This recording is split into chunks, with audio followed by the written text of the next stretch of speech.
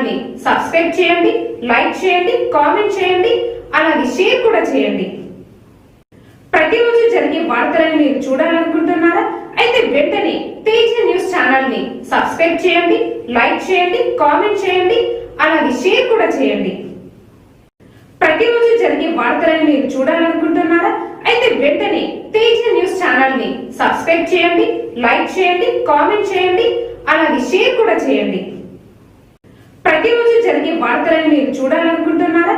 అయితే వెంటనే Teja news channel ని సబ్స్క్రైబ్ చేయండి, లైక్ చేయండి, కామెంట్ చేయండి, అలాగే షేర్ కూడా చేయండి.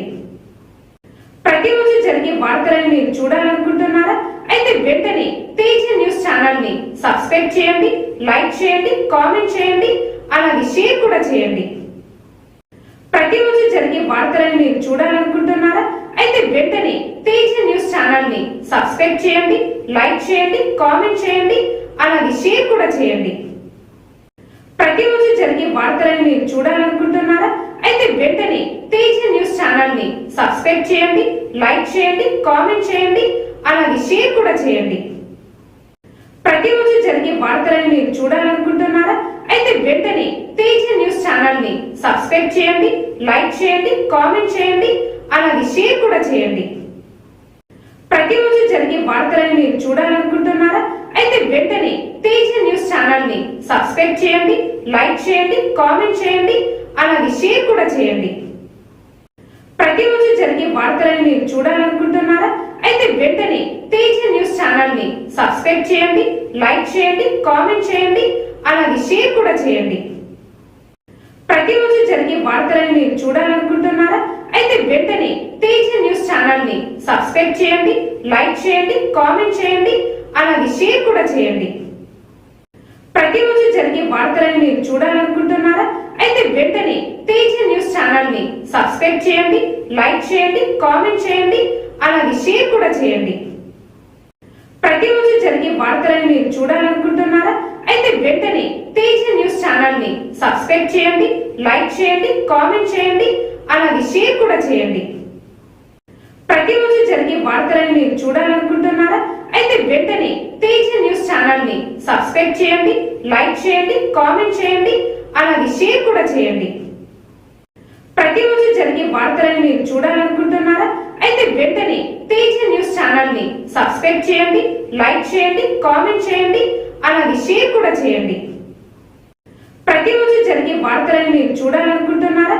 అయితే వెంటనే తేజ న్యూస్ ఛానల్ ని సబ్స్క్రైబ్ చేయండి, లైక్ చేయండి, కామెంట్ చేయండి, అలాగే షేర్ కూడా చేయండి. ప్రతిరోజు జరిగే వార్తలను మీరు చూడాలనుకుంటున్నారా? అయితే వెంటనే తేజ న్యూస్ ఛానల్ ని సబ్స్క్రైబ్ చేయండి, లైక్ చేయండి, కామెంట్ చేయండి, అలాగే షేర్ కూడా చేయండి. ప్రతిరోజు జరిగే వార్తలను మీరు చూడాలనుకుంటున్నారా? అయితే వెంటనే తేజ న్యూస్ ఛానల్ ని సబ్స్క్రైబ్ చేయండి, లైక్ చేయండి, కామెంట్ చేయండి, అలాగే షేర్ కూడా చేయండి. ప్రతిరోజు జరిగే వార్తలను మీరు చూడాలనుకుంటున్నారా? అయితే వెంటనే తేజ న్యూస్ ఛానల్ ని సబ్స్క్రైబ్ చేయండి, లైక్ చేయండి, కామెంట్ చేయండి, అలాగే షేర్ కూడా చేయండి. ప్రతిరోజు జరిగే వార్తలను మీరు చూడాలనుకుంటున్నారా? అయితే వెంటనే తేజ న్యూస్ ఛానల్ ని సబ్స్క్రైబ్ చేయండి, లైక్ చేయండి, కామెంట్ చేయండి, అలాగే షేర్ కూడా చేయండి. ప్రతిరోజు జరిగే వార్తలను మీరు చూడాలనుకుంటున్నారా?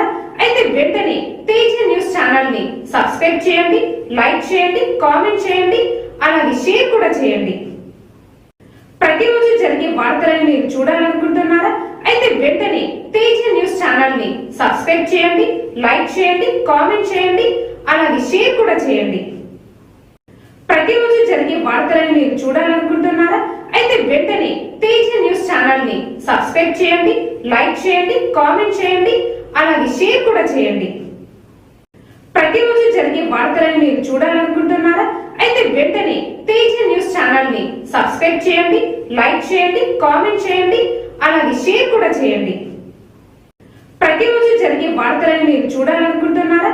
అయితే వెంటనే తేజ న్యూస్ ఛానల్ ని సబ్స్క్రైబ్ చేయండి, లైక్ చేయండి, కామెంట్ చేయండి, అలాగే షేర్ కూడా చేయండి.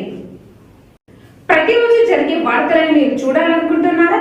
అయితే వెంటనే తేజ న్యూస్ ఛానల్ ని సబ్స్క్రైబ్ చేయండి, లైక్ చేయండి, కామెంట్ చేయండి, అలాగే షేర్ కూడా చేయండి. ప్రతిరోజు జరిగే వార్తలను మీరు చూడాలనుకుంటున్నారా? అయితే వెంటనే తేజ న్యూస్ ఛానల్ ని సబ్స్క్రైబ్ చేయండి, లైక్ చేయండి, కామెంట్ చేయండి, అలాగే షేర్ కూడా చేయండి. ప్రతిరోజు జరిగే వార్తలను మీరు చూడాలనుకుంటున్నారా? అయితే వెంటనే తేజ న్యూస్ ఛానల్ ని సబ్స్క్రైబ్ చేయండి, లైక్ చేయండి, కామెంట్ చేయండి, అలాగే షేర్ కూడా చేయండి. ప్రతిరోజు జరిగే వార్తలను మీరు చూడాలనుకుంటున్నారా? అయితే వెంటనే తేజ న్యూస్ ఛానల్ ని సబ్స్క్రైబ్ చేయండి, లైక్ చేయండి, కామెంట్ చేయండి, అలాగే షేర్ కూడా చేయండి. ప్రతిరోజు జరిగే వార్తలను మీరు చూడాలనుకుంటున్నారా? అయితే వెంటనే తేజ న్యూస్ ఛానల్ ని సబ్స్క్రైబ్ చేయండి, లైక్ చేయండి, కామెంట్ చేయండి, అలాగే షేర్ కూడా చేయండి. ప్రతిరోజు జరిగే వార్తలను మీరు చూడాలనుకుంటున్నారా? అయితే వెంటనే తేజ న్యూస్ ఛానల్ ని సబ్స్క్రైబ్ చేయండి, లైక్ చేయండి, కామెంట్ చేయండి, అలాగే షేర్ కూడా చేయండి. ప్రతిరోజు జరిగే వార్తలను మీరు చూడాలనుకుంటున్నారా? అయితే వెంటనే తేజ న్యూస్ ఛానల్ ని సబ్స్క్రైబ్ చేయండి, లైక్ చేయండి, కామెంట్ చేయండి, అలాగే షేర్ కూడా చేయండి. ప్రతిరోజు జరిగే వార్తలను మీరు చూడాలనుకుంటున్నారా? అయితే వెంటనే తేజ న్యూస్ ఛానల్ ని సబ్స్క్రైబ్ చేయండి, లైక్ చేయండి, కామెంట్ చేయండి, అలాగే షేర్ కూడా చేయండి. ప్రతిరోజు జరిగే వార్తలను మీరు చూడాలనుకుంటున్నారా? అయితే వెంటనే తేజ న్యూస్ ఛానల్ ని సబ్స్క్రైబ్ చేయండి, లైక్ చేయండి, కామెంట్ చేయండి, అలాగే షేర్ కూడా చేయండి. ప్రతిరోజు జరిగే వార్తలను మీరు చూడాలనుకుంటున్నారా? అయితే వెంటనే తేజ న్యూస్ ఛానల్ ని సబ్స్క్రైబ్ చేయండి, లైక్ చేయండి, కామెంట్ చేయండి, అలాగే షేర్ కూడా చేయండి. ప్రతిరోజు జరిగే వార్తలను మీరు చూడాలనుకుంటున్నారా? అయితే వెంటనే తేజ న్యూస్ ఛానల్ ని సబ్స్క్రైబ్ చేయండి, లైక్ చేయండి, కామెంట్ చేయండి, అలాగే షేర్ కూడా చేయండి.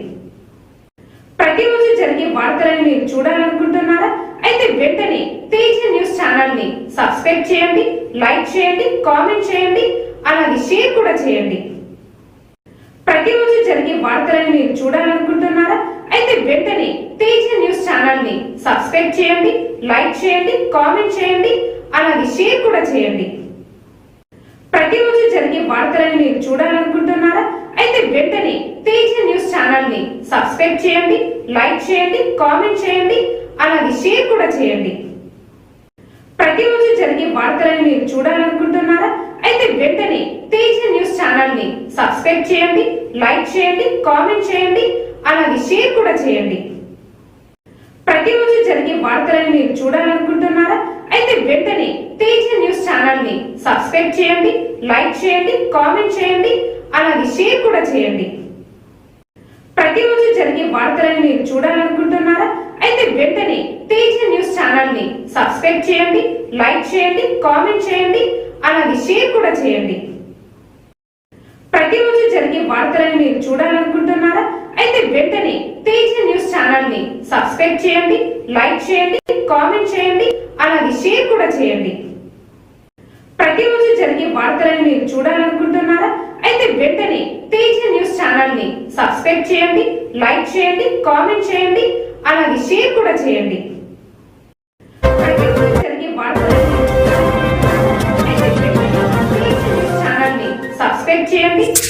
నంద్యాల జిల్లా ఆళ్లగడ్డ నియోజకవర్గంలోని ప్రముఖ పుణ్యక్షేత్రం ఎగువ హోబిళంలో బ్రహ్మోత్సవాల్లో భాగంగా సోమవారం నాడు అంగరంగ వైభవంగా జ్వాలా నరసింహస్వామి వారి రథోత్సవం కన్నుల పండుగగా జరిగింది. ఆలయ ప్రధాన అర్చకుడు కిడాంబి వేణుగోపాల్ ముందుగా జ్వాలా నరసింహుడు కొలువైన తేరుకు ప్రత్యేక పూజలు గావించి తదుపరి తేరును భక్తులు లాగటం ప్రారంభించారు. ఈ కార్యక్రమాన్ని తిలకించేందుకు భక్తులు అధిక సంఖ్యలో పాల్గొని కలియుగ దైవం జ్వాలా నరసింహస్వామి వారి తేరును పురమాడలలో తిప్పుతూ తమ మొక్కులు తీర్చుకున్నారు. ఈ కార్యక్రమంలో ఎలాంటి అవాంఛనీయ సంఘటనలు జరగకుండా పోలీసులు గట్టి బందోబస్తు ఏర్పాటు చేయడం జరిగింది.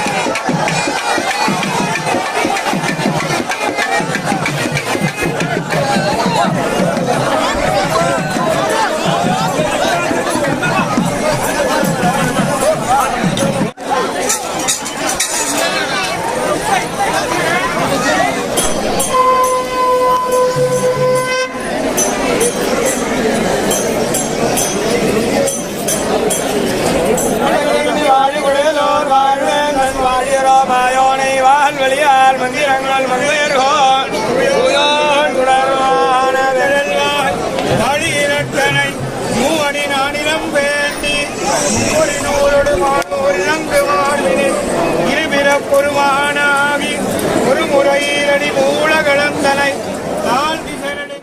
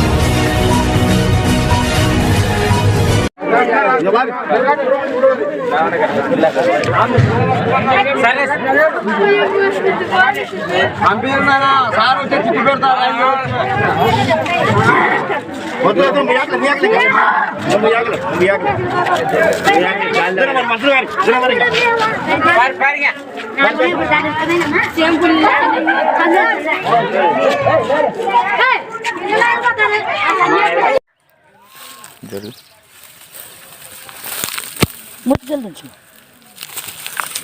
మామ తెచ్చాము గంపలాడు ఇది పెద్ద పులి పిల్ల.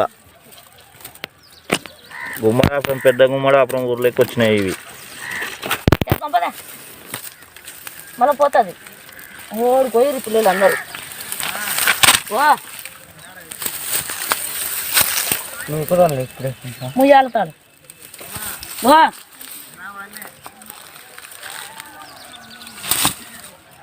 ముందర కాలువిన పడింది. కాలువిన పడింది చూడు ముందర. ముయ్ గుండు పెట్టు గుండు పెట్టు అట్టే ఆడేసి నేను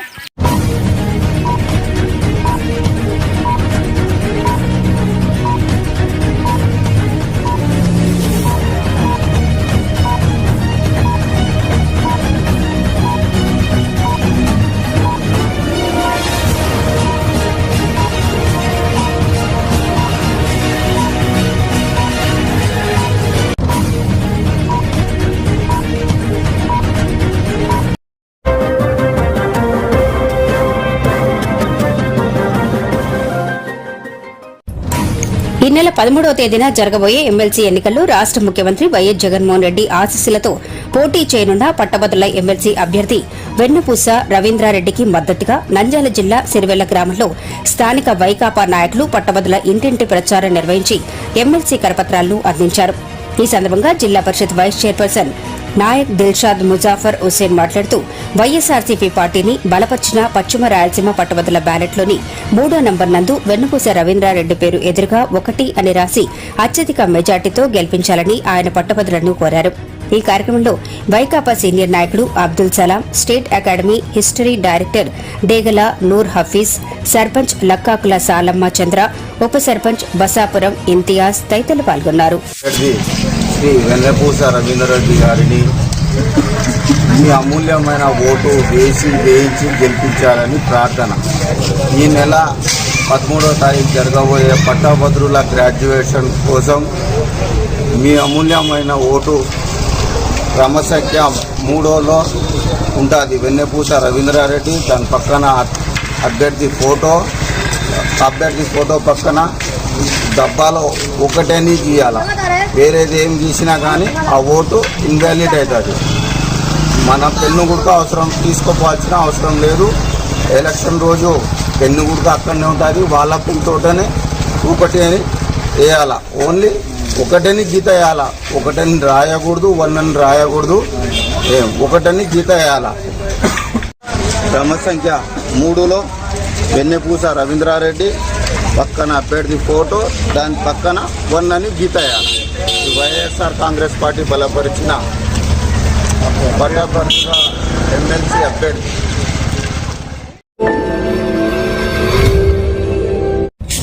నంద్యాల జిల్లా డోన్పట్నంలోని కళ్యాణ్ ఎస్టేట్లోని survey number 380/A1 A B C 383/2 3, 4, 385/2A 2B 2 సీరలు గల 62 సెంట్ల మున్సిపాలిటీ స్థలం మున్సిపాలిటీ ఉంది. లక్షల విలువ చేసే ఇటువంటి మున్సిపల్ స్థలాన్ని కొందరు అధికార పార్టీ వైసీపీ నాయకులు అక్రమంగా ఆక్రమించుకుని ప్లాట్లు వేసిన సంఘటన పట్టణంలో వెలుగు చూస్తుంది. వివరాలకు వెడితే డోన్ పట్టణ సిపిఎం నాయకుడు నక్కీ శ్రీకాంత్ విలేకరుల ద్వారా తెలిపిన సమాచారం మేరకు డోన్ ఎంఆర్ఓగా గతంలో పనిచేసిన నరేంద్రనాథ్ రెడ్డి ద్వారా అధికార వైసీపీ పార్టీ నాయకులు మాన్యువల్ పట్టాలు సృష్టించుకుని కళ్యాణ్ ఎస్టేట్లోని స్థలాన్ని కబ్జా చేసి పునాదులు తవ్వించుకున్నారని, దీనిపై అధికారులు ఉన్నత సమగ్ర విచారణ జరిపి ఈ స్థలాన్ని కబ్జా చేసుకున్న వ్యక్తులపై బేతంచెర్ల ఎంఆర్ఓ నరేంద్రనాథ్ రెడ్డిపై శాఖాపరమైన చర్యలు తీసుకోవాలని తెలిపారు. రాష్ట్ర ఆర్థిక శాఖ మంత్రివర్యులు ప్రాతినిధ్యం వహిస్తున్న డోన్ నియోజకవర్గంలో ఇంత పెద్ద ఎత్తున అధికార పార్టీ నాయకులు బరితెగించి కబ్జాలు చేస్తుంటే వారిని కట్టడి చేయకపోవడం చాలా బాధాకరమని, రాష్ట్ర ప్రభుత్వం ఏర్పడినప్పటి నుంచి ఇళ్ల స్థలాలు లేని వారి కోసం లక్షలాది మందికి ఆన్లైన్ పద్ధతిలో ఇళ్ల స్థలాలు పంపిణీ చేసిందని, అలాంటిది ఈ మాన్యువల్ ఇళ్ల పట్టాలు ఎలా లభ్యమయ్యాయో నిజాలు త్వరగా బయటకు తెచ్చి మంత్రివర్యులు, మున్సిపల్ అధికారులు, మున్సిపల్ చైర్పర్సన్లు స్పందించి కళ్యాణ్ ఎస్టేట్లోని మున్సిపల్ స్థలాన్ని స్వాధీనం చేసుకోవాలని, లేని పక్షంలో పెద్ద ఎత్తున ధర్నాలు చేస్తామని వారు తెలిపారు. ఈ విషయంపై డోన్ మున్సిపల్ కమిషనర్ వెంకటేశ్వర్లకు వినతి పత్రం సమర్పించినట్లు, దీని పట్ల ఆయన ఏమాత్రం స్పందించకపోవడం లేదని వారు తెలిపారు. ఈ కార్యక్రమంలో సిపిఐ నాయకులు నాగరాజు, షమీం బేగం, విజయ్, అశోక్, సునీల్ తదితరులు పాల్గొన్నారు. 383, 385 సర్వే నంబర్లో ఉన్నటువంటి కళ్యాణి ఎస్టేట్లో ఉన్నటువంటి మున్సిపాలిటీకి చెందినటువంటి 62 రెంట్ల స్థలాన్ని అధికార పార్టీకి చెందినటువంటి బుగ్గన రాజేంద్ర రెడ్డి గారి బంధువు అయినటువంటి గజేంద్రనాథ్ రెడ్డి గారి దగ్గర ఉన్నటువంటి అనుచర వర్గం కోట్ల రూపాయలకు విలువ చేసినటువంటి స్థలాన్ని కబ్జా చేయడం జరిగింది. అంతేకాకుండా ఈ మున్సిపల్ పాలక పక్షంలో ఉన్నటువంటి ఈ తారక రామనగర్ చెందినటువంటి, అదేవిధంగా ఈ ఇందిరానగర్ చెందినటువంటి కౌన్సిలర్లు, అదేవిధంగా కోఆప్షన్ సభ్యులు, అదేవిధంగా వారి అనుచరులందరూ కూడా ఒక ముక్కుమ్మడిగా ఒక బృందంగా ఏర్పడి, ఒక కబ్జా కోరులుగా ఏర్పడి ఈరోజు కోట్ల విలువ చేసిన మున్సిపల్ స్థలాన్ని కబ్జా చేస్తూ ఈరోజు పునాదులు తీసి ఈరోజు మున్సిపల్ స్థలానికి, అదేవిధంగా మున్సిపల్ ఆదాయానికి గండి కొట్టే విధంగా ఈరోజు డోన్ పట్టణంలోని అధికార పార్టీ నాయకులు విచ్చలవిడిగా చలాయిస్తా ఉన్నారు. ఈ చలామణిని అరికట్టాల్సినటువంటి బుగ్గన రాజేంద్ర రెడ్డి గారు మాత్రం ఎటువంటి చొరవ తీసుకోకుండా నాకేది పట్టణ అనే విధంగా ఈరోజు వివరించడం చాలా దుర్మార్గమైన విషయం. ఇదే విషయం పైన మన గడప గడపకు మన ప్రభుత్వం అనే సందర్భంలో బుగ్గన రాజేంద్ర రెడ్డి గారు డోన్కి వచ్చిన సందర్భంలో కూడా సిపిఎం పార్టీగా మీ అనుచరుల ఆగడాలను అరికట్టండి, ప్రభుత్వ భూములను రక్షించాలని కూడా ఒక వినతి పత్ర రూపంలో అందజేసినా కూడా వారిని ఎక్కడ కూడా కట్టడి చేసినటువంటి పాపాన బుగ్గన రాజారెడ్డి గారు పోలేదు. ఈ విధంగా వివరిస్తే గనక ఈ రాబోయే కాలంలో బుగ్గన రాజారెడ్డి గారికి తగిన గుణపాఠం చెప్పడానికి పట్టణంలోని ప్రజలందరూ కూడా సిద్ధంగా ఉన్నారు. ఇదే మొన్నటి కాలంలో ఈ పట్టణంలో సెంటు స్థలం కోసం, కూడు కోసం ఈరోజు నిరుపేదలు సెంటు స్థలం కోసం భూ పోరాటం ద్వారా ఇళ్ల స్థలాల కోసం పేరంటలమ్మ గుడి దగ్గర గుడిసె చేసుకుంటుంటే వాటిని పోలీసు అధికారులతో, రెవెన్యూ అధికారులతో, మున్సిపల్ అధికారులతో పేదలందరినీ కూడా కేసులు బనాయిస్తూ ఈరోజు విచ్చలవిడిగా వారిని రోడ్లపైన ఈడ్చుకుంటూ సరైనటువంటి బుగ్గన రాజారెడ్డి గారి అధికార బలం, మీ అనుచరులు చేసినటువంటి భూ కబ్జాలను అరికట్టడంలో ఎటుపోయింది మీ బలగం అనేది ఈరోజు మీ సిపిఎం పార్టీగా ప్రశ్నిస్తా ఉన్నాం. ఇప్పటికైనా కూడా బుగ్గన రాజారెడ్డి గారు కళ్ళు తెరవాలి. మీ అనుచర వర్గం మున్సిపల్ పాలక పక్షం వ్యవహరిస్తున్నటువంటి భూ కబ్జాలను అరికట్టే విధంగా చొరవ తీసుకోవాలి. లేకపోతే కనుక పెద్ద ఎత్తున ఆందోళన కార్యక్రమం నిర్వహిస్తాం. అదేవిధంగా ఈ భూ కబ్జాలను, ప్రభుత్వ భూములను రక్షించకపోతే సిపిఎం పార్టీగా డోన్ పట్టణంలో పేదలందరూ కూడా సమీకరణ చేసి మరో భూ పోరాటానికి సిద్ధమై పేదలందరూ కూడా ప్రభుత్వ భూములు పంపిణీ చేస్తామని కూడా హెచ్చరిస్తా ఉన్నాం. మున్సిపల్ స్థలాన్ని అధికార పార్టీకి చెందినటువంటి నాయకులు మున్సిపల్ పాలక పక్షంలోని కొంతమంది ఆక్రమణ చేశారు. వాటిని రక్షించాలని మున్సిపల్ కమిషనర్ గారికి వినతి పత్ర రూపంలో సిపిఎం పార్టీగా తెలియజేయడం జరిగింది. వాటిని కూడా మున్సిపల్ అధికారులు కూడా, మున్సిపల్ కమిషనర్ గారు కూడా నిమ్మకు నీరెక్కినట్లు వివరిస్తా ఉన్నాడు. ఆయన ఇక్కడ సీటుకు పరిమితమయ్యాడు గాని ఎటువంటి పర్యటనలు గాని, ఎటువంటి రక్షణ ప్రభుత్వ స్థలాలు అయితేనే, అదేవిధంగా పట్టణంలో ఉన్న పారిశుద్ధ్య సమస్యలు అయితేనే ఎటువంటి కూడా పరిష్కరించడంలో పూర్తిగా నిర్లక్ష్యం వహిస్తా ఉన్నారు. అదేవిధంగా ఈ రోజు డోన్ పట్టణంలో ఉన్నటువంటి మున్సిపల్ కమిషనర్ గారు వారి మున్సిపల్ కార్యాలయంలో, వారి ఛాంబర్ లో ఒక సాధారణ వ్యక్తిగా ఒక ఆ సీటుకి పరిమితమయ్యారు కానీ ఎలాంటి కూడా చర్య తీసుకోలేదు. ఇలాంటి అధికారి ఈ డోన్ మున్సిపాలిటీకి రావడం చాలా దుర్మార్గమైనటువంటి విషయం. ఇలాంటి అధికారులు ఉన్నా ఒకటే, లేకున్నా ఒకటే అనేది డోన్ పట్టణ ప్రజల యొక్క విజ్ఞప్తి. పార్టీ నాయకులు కబ్జా చేసినటువంటి స్థలాలకి మున్సిపల్ కమిషనర్ గారిని అడిగితే అక్కడ రెవెన్యూ అధికారులు పట్టాలు పంపిణీ చేశారు. అది రెవెన్యూ పరిధిలోకి వస్తుందో మున్సిపల్ పరిధిలోకి వస్తుందో తేల్చుకుంటామని చెప్తా ఉన్నారు. ఈ రోజు ఒక లేఅవుట్ కూడా ఉంది. ఇక్కడ ప్రైవేట్ వెంచర్లు వేసి మున్సిపాలిటీ కొంచెం స్థలం ఇచ్చినటువంటి స్థలమే ఈ కళ్యాణ్ ఎస్టేట్ లో ఉన్నటువంటి స్థలం. ఈ పట్టాలు కూడా ఈ రాష్ట్ర ప్రభుత్వం ఏర్పడినప్పటి నుంచి కూడా ఏ పట్టా కూడా పంపిణీ కావాలంటే ఆన్లైన్ పద్ధతిలో పంపిణీ చేస్తున్నటువంటి సందర్భాలు. కానీ ఇక్కడ వచ్చినటువంటి కబ్జాదారుల చేతిలో ఉన్నటువంటి పట్టాలు మాన్యువల్ పట్టాలు. ఈ పట్టాలు కూడా ఇక్కడే మన తహసీల్దార్ గా పనిచేస్తూ పక్కనే ఉన్నటువంటి మండలానికి బేదంచెర్ల మండలానికి పోయినటువంటి నరేంద్రనాథ్ రెడ్డి గారు బేదంచెర్లకు బదిలీ అయిన తర్వాత అక్కడికి పిలిపించుకొని మాన్యువల్ పట్టాలు దొంగ సంతకాలు చేసి వారికి ఇవ్వడం కూడా జరిగింది. వాటిపైన కూడా సమగ్ర విచారణ జరిపించి ఈ భూ కబ్జాలకు కొమ్ము కాసినటువంటి అధికారులపైన కబ్జాదారులపైన క్రిమినల్ కేసులు నమోదు చేసి మున్సిపల్ స్థలాలను స్వాధీనం చేసుకుని ప్రభుత్వానికి అందించాల్సిన బాధ్యత ఈ అధికారులపైన అదేవిధంగా రెవెన్యూ అధికారులపైన ఉందని తెలియజేస్తా. లేకపోతే కనుక ఆందోళన వరకు మనం సిపిఎం పార్టీగా ఉద్రిక్తం చేస్తామని తెలియజేస్తా ఉన్నాం. అందరికి నమస్కారం. పూర్తిగా అవినీతి మురికి కూపంలో కూరుకుపోయినటువంటి ఈ రాష్ట్ర ప్రభుత్వం, ఈ రాష్ట్ర ముఖ్యమంత్రి తాము చేసినటువంటి లక్షల కోట్ల అవినీతిని కప్పిపెట్టుకోవడం కోసం, దాని నుంచి ప్రజల దృష్టి మరల్చడం కోసం ఎప్పట్లాగానే చేతిలో అదే అవినీతి డబ్బుతో పెట్టినటువంటి మీడియా ఒకటి ఉంది కాబట్టి ఇష్టానుసారం పిచ్చి రాతలు రాసి తెలుగుదేశం పార్టీ పైన బురద జల్లే కార్యక్రమాన్ని వారు అద్భుతంగా చేస్తూ ఉంటారు.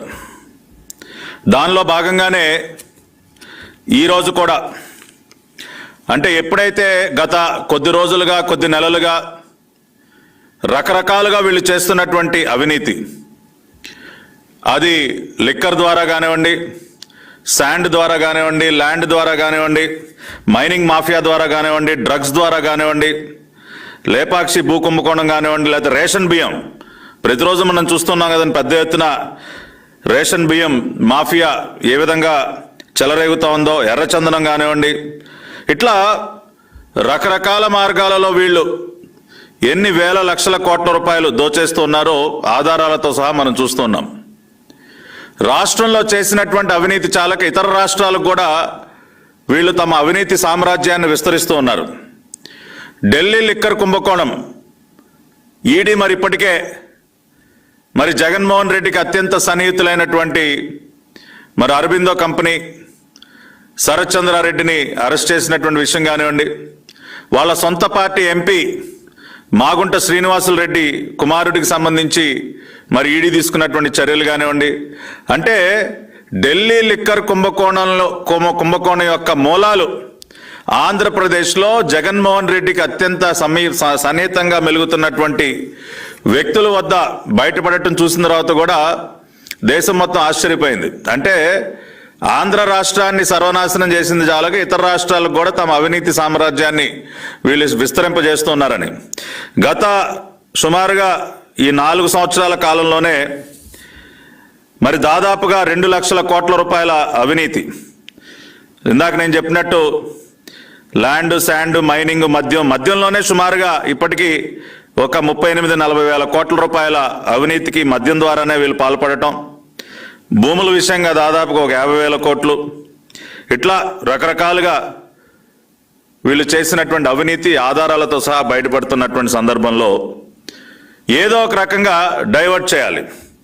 డైవర్షన్ పాలిటిక్స్లో సంపూర్తిగా ఆరితేరినటువంటి వ్యక్తులు ఈ వైసీపీ ప్రభుత్వ పెద్దలు. దానిలో భాగంగానే దాదాపుగా గత 2 సంవత్సరాలుగా బురద జల్లుతూనే ఉన్నారు. లక్షల మంది నిరుద్యోగ యువతకి మేలు చేసేటటువంటి కార్యక్రమాన్ని ఆ రోజున ముఖ్యమంత్రిగా ఉన్నటువంటి నారా చంద్రబాబు నాయుడు గారు ప్రారంభిస్తే స్కిల్ డెవలప్మెంట్ సెంటర్స్ రాష్ట్ర వ్యాప్తంగా దాదాపు 40 కేంద్రాలు ప్రారంభించి కొన్ని లక్షల మందికి నైపుణ్య శిక్షణను అందించి కొన్ని వేల మందికి ఉద్యోగాలు దక్కే విధంగా ఆయన ఒక బృహత్తరమైనటువంటి కార్యక్రమాన్ని ఆయన చేపడితే దానిపైన అకారణంగా బురద జల్లే కార్యక్రమం గత 2 సంవత్సరాలుగా చేస్తూనే ఉన్నారు. ఈరోజు మళ్ళీ ఈ పనికి మాలిన పకోడీ పేపర్లో స్కిల్ కుంభకోణంపై సిఐడి దూకుడు, దర్యాప్తు వేగవంతం, శ్రీకాంత్ అర్జా అనే అధికారికి నోటీసు, సిమెంట్స్ కంపెనీకి 10% వాటాగా 371 కోట్ల రూపాయలు చెల్లింపు, ఆ నిధులే హవాలా మార్గంలో టీడీపీ పెద్దల ఖాతాల్లోకి. ఆ రోజున దాదాపు 3,300 కోట్ల రూపాయల విలువైనటువంటి స్కిల్ డెవలప్మెంట్ ప్రాజెక్ట్ ఏదైతే ఉందో, ఈ 3,300 కోట్ల రూపాయల వాల్యుయేషన్ ఏదైతే ఉందో అది కరెక్ట్ అని చెప్పి central institute of tool design CITD వారు కూడా సర్టిఫై చేశారు. అంటే ఒక కేంద్ర ప్రభుత్వ సంస్థ సర్టిఫై చేసినటువంటి వాల్యుయేషన్ కలిగినటువంటి ఒక ప్రాజెక్ట్. ఈ ప్రాజెక్ట్ ద్వారా 40 కేంద్రాలు రాష్ట్ర వ్యాప్తంగా ఏర్పాటు చేయడం జరిగింది, నైపుణ్య శిక్షణా కేంద్రాలండి. ఈ 40లో 6 సెంటర్ ఆఫ్ ఎక్సలెన్స్ కేంద్రాలు, ఒక 34 టిఎస్డిఐ అంటే టెక్నికల్ స్కిల్ డెవలప్మెంట్ ఇన్స్టిట్యూట్స్. ఇట్లా 34 టిఎస్డిఐ, 6 సెంటర్ ఆఫ్ ఎక్సలెన్స్, మొత్తంగా 40 కేంద్రాలు ఏర్పాటు చేసి మార్చి 31, 2020కే 2,11,984 మందికి శిక్షణ ఇవ్వటం జరిగిందండి. అంటే దాదాపుగా 3 సంవత్సరాల క్రితమే మార్చి 31, 2020కే 2,11,984 మంది శిక్షణ పూర్తి చేసుకున్నారు. 64,000 మంది ఉద్యోగాలు కూడా దక్కించుకున్నారు. ఇటువంటి ఒక అద్భుతమైనటువంటి కార్యక్రమం నిరుద్యోగ యువతకు ఒక వరంలాగా చంద్రబాబు నాయుడు గారు తీసుకొచ్చినటువంటి ఈ ప్రాజెక్టు పైన బురద జల్లుతున్నారు. మీరేమో ఎలాగో ఉద్యోగాలు కల్పించరు, జాబ్ క్యాలెండర్ అని చెప్పి పచ్చి మోసం చేశారు. మొన్ననే నారా లోకేష్ గారు ప్రకటించారు యువగళం పాదయాత్రలో. ఈ ఫేక్ ముఖ్యమంత్రి చేసినటువంటి మోసాన్ని ఇప్పటికే నిరుద్యోగ యువత అర్థం చేసుకున్నారు. రేపు అధికారంలోకి వచ్చిన తర్వాత జనవరి 2025లో నిజమైనటువంటి జాబ్ క్యాలెండర్ మేము ప్రకటిస్తాం అని నారా లోకేష్ గారు ప్రకటన చేశారు. ఆ రకంగా ఉద్యోగాల పేరుతో పచ్చి మోసం చేసింది చాలక కొద్దో గొప్ప ఆ శిక్షణ కేంద్రాల ద్వారా, నైపుణ్య శిక్షణా కేంద్రాల ద్వారా లబ్ధి పొందుదామనే ఆశపడినటువంటి విద్యార్థుల పైన కూడా, ఆశల పైన కూడా నీళ్లు జల్లి ఇవాళ ఆ కార్యక్రమాన్ని పూర్తిగా అటకెక్కించి చంద్రబాబు నాయుడు గారు చేసినటువంటి కృషిని ఇవాళ పూర్తిగా సర్వనాశనం చేస్తూ ఈ రకంగా బురద జల్లుతున్నారు. ఏంటండి అవినీతి? ఏం చెప్తా ఉన్నారు మీరు? 371 కోట్ల రూపాయలు అప్పనంగా దోచిపెట్టేశారంట. ఏమాత్రం కూడా ఏమీ అక్కడ పనులు జరగలేదంట, వస్తువులు రాలేదంట. పూర్తిగా డబ్బంతా దోచేసుకుంటే మరి ఆగస్టు ఏదైతే మరి 40 కేంద్రాలు ఉన్నాయో వీళ్ళు లిఖితపూర్వకంగా మాకు రావాల్సినటువంటి ఎక్విప్మెంట్ మొత్తం కూడా మాకు చేరుకుంది అని చెప్పి చాలా స్పష్టంగా వాళ్ళు లిఖితపూర్వకంగా లెటర్స్ ఇవ్వటం జరిగింది. ఎప్పుడండి? ఆగస్టు 2021లో 40 కాలేజీలు, యూనివర్సిటీలు అండి. ఈ 40 కాలేజీ యూనివర్సిటీల జాబితాలో IIIT ఇడుపులపాయ కూడా ఉంది. ముఖ్యమంత్రి గారి కుటుంబానికి పెద్ద ఎస్టేట్ ఉంది కదండి ఇడుపులపాయలో. అటువంటి IIIT ఇడుపులపాయ కూడా మా కాలేజీలో చంద్రబాబు నాయుడు గారు స్కిల్ డెవలప్మెంట్ సెంటర్ పెట్టారు, అగ్రిమెంట్ ప్రకారం ప్రతి ఒక్క వస్తువు మాకు చేరిందని లిఖితపూర్వకంగా లెటర్ ఇచ్చి స్టాక్ రిజిస్టర్ కాపీలు కూడా ఇచ్చారు. మరి డబ్బంతా అవినీతికి ఆవిరైపోయి డబ్బంతా దారి మళ్ళితే మరి ఎక్విప్మెంట్, ఈ పరికరాలన్నీ ఎక్కడి నుంచి వచ్చాయండి? 40 కాలేజీలు లెటర్లు రాసినటువంటి మాట వాస్తవం కాదా? IIIT ఇడుపులపాయ లేఖ ఇచ్చినటువంటి మాట వాస్తవం కాదా? దీనికి ఏమి సమాధానం చెప్తారు ఈ రాష్ట్ర ప్రభుత్వ పెద్దలు? కాబట్టి వీళ్ళు చెప్పేటటువంటి ప్రతి మాట కూడా పచ్చి అబద్ధం. కళ్ళకి కట్టినట్టు ఈ రోజుకి కూడా 40 నైపుణ్య శిక్షణా కేంద్రాలలో అగ్రిమెంట్ ప్రకారం చేరాల్సినటువంటి ప్రతి ఒక్క వస్తువు అక్కడ చేరుకుంది. 2 లక్షలకు పైగా విద్యార్థులు శిక్షణ పొందారు, 64,000 మంది ఉద్యోగాలు పొందారు. కోవిడ్ ప్రారంభమైనటువంటి తర్వాత 18,000 మంది ఆన్లైన్లో కూడా శిక్షణ పొందారు. కాబట్టి ఇది వాస్తవం. ఈ వాస్తవాన్ని కాదనగల ధైర్యం వైసీపీ నాయకులకు ఉందా? అంతేకాకుండా వీళ్ళు ఏదైతే ఫారెన్సిక్ రిపోర్ట్ గురించి మాట్లాడుతూ ఉన్నారో మేమేదో ఆడిట్ చేయించాం, ఫారెన్సిక్ రిపోర్ట్ తయారు చేయించాం, శరత్ అసోసియేట్స్ అనే కంపెనీతో మాట్లాడుతూ ఉన్నారు. ఆ కంపెనీ వాళ్ళే చెప్పారు మమ్మల్ని కాలేజీలకు వెళ్ళి ఫిజికల్ వెరిఫికేషన్ చెయ్యొద్దన్నారు. ముందుగానేమో చేయమన్నారు, తర్వాత వద్దు మీరు వెళ్ళొద్దు చేయబాకండి అని చెప్పారు అని చెప్పి వాళ్ళ ఇచ్చినటువంటి ఆడిట్ రిపోర్ట్లో పేజ్ నెంబర్ 12లో రాసినటువంటి మాట నిజం కాదా? ఎందుకు మీరు ఫిజికల్ వెరిఫికేషన్ చేయొద్దన్నారండి? అంటే ఫిజికల్ వెరిఫికేషన్ చేస్తే, భౌతికంగా మనం వెరిఫికేషన్ చేస్తే మీరు చెప్పేటటువంటి అబద్ధం బుట్టతాకలవుతుంది కాబట్టి మీరు ఫిజికల్ వెరిఫికేషన్ వద్దని చెప్పి ఒక తప్పుడు ఫారెన్సిక్ రిపోర్ట్ తయారు చేసి ఇవాళ ఈ రకంగా బురద జల్లుతా ఉన్నారు. దీన్ని ఇవాళ రాష్ట్ర ప్రజలందరూ కూడా అర్థం చేసుకోవాలి. అంతేకాకుండా ఇవాళ సిఐడి ఏదో చాలా ఇన్వెస్టిగేట్ చేసేసింది, బ్రహ్మాండంగా దీని గురించి ఏదో చాలా ఆధారాలు పట్టేసింది. వీళ్ళు రాసేటటువంటి రాతలు, నిధులన్నీ కూడా షెల్ కంపెనీల ద్వారా సింగపూర్కి మళ్లించి వాటిని మళ్ళీ టీడీపీ పెద్దల ఖాతాల్లోకి బదిలీ చేశారంట. అప్పట్లో టీడీపీ ప్రభుత్వంలో ఐటీ మంత్రిగా నారా లోకేషే ఏపీఎస్డిసి వ్యవహారాలన్నీ కూడా చూడటం గమనార్హం. అసలు నారా లోకేష్ గారికి ఎటువంటి సంబంధం లేదు ఈ స్కిల్ డెవలప్మెంట్ ప్రాజెక్టుతో. అయినా కూడా ఆయన పైన అకారణంగా బురద జల్లటం దేనికి? యువగళం పాదయాత్రతో ప్రతిరోజు మీ అవినీతిని బట్టబయలు చేస్తున్నారు కాబట్టి, మీ అసలు స్వరూపాల్ని ప్రజల ముందు ఉంచుతూ ఉన్నారు కాబట్టి ఆయన పైన బురద జల్లటం. ఏంటా షెల్ కంపెనీలు పెట్టేశారా? ఏది ఏ షెల్ కంపెనీలోకి ఎక్కడి నుంచి వచ్చింది? ఎందుకని రాయలేకపోయారు దీనిలో? సిఐడి వాళ్ళు దాదాపు 2 సంవత్సరాల నుంచి ఇన్వెస్టిగేట్ చేస్తా ఉన్నారు కదా, ఏమి నిగ్గు తేల్చారండి? ఎక్కడి నుంచి ఎక్కడికి వెళ్ళింది డబ్బు? మీ దగ్గర ఉన్న ఒక్క కంపెనీ పేరుందా? ఏమీ లేకుండానే తప్పుడు రాతలు. అది కాసేపు పక్కన పెడితే ఇవాళ సిఐడితో పాటు ఎన్ఫోర్స్మెంట్ డైరెక్టరేట్ కూడా ఈ వ్యవహారాన్ని పరిశీలిస్తా ఉంది కదా. ఈడీ కంటే పెద్ద మేధావులా సిఐడి అధికారులు? ఇప్పటి వరకు ఎన్ఫోర్స్మెంట్ డైరెక్టరేట్ ఏమన్నా ఈ డబ్బు షెల్ కంపెనీల్లోకి వచ్చి టీడీపీ ప్రభుత్వ పెద్దల ఖాతాల్లోకి వెళ్ళిందని వాళ్ళు ఏమన్నా ఒక్క మాట అన్నారా ఎప్పుడైనా? అటువంటిది ఏమీ లేదే. అంటే ఎన్ఫోర్స్మెంట్ డైరెక్టరేట్ కూడా ఇప్పటి వరకు ఆ రకమైనటువంటి ఏ ఒక్క విషయం కూడా మాట్లాడకపోయినా వీళ్ళు అకారణంగా బురద జల్లే కార్యక్రమం. ఇవాళ షెల్ కంపెనీల గురించి మాట్లాడుకుంటే, షెల్ కంపెనీలు పెట్టడంలో ఎవరండి ఎక్స్పర్ట్స్? మీ రాష్ట్ర ముఖ్యమంత్రి జగన్మోహన్ రెడ్డి కాదా? ఇది top money laundering entities, list of entities who used shell companies to launder money. Enforcement Directorate వారు విడుదల చేసినటువంటి ఒక జాబితా, దేశంలో షెల్ కంపెనీలు పెట్టి మనీ లాండరింగ్ కి పాల్పడినటువంటి ప్రబుద్ధులు ఎవరు అన్న జాబితా అండి ఇది. దీనిలో తాటికాయలంత అక్షరాలతో YS Jaganmohan Reddy Hyderabad, number of shell companies established 31. Jaganmohan Reddy garu 31 shell కంపెనీలు పెట్టారంటండి. 1 కాదు 2 కాదు.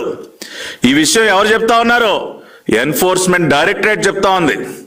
ఇవాళ ఆ పార్టీ ఎంపీ మార్గాని భరత్ ఇందాక ప్రెస్ మీట్ పెట్టి మాట్లాడుతూ ఉన్నాడు.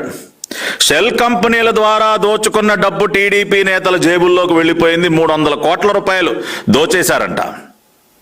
వాట్ మిస్టర్ భరత్, ఏదో ఒక్క షెల్ కంపెనీ పేరు చెప్పబోయా? ఏ కంపెనీలోకి వెళ్ళినాయి డబ్బులు? ఆ రోజున చట్టబద్ధంగా అగ్రిమెంట్ ప్రకారం తెలుగుదేశం పార్టీ ప్రభుత్వం సిమెంట్స్ డిజైన్ టెక్ వారికి డబ్బులు చెల్లించడం జరిగింది. వాళ్ళు దానికి సంబంధించినటువంటి ఎక్విప్మెంట్ సరఫరా చేశారు. 40 కేంద్రాలు ఏర్పాటయ్యాయి. ఆ ఎక్విప్మెంట్ మాకు చేరిందని చెప్పి అన్ని కాలేజీల వాళ్ళు లెటర్లు ఇచ్చారు, ఇడుపులపాయ త్రిబులైటీతో పాటు. ఇంత పక్కాగా వ్యవహారం ఎలా ఉంటే షెల్ కంపెనీలు, సింగపూర్ కంపెనీలు, ఏమన్నా కొద్దిగా అన్నా బుద్ధి జ్ఞానం ఉండాలి కదా మాట్లాడేటప్పుడు. షెల్ కంపెనీలు ఏర్పాటు చేయటంలో ఎవరండి సిద్ధహస్తులు? Mister YS Jaganmohan Reddy. చెప్పింది ఎవరు? Enforcement directorate. ఇక మనీ లాండరింగ్, మనీ ట్రైల్ అంటండి, దానిలో కూడా పెద్ద ఎక్స్పర్ట్ జగన్మోహన్ రెడ్డి అని చెప్పి సిబిఐ చెప్తా ఉందండి. ఇది సిబిఐ వారు రూపొందించినటువంటి మనీ ట్రైల్ చార్ట్. మన అతి గొప్ప ముఖ్యమంత్రి అవినీతి చేయటంలో ఆరితేరినటువంటి మన రాష్ట్ర ముఖ్యమంత్రి గారు ఏ రకంగా మనీని ఎక్కడి నుంచి ఎక్కడికి తరలించారో సిబిఐ వాళ్ళు ఒక చార్ట్ వేసి ఇచ్చారండి. ఎవరండి మనీ లాండరింగ్ లో సిద్ధహస్తులు? ఎవరు షెల్ కంపెనీలు పెట్టి డబ్బుల్ని ఒక కంపెనీలో నుంచి ఇంకో కంపెనీలోకి తరలించడంలో ఎవరు సిద్ధహస్తులు? ఇవాళ మీ జగతి పబ్లికేషన్స్ లోకి ఎక్కడి నుంచి వచ్చింది డబ్బు? మీ సాక్షి పత్రికలోకి ఎక్కడి నుంచి వచ్చింది డబ్బు? మీ భారతీ సిమెంట్స్ లోకి ఎక్కడి నుంచి వచ్చింది డబ్బు? మీ క్యారమెల్ ఏషియా ఏంటి, సరస్వతి సిమెంట్స్ ఏంటి, సాండూర్ పవర్ ఏంటి, జనని ఇన్ఫ్రా ఏంటి, క్లాసిక్ రియాలిటీ ఏంటి, ఈ షెల్ కంపెనీలోకి ఎక్కడి నుంచి వచ్చిందండి డబ్బు? తండ్రి ముఖ్యమంత్రిగా ఉన్నప్పుడు అతని పదవిని అడ్డం పెట్టుకుని వేల కోట్ల రూపాయలు దిగమింగి వాటిని కొన్ని షెల్ కంపెనీల ద్వారా రూట్ చేసి మీ కంపెనీల్లోకి తెచ్చుకున్నది వాస్తవం కాదా? ఇవాళ సిబిఐ వాళ్ళు ఏం చెప్పారు? మారిషస్ బేస్డ్గా 2i Capital, Pluri emerging company, Asian infrastructure అనేటటువంటి లగ్జంబర్గ్ బేస్డ్ కంపెనీ, విదేశాల్లో కొన్ని షెల్ కంపెనీలు పెట్టి వాటి ద్వారా విజయసాయి రెడ్డి, జగన్మోహన్ రెడ్డి ఆ డబ్బుని సాండూర్ పవర్ కంపెనీలోకి తీసుకొచ్చి అక్కడి నుంచి మళ్ళీ Excel Prosoft, Sigma Oxygen limited, Nelcast finance అట్లా వివిధ కంపెనీల్లోకి మళ్ళీ దాన్ని తరలించి అక్కడి నుంచి కీలాన్ టెక్నాలజీస్ బ్రహ్మాండంగా చార్ట్ వేశారండి. సిబిఐ చార్ట్ సార్ ఇది. మీరు డబ్బు ఎక్కడి నుంచి ఎక్కడికి తీసుకొచ్చారు, ఎక్కడి నుంచి ఎక్కడికి వచ్చింది, క్యారమల్ ఏషియా హోల్డింగ్స్ లో నుంచి జగతి పబ్లికేషన్స్ లోకి ఎట్లా వచ్చింది, ఇందిరా టెలివిజన్ లోకి ఎట్లా వచ్చింది, సాక్షి టీవీలోకి ఎట్లా వచ్చింది, బ్రహ్మాండంగా వేశారు సార్ బొమ్మ. ఇది చూడండి సార్, ఈ డయాగ్రామ్, ఈ బొమ్మ చూడండి చక్కగా. చార్టు ఫ్రేమ్ కట్టి పంపిమంటారా? ఈ చార్టును ఫ్రేమ్ కట్టి పంపిస్తా, మీ ముఖ్యమంత్రి గారి కార్యాలయంలో తగిలించండి గోడకి, లేదంటే మీ పార్టీ ఆఫీసులో తగిలించుకోండి. ఇది కదా మనీ లాండరింగ్ అంటే. అందుకనే కదా 43,000 కోట్ల రూపాయలు, 43,000 కోట్ల దోపిడీ, వైఎస్ భూ కేటాయింపుల అనుమతులతో సర్కారుకు భారీ నష్టం, క్విట్ ప్రోకోతో జగన్కే భారీ లబ్ధి. ఇది సార్ మీ నాయకుడి యొక్క చరిత్ర. ఇది 43,000 కోట్లు. ఇటువంటి గొప్ప ఘన చరిత్ర మీ వైపున పెట్టుకుని ఇదిగోండి, father son and unholy nexus, తండ్రి కొడుకులు కలిసి ఏ రకంగా డబ్బులు ఏ కంపెనీల నుంచి ఎంతకు తీసుకొచ్చారో లిస్టు. నిమ్మగడ్డ ప్రసాద్, ఈయన గారు తెలుసు కదండి, వ్యాన్పిక్ లో ఆయనకు చేసినటువంటి లబ్ధికి గాను సాండూర్ పవర్ లోకి ఈయన గారు 140 కోట్లు వేశారంటండి. భారతీ సిమెంట్స్ లోకి 244 కోట్లు, జగతి పబ్లికేషన్స్ లోకి 100 కోట్లు, క్యారమల్ ఏషియాలో ఒక 20 కోట్లు. ఇది ఈయన గారు వ్యాన్పిక్ భూములు కట్టబెట్టినందుకు ఈయన గారు క్విట్ ప్రోకో. అదేవిధంగా పీవీపీ గారు జగతి పబ్లికేషన్స్ లోకి 146 కోట్లు. అదేవిధంగా ZM ఇన్ఫోటెక్ చెన్నై, వీళ్ళు 533 కోట్లు సాండూర్ పవర్ లోకి. అదేవిధంగా 2i క్యాపిటల్ 124 కోట్లు సాండూర్ పవర్ లోకి, పైనీర్ ఇన్ఫ్రాస్ట్రక్చర్ జగతి పబ్లికేషన్స్ లోకి. ఇట్లా లిస్ట్ సార్. మీరు ఏ వ్యక్తులకి ఏ కంపెనీలకి ఏమేమి లబ్ధి చేశారు, దానికి ప్రతిఫలంగా మీ కంపెనీలకి క్విట్ ప్రోకోలోకి ఏ రకంగా డబ్బు వచ్చిందో లిస్ట్ సార్. ఇది మీ ఘన చరిత్ర. మీరు షెల్ కంపెనీల గురించి, క్విట్ ప్రోకోల గురించి, మనీ లాండరింగ్ల గురించి, అవినీతి గురించి మాట్లాడితే నిజంగా దెయ్యాలు వేదాలు వలవేసినట్టు ఏదో పాత సామెత ఉంది కదా, అది ఆ రకంగా ఉంటుంది. కాబట్టి ఇవాళ మీ చరిత్ర పుంకాను పుంకాలుగా ఇవాళ మా దగ్గర ఉంది. ఇవాళ ఇంత ఘన చరిత్ర మీ వైపు పెట్టుకుని ఇది చాలదన్నట్టు ఇప్పుడు మళ్ళీ కొత్తగా ఈ 4 సంవత్సరాల కాలంలోనే దాదాపుగా 2 లక్షల కోట్ల రూపాయల దోపిడీ. కాబట్టి వీటన్నిటి నుంచి ఏదో ఒక రకంగా తప్పించుకోవటం కోసం, కప్పిపుచ్చటం కోసం ఇంకా ప్రతిరోజు ఏదైతే అవినీతి అనకొండాలు బయటపడుతూ ఉన్నాయో, వైసీపీ ప్రభుత్వంలో ఉన్నటువంటి అవినీతి అనకొండాలు రోజుకొక అనకొండ బయటపడుతుందో, పతనం అవుతున్నటువంటి మీ ప్రభుత్వ ప్రతిష్ట, దాని నుంచి ప్రజల దృష్టిని మరల్చడం కోసం లక్షలాది మంది యువతకి ఎంతో మేలు చేసినటువంటి ఒక గొప్ప ప్రాజెక్ట్, స్కిల్ డెవలప్మెంట్ ప్రాజెక్ట్, దాని నుంచి దానిపైన బురద జల్లుతా ఉన్నారు. ఇవాళ స్కిల్ డెవలప్మెంట్ చాలా స్పష్టంగా గతంలోనే చెప్పాం, అది కొన్ని కంపెనీల మధ్య జరిగినటువంటి పన్ను ఎగవేతకి సంబంధించినటువంటి అంశము. అది సిమెంట్స్ కానీ, డిజైన్ టెక్ కానీ, దాని కింద ఉన్నటువంటి స్కిల్లర్ అనేటటువంటి ఇతర కంపెనీలు కానీ, వాటి మధ్య కొన్ని కంపెనీల మధ్య జరిగినటువంటి పన్ను ఎగవేత వ్యవహారము. అంతకు మించి దానికి కానీ ఆ కంపెనీలకు చెందినటువంటి డబ్బు పైసా కూడా తెలుగుదేశం పార్టీ ప్రభుత్వ పెద్దలకి ఎక్కడా కూడా ఎప్పుడూ చేరలేదు. ఇవాళ చాలా సింపుల్ పరిభాషలో, సామాన్యులందరికీ అర్థమయ్యేటటువంటి భాషలో చెప్పుకోవాలంటే, ఇవాళ ఉదాహరణకి మనం ఒక షోరూమ్కి వెళ్ళి ఒక టీవీయో ఫ్రిడ్జో కొంటామండి. డబ్బులు కడతాం, ఆ టీవీ మన ఇంటికి డెలివరీ చేస్తారు, మనకు ఒక బిల్లు ఇస్తారు. ఆ బిల్లులో ట్యాక్స్ కూడా ఉంటుంది. మనం ఏ షోరూంలో అయితే మనం టీవీయో ఫ్రిడ్జో కొన్నామో ఆ షోరూం వాళ్ళు ప్రభుత్వానికి కట్టాల్సినటువంటి పన్ను కట్టకుండా ఎగవేస్తే ఆ పన్ను ఎగవేతకి టీవీ కొన్నటువంటి కొనుగోలుదారుడికి ఏమన్నా సంబంధం ఉంటుందా? సింపుల్ లాంగ్వేజ్లో నేను చెప్తా ఉన్నా. ఇవాళ ఇక్కడ జరిగింది కూడా ఏంటి, స్కిల్ డెవలప్మెంట్ సెంటర్ సంబంధించి సిమెంట్స్ డిజైన్ టెక్ వారితో మనం ఒక ఒప్పందం చేసుకున్నాం. వాళ్ళు మనకి ఎక్విప్మెంట్ సరఫరా చేశారు, ఆ సెంటర్స్ అన్ని కూడా ఓపెన్ అయ్యాయి. అక్కడితో ప్రభుత్వానికి రావాల్సినటువంటి వస్తువు వచ్చేసింది, పేమెంట్ కూడా వెళ్ళిపోయింది. ఆ తర్వాత వాళ్ళు పన్ను ఎగవేతకి ఏదన్నా 1-2 కంపెనీలు పాల్పడితే దానికి ప్రభుత్వానికి ఏం సంబంధం అండి? ఇంత క్లియర్గా ఈ ఇష్యూ ఉంటే దీనిపైన బురద జల్లటం. ఎవరు? అర్జా శ్రీకాంత్ గారికి నోటీస్ ఇచ్చారంట. అర్జా శ్రీకాంత్ గారు మార్చి 2019లో స్కిల్ డెవలప్మెంట్ కార్పొరేషన్లో చేరారు ఆయన. అప్పటికి అసలు ఈ వ్యవహారం అంతా అయిపోయింది, పేమెంట్స్ చెల్లించడం అయిపోయింది, ఎక్విప్మెంట్ రావటం అయిపోయింది. ఆయనకి ఏమాత్రం సంబంధం లేదు. ఆయనకు కూడా ఒక నోటీసు. నిజంగా ఎవరికన్నా మీరు నిజంగా నోటీస్ ఇచ్చి ఇంకా ఏదైనా అదనంగా సమాచారం తీసుకోవాలంటే ఆ రోజున జీవో నంబర్ 8 ద్వారా 2 కమిటీలను ఏర్పాటు చేసింది తెలుగుదేశం పార్టీ ప్రభుత్వం. ఒకటి ప్రాజెక్ట్ మానిటరింగ్ కమిటీ, రెండోది సెంటర్ సెలక్షన్ కమిటీ. ఆ కమిటీలో ఇప్పటికీ ప్రభుత్వంలో పనిచేస్తున్నటువంటి సీనియర్ ఐఏఎస్ అధికారులు ఉన్నారు కదా. ఇవాళ అజయ్ జైన్ గారు ఉన్నారు, రావత్ గారు ఉన్నారు, వారందరూ కూడా ఇప్పటికీ ప్రభుత్వంలో ఉన్నారు. మీకు ఏదైనా అదనపు సమాచారం కావాలంటే వారిని అడిగితే చెప్తారు కదా.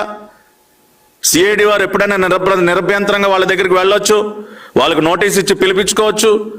అసలు ఎవరైతే కమిటీలో సభ్యులుగా ఉన్నారో వారిని అడగకుండా మార్చి 2019లో ఎప్పుడో ఆయనకి సంబంధం లేని టైంలో వచ్చినటువంటి శ్రీకాంత్ గారికి ఏదో నోటీస్ ఇచ్చేసారు, ఏదో జరిగిపోయింది. చెల్లింపులు ఫైనాన్షియల్ పేమెంట్స్ అన్ని చేసింది ప్రేమచంద్రారెడ్డి గారు. అడిగితే ఆయన్ని అడగొచ్చు, కానీ సిఐడి వారు ఆయన్ని పిలవరు. కాబట్టి ఇదంతా కూడా కేవలం బురద జల్లే కార్యక్రమంలో భాగంగానే ఈ వ్యవహారం అంతా కూడా నడిచింది.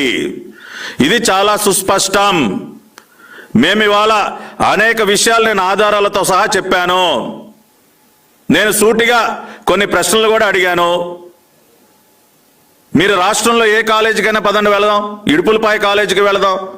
అక్కడ ఒప్పందం ప్రకారం స్కిల్ డెవలప్మెంట్ సెంటర్ రావాల్సినటువంటి ఎక్విప్మెంట్ వచ్చిందా లేదా, అక్కడ విద్యార్థులు ట్రైనింగ్ తీసుకున్నారా లేదా, వెళ్ళి పరిశీలించుకోవచ్చు కదా. జగన్మోహన్ రెడ్డి గారు తరచూ వెళుతూ ఉంటారు ఇడుపులపాయ, చెక్ చేసుకోవచ్చు. కానీ అటువంటివి ఏమీ చేయకుండా ఏదో ఒక రకంగా చంద్రబాబు నాయుడు గారి పైన, లోకేష్ గారి పైన బురద జల్లేయాలి. ఏం చేశారు సార్ మీరు? 6 లక్షల కోట్ల రూపాయల అవినీతి అని పుస్తకం వేశారు. 6 పైసలు రుజువు చేయగలిగారా? ఇప్పటి వరకు 6 పైసలు 4 సంవత్సరాలు అయిపోయింది. పోనీ స్కిల్ డెవలప్మెంట్ ఏం ఆధారాలు ఉన్నాయి మీ దగ్గర? రాయండి, మీ దగ్గర ఆధారాలు ఉంటే రాయండి. ఇదిగో నేను చెప్తా ఉన్నా, జగన్మోహన్ రెడ్డి గారి అవినీతికి సంబంధించినటువంటి ఆధారాలు చాలా క్లియర్గా కంపెనీల పేర్లతో సహా, ఏ కంపెనీ నుంచి ఏ కంపెనీకి ఎంత డబ్బు వచ్చింది, క్విట్ ప్రోకోలో ఎవరెంత లబ్ధి పొందారు, 43,000 కోట్ల రూపాయల ఛార్జ్ షీట్ ఏంటి, మనీ లాండరింగ్ ఏంటి, షెల్ కంపెనీలు ఏంటి, 31 షెల్ కంపెనీలు జగన్మోహన్ రెడ్డి గారే పెట్టారని చెప్పి ఈడీ చెప్తున్నటువంటి విషయాలు ఏంటి, ఇవన్నీ నేను వాళ్ళ ఆధారాలతో ఐఎమ్ స్పీకింగ్ విత్ ఫ్యాక్ట్స్. రండి, మీ వైపు నుంచి ఎవరు వస్తారో రండి. ఊరికనే బురద జల్లటం కాదు, రండి, డాక్యుమెంటెడ్ ఎవిడెన్స్తో రండి, డిబేట్ చేద్దాం, నిజానిజాలు చెప్తాం ప్రజలకి. ఆ పని మీరు చేయలేరు ఎప్పటికీ. ఎందుకంటే ఏ రోజు కూడా ఒక్క పైసా అవినీతి చేసినటువంటి చరిత్ర ఎప్పుడు కూడా చంద్రబాబు నాయుడు గారికి లేదు, ఆయన కుటుంబానికి లేదు. ఇవాళ ఎంతో హుందాగా, నీతిగా, నిజాయితీగా వారు ఒక కంపెనీని ఏర్పాటు చేసుకుని బ్రహ్మాండంగా బిజినెస్ చేస్తూ ఉన్నారు, అవార్డులు పొందుతూ ఉన్నారు, సమాజానికి సేవ చేస్తూ ఉన్నారు. దట్ ఈజ్ నారా చంద్రబాబు నాయుడు గారు. అంతేగాని ఈ రకంగానా దొంగ కంపెనీలు పెట్టి క్విట్ ప్రోకోలో డబ్బులు తెచ్చి మనీ లాండరింగ్లు చేసి జైళ్లకు వెళ్ళి సిబిఐ ఈడీ కేసులు పెట్టించుకుని ఈ చరిత్ర మీరా మా గురించి మాట్లాడేది, మా ప్రభుత్వం గురించి మాట్లాడేది? కాబట్టి ఈ విషయాలన్నీ కూడా దయచేసి ప్రజలందరూ అర్థం చేసుకోండి. ఖచ్చితంగా వీరు ఇటువంటి ఎన్ని బురద జల్లే కార్యక్రమాలు చేసినా కూడా మేము ప్రభుత్వం యొక్క అవినీతిని ఎండగడుతూనే ఉంటాం. నారా లోకేష్ గారు ప్రతిరోజు ప్రతి కాన్స్టిట్యున్సీలో ఆయన అక్కడ జరుగుతున్నటువంటి అవినీతిని ఆధారాలతో సహా బట్టబయలు చేస్తున్నారు. వారికి సమాధానం చెప్పలేక మళ్ళీ వారిపైన బురద జల్లే కార్యక్రమం. ఖచ్చితంగా గట్టిగా తిప్పి కొడతాం. ఇంకోటి కూడా చెప్తున్నాం, మీరు స్కిల్ డెవలప్మెంట్ ప్రాజెక్ట్ని అటకెక్కించి ఏదైతే కొన్ని లక్షల మంది నిరుద్యోగ యువతకి మీరు ద్రోహం చేశారో, రేపు అధికారంలోకి వచ్చిన తర్వాత ఖచ్చితంగా 40 కాకపోతే ఇంకొక 40 ఏర్పాటు చేసి యువతకి మంచి భవిష్యత్తును ప్రసాదిస్తారు నారా చంద్రబాబు నాయుడు గారు. Because is a visionary leader. అటువంటి గొప్ప ప్రాజెక్టు ఒక విజన్తో ఆయన ప్రారంభిస్తే దాన్ని వాళ్ళు నాశనం చేశారు. ఖచ్చితంగా మళ్ళీ దాన్ని తిరిగి పునఃప్రారంభిస్తాం. యువతకి మంచి ఉపాధి అవకాశాలు దొరికే విధంగా అన్ని రకాలుగా వాళ్ళకి చేయూతనిస్తాం, నైపుణ్య శిక్షణనిస్తాం, ఉద్యోగాలు కల్పిస్తాం. లోకేష్ గారు చెప్పినట్టు నిజమైనటువంటి జాబ్ క్యాలెండర్ జనవరి 2025లో మీరు చూస్తారు. 2024లో తిరిగి తెలుగుదేశం పార్టీ అధికారంలోకి వస్తుంది. చంద్రబాబు నాయుడు గారు ముఖ్యమంత్రి అవుతారు. మళ్ళీ ఆ రోజున రాష్ట్రంలో ఉన్నటువంటి యువత అందరికీ కూడా మంచి రోజులు ప్రారంభమవుతాయి. నిజమైనటువంటి ఉద్యోగ కల్పన ఏంటో మళ్ళీ ఒకసారి ఆ రోజున తిరిగి చూపిస్తామని చెప్పి మరొకసారి వైసీపీ ప్రభుత్వ పెద్దలందరికీ తెలియజేస్తూ, ఇప్పటికైనా ఈ బురదజల్లే కార్యక్రమాన్ని మానుకోండి. మీరు ఎన్ని రోజులు ఎన్నిసార్లు ఏ విధంగా తల్లకిందులుగా తపస్సు చేసినా కూడా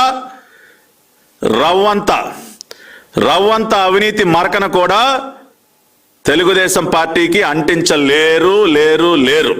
ఆ విషయాన్ని మీరు గుర్తుంచుకోవాలని చెప్పి వారిని హెచ్చరిస్తూ సెలవు తీసుకుంటున్నాను. నమస్కారం.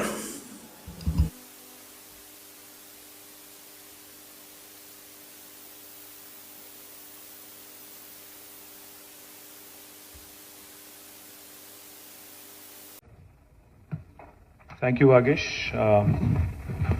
Thank you to the entire team of CII. I know I'm standing between you and your lunch, so I'll try and keep this as brief as I can. Firstly, my apologies for showing up late almost by half an hour, 40 minutes. It was because of Vagesh Dikshit, who had actually... Vagesh, I'm blaming you.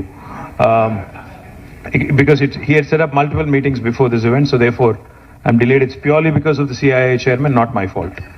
And secondly, now Vagesh, I know your trick, how to fill the room. Awards इतने ज़्यादा दे दो कि room भर जाएगा और overflow हो जाएगा और सभी लोग आ जाएंगे. मैं सोच रहा था मेरे को सुनने के लिए लोग आए यहाँ पे, बट अभी लग रहा है कि अवार्ड लेने आए तो. But thank you anyways, Vagesh, for making me feel good. Thank you, Suchitra Garu, for flying in from Bangalore. I have to remind you that this is your base. Bharat is here.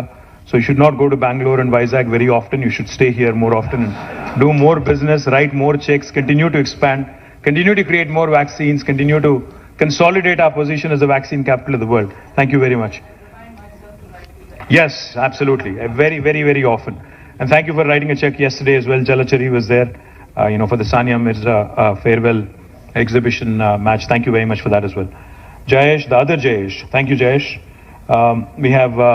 my Principal Secretary, Jayesh Ranjan, the incoming Chairman, Shekhar Reddy Garu, and of course our visitor guest from Kerala, who I dragged on incidentally.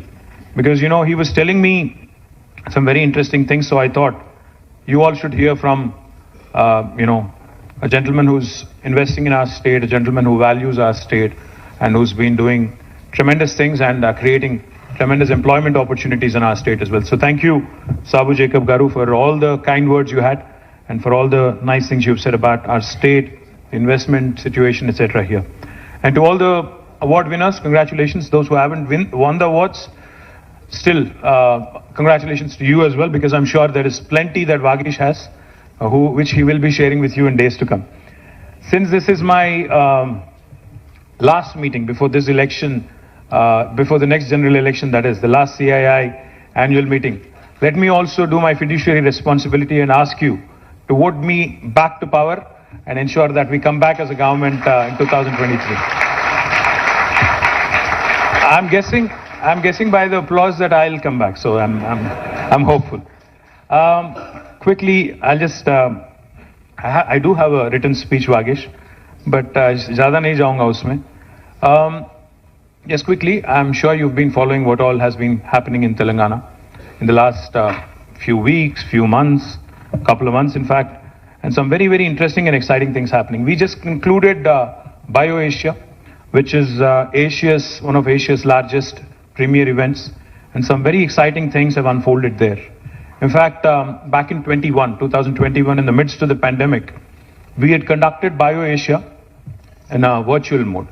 And we made a commitment to ourselves that the current ecosystem valuation back then, 2021, of life sciences industry in Telangana and Hyderabad, and Telangana, not Hyderabad alone, but Telangana, was about $50 billion, and we'll double it by 2030, was what the ambition that we had set for ourselves. But what happened sometimes, is really good. From 50 billion in 2020, we actually went to 80 billion in 2022. So a 30 billion increase in just about two and a half years, which was a huge surprise for us as well. Because I think after the pandemic, the world has realized that we need to invest more in healthcare, we need to invest more in life sciences, we need to ensure that this brilliant industry which saves lives needs to be focused on. So therefore, governments across the world, I think institutions across the world, individuals across the world have started investing more and more in life sciences, and therefore the valuation just jumped from 50 to 80 billion in a span of 2.5 years.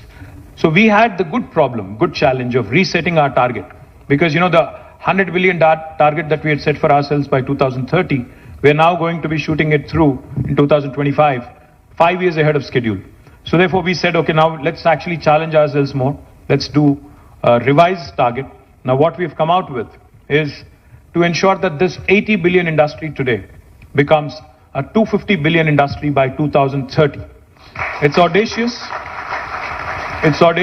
it's bold, it's ambitious, but I think it's imminently doable. The reason why I say this is because today Hyderabad and Telangana have so many strengths that we can consolidate, that we can build on, and that we can continue to leverage on. One of the things I will tell you is, of course, the vaccine industry and how Hyderabad today is the vaccine capital of the world. 35% of world vaccines are produced from Hyderabad. In fact, 9 billion doses are produced from Hyderabad. And come next year, with all the expansion happening in the city, with Bharat, with Biologically, with Sanofi, with Indian Immunologicals and others. In fact, Serum is now setting up a center of excellence here. So all of this combined will take us to almost 14 billion doses by hopefully end of next year. Now that will make it 50% of the current vaccine production of the globe coming from one single location, that is Hyderabad and Telangana, which is a huge, huge matter of pride, matter of happiness to all of us. But how do we consolidate this? We produce 35% of global vaccines. We produce 40% of Indian pharmaceuticals. We also have the largest number of US FDA approved manufacturing facilities, pharma manufacturing facilities in the world for any single province. We have 214 units in Hyderabad and Telangana. The second largest number is actually in New Jersey, 189. So we have the largest number of US FDA approved facilities for any single province or a single state in the world. Also, with the blessings of our Honorable Chief Minister, we had launched the Telangana Medical Devices Park in Sultanpur in Patancheru. Now that is shaped up really well. We have more than 50 units running already. We have 30 more which will be unveiled soon. And we already have the world's largest stent manufacturing facility in a single location in our medical devices park. Now this is the brilliant story of life sciences in Hyderabad. We have across the spectrum of life sciences, we have various activities. Now we need to consolidate and we need to play to our strengths, and we need to also, of course, start looking at newer opportunities. So therefore, we have now, as you all know, we've been talking about it for a while, Hyderabad Pharma City, which will be again the world's largest pharma cluster, single pharma cluster. That is also on the anvil. In fact, we are in the last leg of the court cases, etc. Now it's reserved for judgment. I'm hopeful that it will come through soon. Will attract more than $8 billion of investment. Will create more than 500,000 jobs in the single pharma cluster. Will add to the valuation. Will add to number of plans that we have with respect to pharma sector. Also, we are expanding Genome Valley. We are also expanding Medical Devices Park. The demand is more than the supply right now, in fact. And I think each and every time I visit Genome Valley, each and every time I visit the Medical Devices Park, I only come back more energized and more enthused. about the possibilities, about the future, about the growth opportunities, and about how Hyderabad and Telangana can continue to create opportunities for the rest of India and the rest of the globe as well. I'm very confident that life sciences ecosystem and its valuation and the targets that we have set for ourselves of $250 billion by 2030 is imminently doable, provided, of course, I'm elected back and provided I'm running the state and I continue to run the state as well. Not only life sciences, jokes apart, not only life sciences, we also have several other strengths, several other strong areas. Technology, as you all know, is again a very strong suit of Telangana. Today, Hyderabad and Telangana can boast of some of the strongest names in technology in the world. Just before I came into this room, I was talking to a UK-based company called Deliveroo. They're like the Swiggy and Zomato version who operate in 10 plus countries across the world. They have a tech development center here. They started last year. And they were telling me how swiftly they were growing in Telangana. Not only do we have the startups, we just had 2 or 3 startups, who were all awarded here. Maruth, Drones, Prem, Bharat and Pavan from Skyroot, the entire team of Dhruva Space. These guys are charting, the new unknown territories. In fact, nobody ever thought space tech in India would be a sector that would be talking about with optimism. But today, we have 2 Hyderabad startups. Skyroot, which sent the first private, rocket into space in first attempt successfully. I think they deserve a huge round of applause. Guys, if you can please stand up for a minute. Bharat and Pavan, did they leave the room or? They left the room, okay. So they're T-Hub incubating and they've done really well. Even Elon Musk, by comparison, just to draw a quick, simple comparison. Even Elon Musk and his company SpaceX had to make 3 attempts to send a rocket successfully into the orbit. But they have done it in their first attempt. The second company I'd like to acknowledge is, of course, Dhruva. Are you guys here? Okay, these boys, please stand up. These 4 guys. Just after a week, after Skyroot had done the rocket launch, these guys have sent nanosatellites through a Thibault mission into the orbit as well. Please give them a big round of applause. So these are the new guys. These are the new guys. These are the change agents, as I call them, who are giving me hope. Where is Prem of Maruth? Is he here? If he's here, Prem again is redefining the whole drone space. In fact, he was instrumental in working with us in launching a very unique project. Prem, that is Prem, by the way. Prem from Maruth Drones. He was instrumental in launching a wonderful project called as Medicine from the Sky. When we delivered, we were the first state in India to partner with the World Economic Forum, to partner with Apollo Hospitals, to deliver medicines and vaccines from Hyderabad, Vikharabad to remote areas, to remote PHCs and other locations. Now, these are some cutting-edge, cool technologies that are going to redefine the landscape as far as we can see in India. So information technology and the technology prowess of Hyderabad. We have some of the largest companies in the world whose largest bases are here. Amazon's world's largest base is in Hyderabad. Largest campus is in Hyderabad, not in Seattle. Google, Apple, Meta, Microsoft, of course, and Salesforce, Uber, Micron, Qualcomm, all of these companies, their second largest bases in the world outside of their headquarters is right here. In fact, we have more than 1 million people working directly in technology from Hyderabad. Now, what does this do? On the one hand, we have strong presence in life sciences where we have more than 450,000 people working in the life sciences area. And we have technology where we have more than 1 million people working right here in Hyderabad. We all know how pervasive technology is in today's world, because technology has literally not left any sphere of life untouched. We live in a world, where devices talk to each other. We live in a world of interconnected devices. The day is not very far for those of us who are over 40 and over, into the middle age. Let me tell you, the day is not far when your phone is going to give a command to your car, which will in turn talk to your refrigerator, which will also in turn talk to your daughter or son, which will also in turn talk to your stereo, and make sure that everything is synchronized and you move in a seamless fashion. The day is not far. Might sound a bit far-fetched, it might sound a bit like a science fiction movie, but the day is not far. Why am I bringing that up? Technology has become so pervasive that even pharmaceutical industry, even life sciences industry is not exempt from the pervasiveness of technology. So we have Novartis in Hyderabad, who employs 9,000 plus people, who's actually only doing, out of which only 500 people are doing pure play research and development in a laboratory. The remaining people that are working for Novartis are engaged in digital drug discovery, are working as biostatisticians, are engaged in biomedical engineering, are engaged in biomedical innovation. Technology, therefore, is going to be that beautiful point of confluence for other spheres of life. If you could be a manufacturer, we have Schneider here in Hyderabad, whose factory has been rated as one of the best lighthouses in the world in terms of smart manufacturing facilities for their factories across the world. And now Schneider is a global company, but their factory here has been rated as one among the best in the world in terms of leveraging technology and bringing in practices with respect to Industry 4.0. So that is the sort of pervasiveness of technology I'm trying to bring up to your notice. I keep saying this and I can't say it enough. Hyderabad is that place where biology meets technology, where life sciences meets data sciences, where Mangoverse meets Metaverse, where paratha meets dosa, where idli meets dokla. The reason why I say this is because India needs economic engines like Hyderabad to continue to attract talent from across the country and across the world.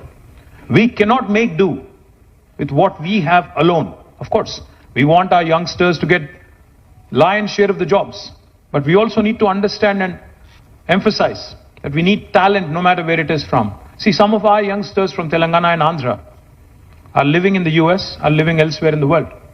If they want to come back and set up shop here, they want to come back and give their learnings and give their knowledge, impart their knowledge and create enterprises here, would we not welcome them? So exactly, you have talented individuals across the country in India today who we would want to attract. In fact, the point of confluence, technology plus other spheres of life, as I was pointing out, has become so pervasive that today if you look at the world order, the largest book seller in the world does not own a bookstore. The largest transporter in the world does not own a single vehicle. And the list goes on. Uber, Amazon, neither of them actually have any physical assets in terms of the business they actually are engaged in. So what we need to understand is how paradigms are being redefined, how new business opportunities are emerging. So therefore, Telangana government, understanding this fully and wanting to leverage sustainable mobility, the electric vehicle revolution that's unfolding, we have now launched the Telangana Mobility Valley. Because we understand the automobile of the past was all about design, was all about how robust it should be, how reliable it should be, etc. But the automobile of today, the electric vehicle that we all have taken a fancy to, is nothing but a computer on wheels. It's largely technology and electronics in the machine, and very little hardware if you ask me. So therefore, this Telangana Mobility Valley that we have launched in 4 different clusters around Hyderabad.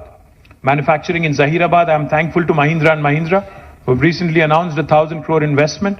I am thankful that they would be manufacturing electric autos, the 3-wheelers from there. It's one of their largest growing segments. Likewise, I am also thankful to Amar Raja Batteries, who's now setting up one of their largest investments, 10,000 crores almost, in Divitipalli in Mehboob Nagar. And I'm also thankful to several other operators who've signed on to create this vibrant mobility valley.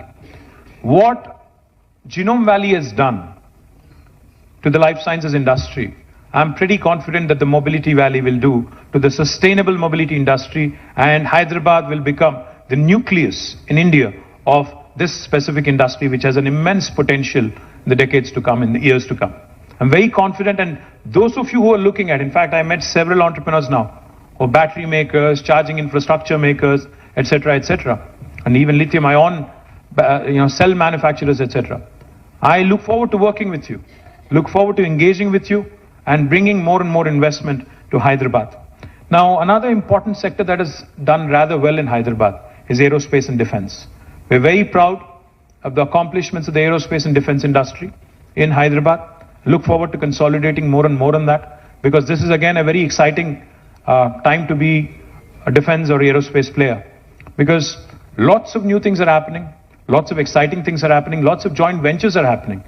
The world cannot do without Indian talent, without a question, because India is getting younger and younger, the world is getting older.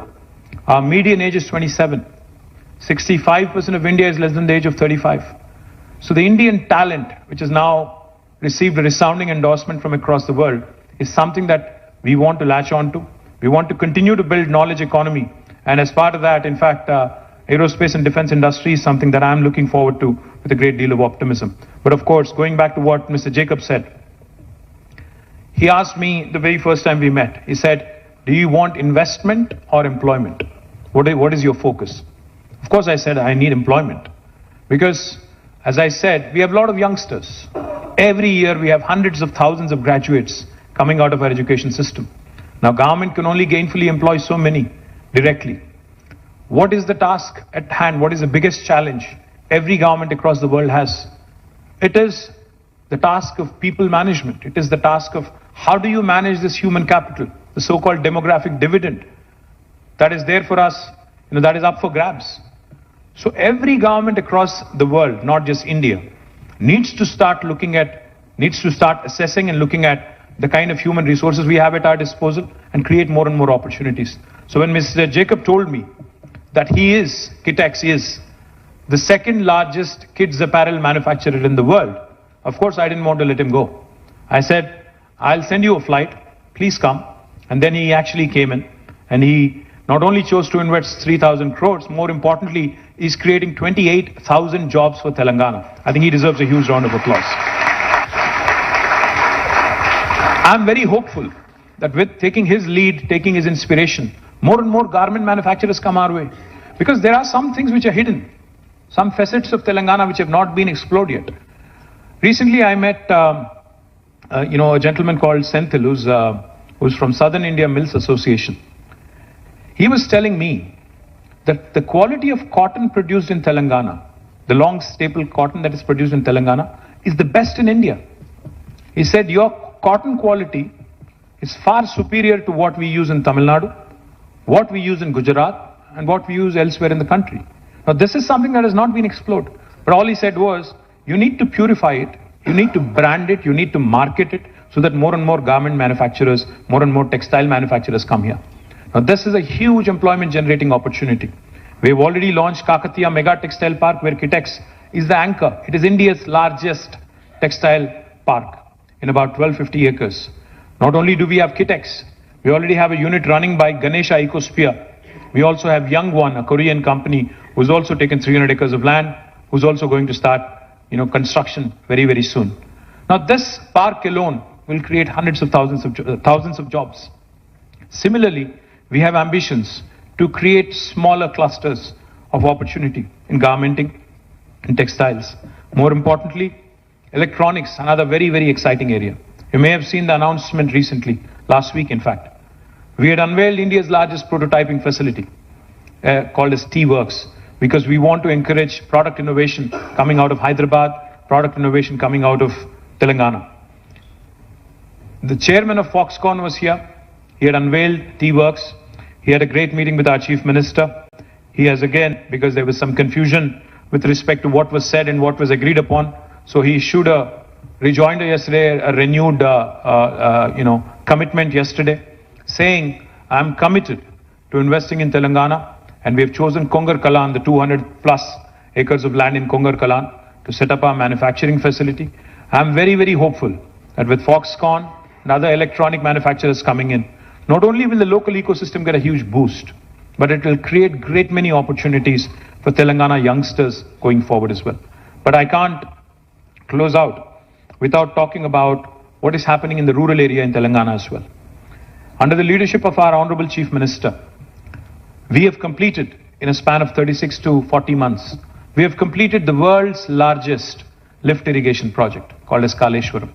Those of you who have a doubt, You can Google it. You can just type world's largest lift irrigation project. You would see Kaleshwaram. We're literally lifting water from about 82 meters above sea level, pumping it all the way through a multi-stage lift irrigation project, multi-stage lifting system, to 618 meters near Hyderabad at Konda Pochamma Sagar in Gajuel. From there, of course, Hyderabad is at 535 meters. This project not only provides irrigation potential to 45 lakh acres of land, it also provides drinking water to Hyderabad and also most of the districts en route. And most importantly, it also gives you potential to industrialize. 10% of the water is also earmarked for industrial consumption. Why am I bringing this up?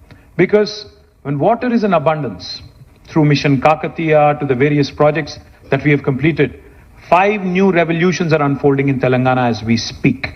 Now, what are these 5 revolutions? The first one, of course, is the green revolution. Telangana today is competing with the likes of Punjab and Haryana in terms of our paddy production, in terms of our ability to come out with world-class food products and agriculture products.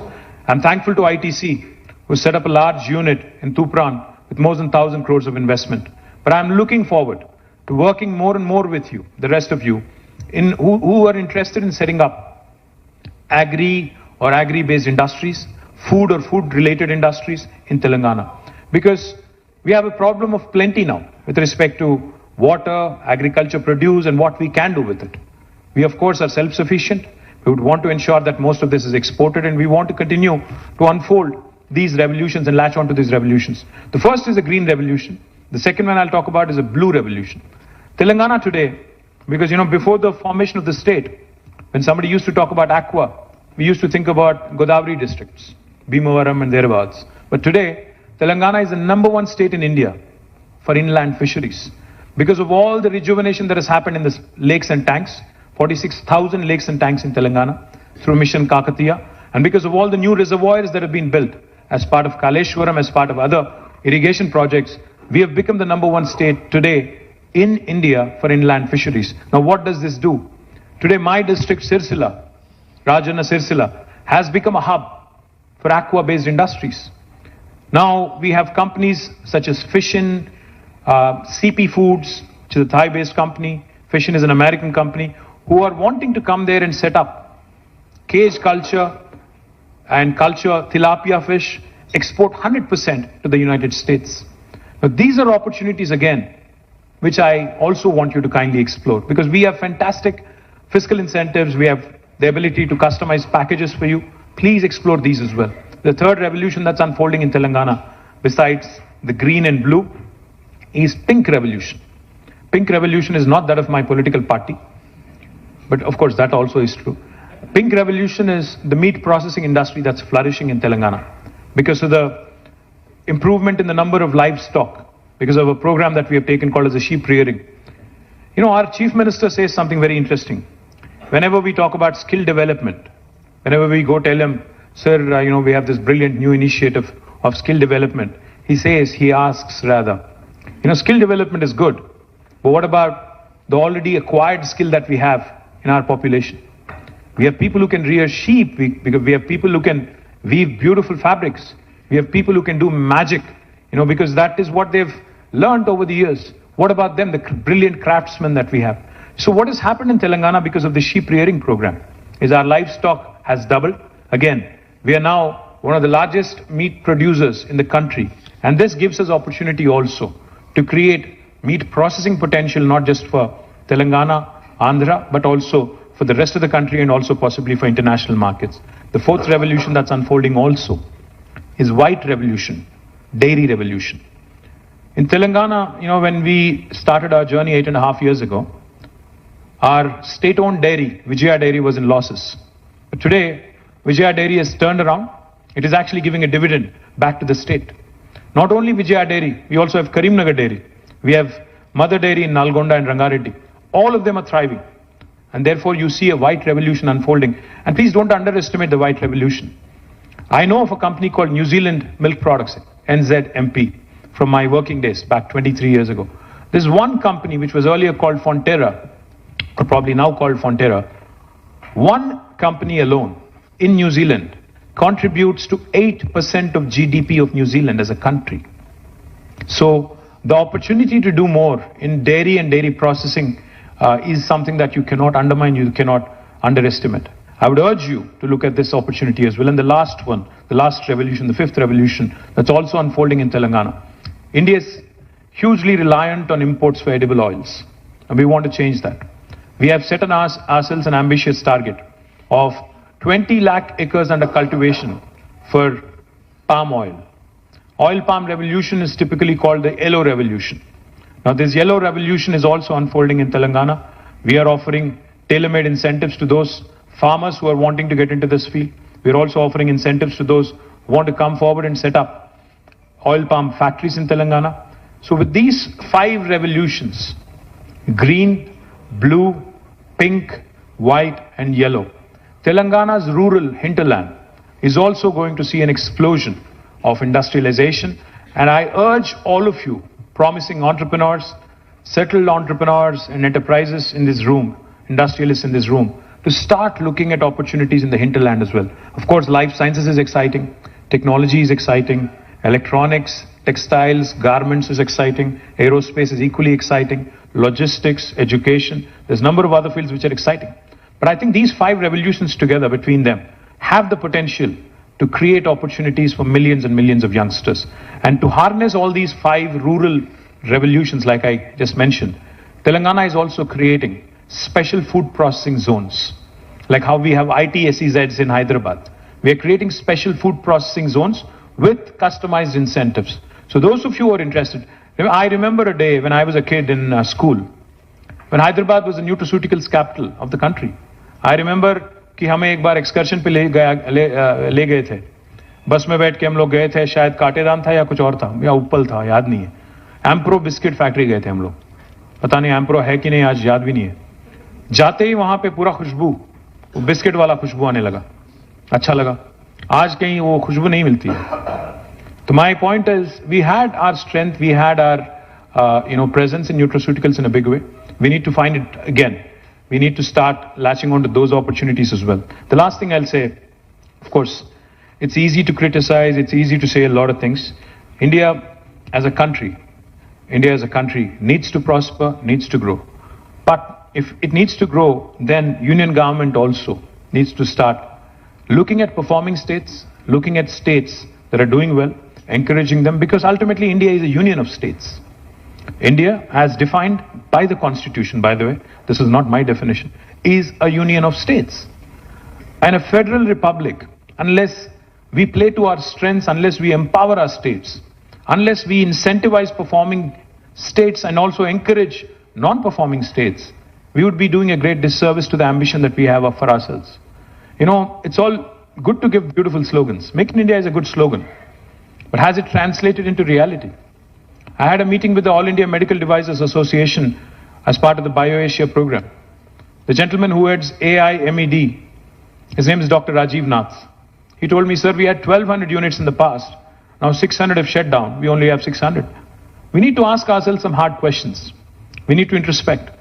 We need to start asking questions such as, why is it easy for us to manufacture in China, import it thousands of kilometers, still sell them cheaper than our manufacturing, than locally manufactured goods? We need to have commonsensical answers to that. What about our duty structures? What about the availability of raw material? What about our illogical, conditions that not conditions, but in fact roadblocks that we put in the way of our entrepreneurs prospering and competing with the rest of the world? My humble request through this forum to all the industry here, to the people who have the ears and who have the ability to get an audience with Prime Minister and others, please tell them that there are states that are doing well, and if only the rest of India can possibly also do equally well, we would have already been a 5 trillion economy. If the rest of India actually did as well as Telangana did, I'll back it up with numbers. When we started our journey in 2014, our per capita was 1,24,000 rupees. Today our per capita is 3,17,000 rupees. Our gross state domestic product back in 2014 was 5,06,000 crores. Today it is 13,27,000 crores. On both these counts, we have risen. We have enhanced by 155 and 162%. The rest of India, unfortunately, did not do as well as we did. If only the rest of India did as well, we certainly would have reached the ambition of 5 trillion target in 2022 itself. Unfortunately, even though we are a performing state, we are penalized. Hyderabad Pharma City, which will be the world's largest pharma cluster, will not receive support from the government of India. Kakatiya Mega Textile Park, which is the largest park in India for textiles, has zero support from government of India. We will not receive new manufacturing clusters for electronics. We do not receive, we were promised in the Act, Andhra Pradesh Reorganization Act, that industrial corridors would be promoted. Special incentives would be given for industrialization in the state of Telangana and Andhra. I speak for both states. Unfortunately, they have not materialized in 9 years.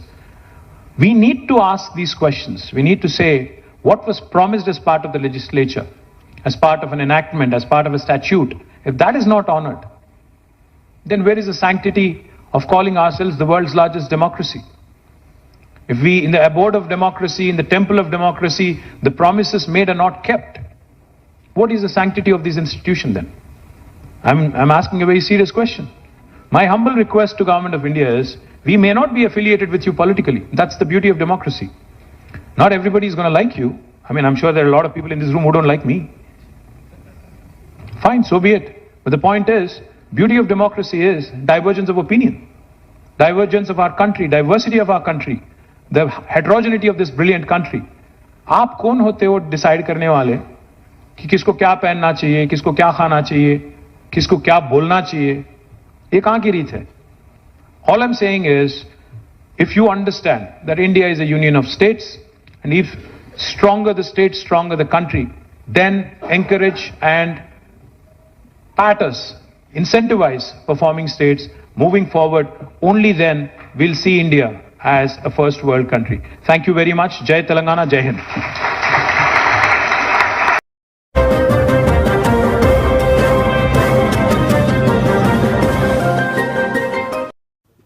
So hearty welcome sir. Balagam movie చూసారా? చూసారా?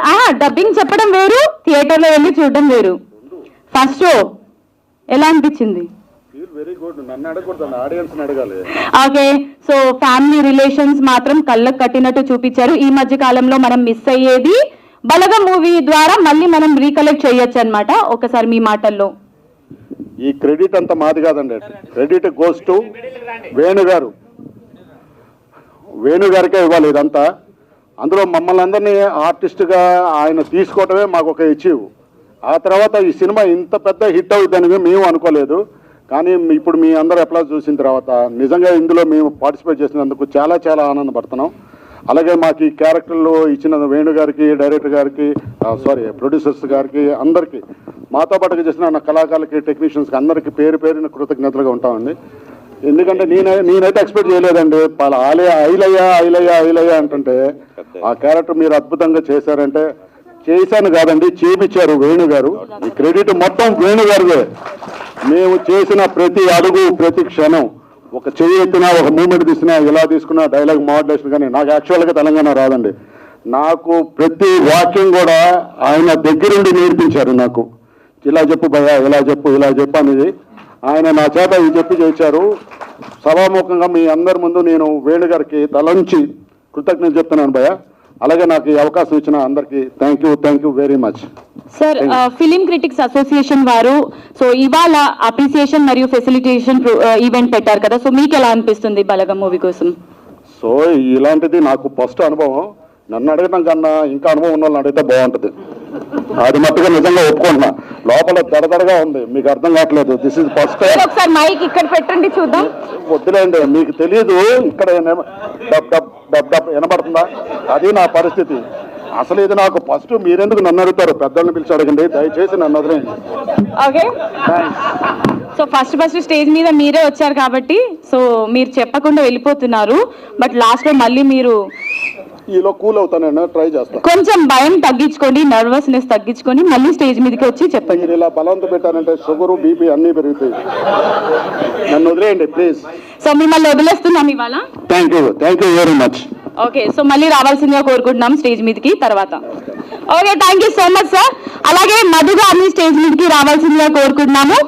ఎంతమంది మధు గారులు ఉన్నారు ఒకసారి చేతులు ఎత్తండి. ఇక్కడ ఎవరు లేరు కదా sir. Okay sir, film critics association వారు ఈ రోజు మనకి అప్రిసియేషన్ అండ్ ఫెసిలిటేషన్ ఈవెంట్ పెట్టారు కదా, సో మీరు ఎలా అనుకుంటున్నారు, అంటే మీ అనుభవాలు ఏంటి ఈ బలగం మూవీ గురించి?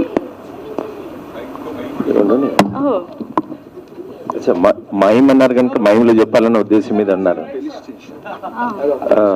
ముందుగా వచ్చిన వాళ్ళందరికీ శుభ సాయంత్రం, నమస్కారం. ఫిలిం క్రిటిక్ అసోసియేషన్ వాళ్ళు ఇలా పిలిచి సత్కారం చేయడం అనేది ఒక శుభ సూచన, ఒక గొప్ప బలాన్ని బలగంలో మాకు ఆనందాన్ని ఇచ్చేటువంటి సన్నివేశం. మనస్ఫూర్తిగా ఫిలిం క్రిటిక్ అసోసియేషన్ వాళ్ళకి ధన్యవాదాలు తెలియజేస్తున్నాను. సినిమా విడుదలై 3వ తారీఖు 4, 5 ఈ 2 రోజులనే సన్మానం అంటే, సత్కారం అంటే ఇంతకంటే కళాకారుడికి పండగ ఏముంటుందండి? It is only the festival. ఆర్టిస్ట్కి నేను పెంచాలా సార్, వాళ్ళు పెంచాలి. హలో, వినబడుతుందా? ఓకే.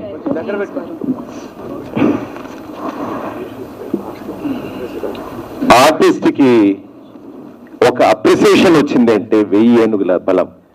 ఆ బలం ఒక చప్పట్ల ద్వారా కావచ్చు, ఒక సాల్వా ద్వారా కావచ్చు, ఒక పూలదండ కావచ్చు, మనస్ఫూర్తిగా చూసేసి బాగా చేసినవరా అనేటువంటి ఒక చల్లని చూపు కావచ్చు. అది ముందుగా నిన్న తెలంగాణ భాషా సాంస్కృతిక శాఖ నుంచి అందింది.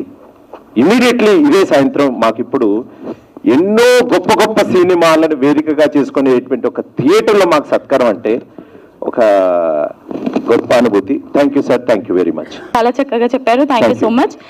అండ్ మన బలగం మూవీ మ్యూజిక్ గురించి అయితే అందరికీ తెలుసు, సాంగ్స్ అయితే రియల్లీ అమేజింగ్ గా ఉంది.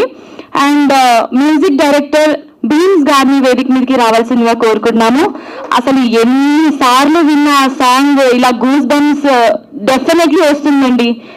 సో అంత మంచి మ్యూజిక్ డైరెక్టర్, అండ్ ఇందులో మీరు సాంగ్స్ మాత్రం చాలా సూపర్ గా క్రేజీగా ఉన్నాయి సార్. ఒకసారి బలగం మూవీ గురించి మీరేం చెప్తారు?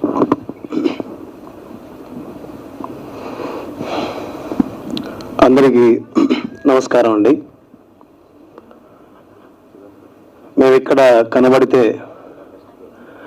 ప్రజలు అక్కడి నుంచి నిలబడి చప్పట్లు కొట్టేటటువంటి సినిమాని మనందరికీ అందించి ఈరోజు మీ అందరి ముందు మమ్మల్ని సగౌరవంగా తలెత్తుకొని మాట్లాడే స్థాయికి స్థితికి తీసుకొచ్చిన ఈ సినిమా డైరెక్టర్ మిత్రుడు వేణన్నకి మనస్ఫూర్తిగా శిరసు వంచి పాదాభివందనం చేస్తున్నాను. ఆయన గురించి చెప్పకపోతే రేపు నా గురించి ఎవరు చెప్పరు, ఎందుకంటే ఆయన ఇచ్చిన పేరు ఇది, ఆయన వల్ల కలిగిన పేరు ఇది. అన్నా, ఈ వేదిక నుంచి మీ గురించి మాట్లాడాలి. ఒక కళాకారుడికి దక్కాల్సిన గౌరవాన్ని ఇచ్చావు, ఒక కళాకారుడికి రావాల్సిన పేరునిచ్చావు, ఒక కళాకారుడిని వాళ్ళ తల్లిదండ్రుల ముందు సగౌరవంగా నిలబడే స్థాయిని ఇచ్చావు. ఒక కళాకారుడి తల్లిదండ్రులు ప్రపంచం మొత్తానికి వీడు మా కొడుకు, వీళ్ళు మా పిల్లలు, వీళ్ళు మా బంధువులు, వీళ్ళు మా అన్నలని చెప్పుకునే స్థితిని కల్పించావు. అలాంటి నీ కళానికి, అలాంటి నీ ఆశయానికి, అలాంటి నీ పట్టుదలకి నా వైపు నుంచి జరిగిన ఏదైనా తప్పు ఉంటే మనస్ఫూర్తిగా క్షమించమని మీడియా ద్వారా, ఈ వేదిక ద్వారా మిమ్మల్ని అడుగుతున్నానన్నా. ఇది నేను మనస్ఫూర్తిగా చెప్తున్నాను. తప్పుని ఒప్పుకోవడం అంటే గెలుపు కాదన్నా, ఇంకోసారి తప్పు చేయకూడదని దాని అర్థం. అలాంటి గొప్ప పని మీరు చేశారు కాబట్టి నేను దాని ఈరోజు ఈ వేదిక మీకు చెప్పాలనుకున్నా.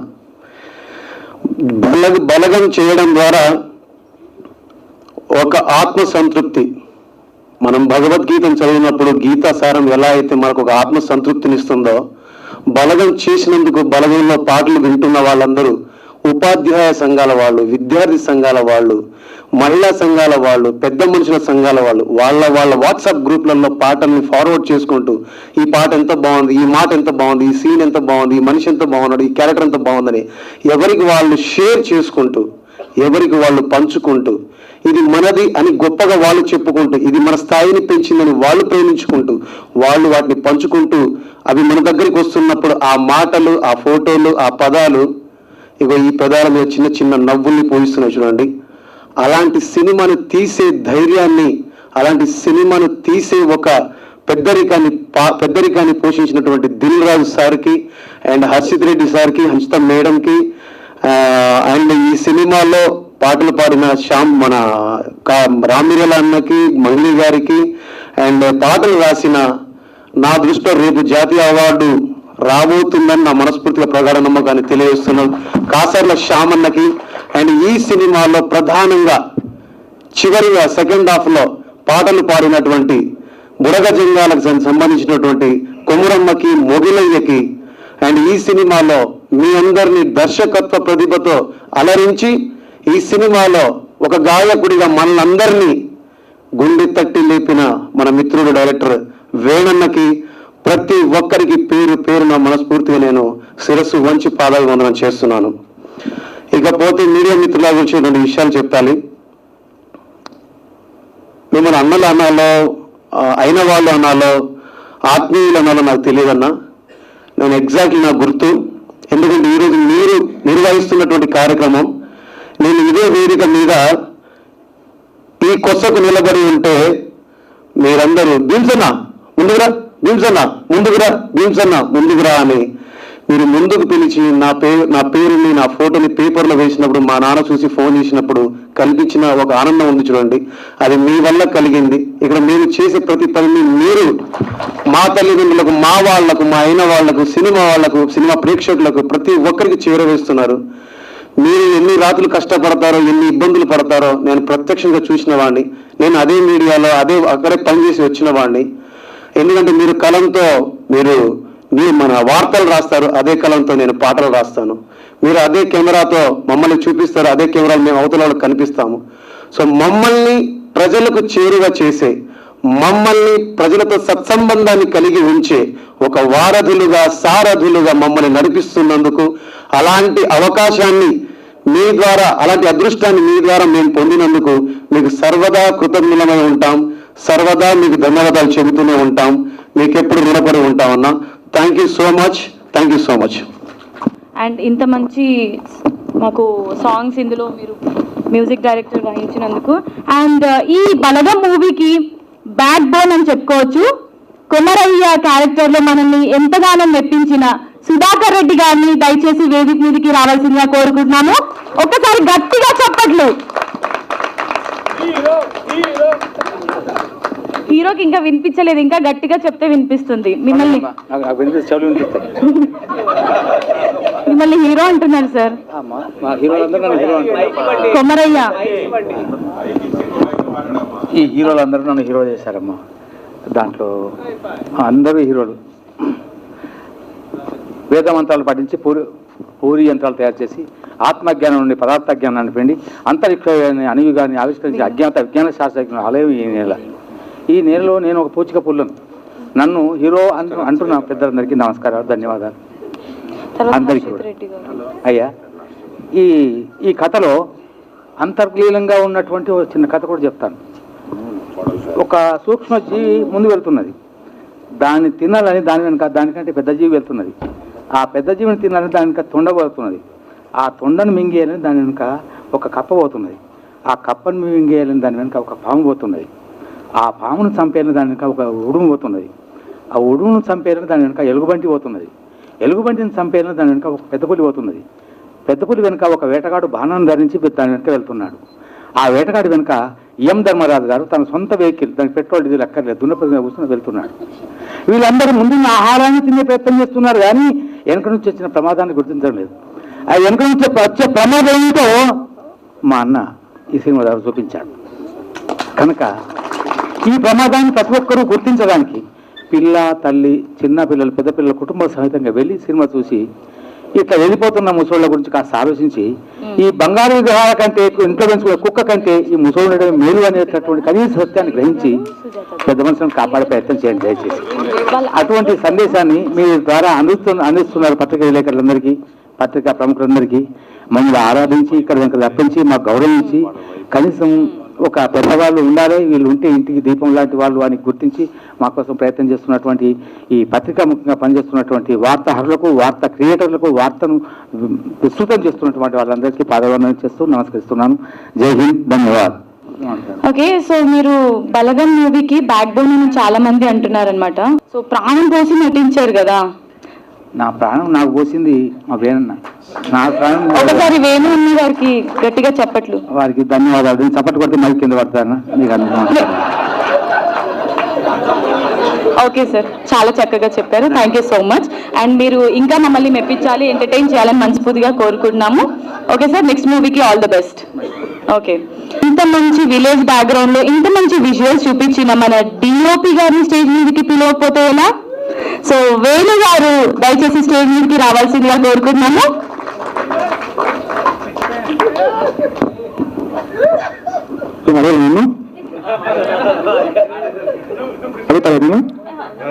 అందరినీ అడగాం సార్, కొందరిని అడుగుతాం. స్పెషల్ కాదు, స్పెషల్ స్పెషల్. సరే, మీరు ఒకసారి మూవీ గురించి చెప్పండి, ఆ తర్వాత మిమ్మల్ని ఒక క్వశ్చన్ అడుగుతాను.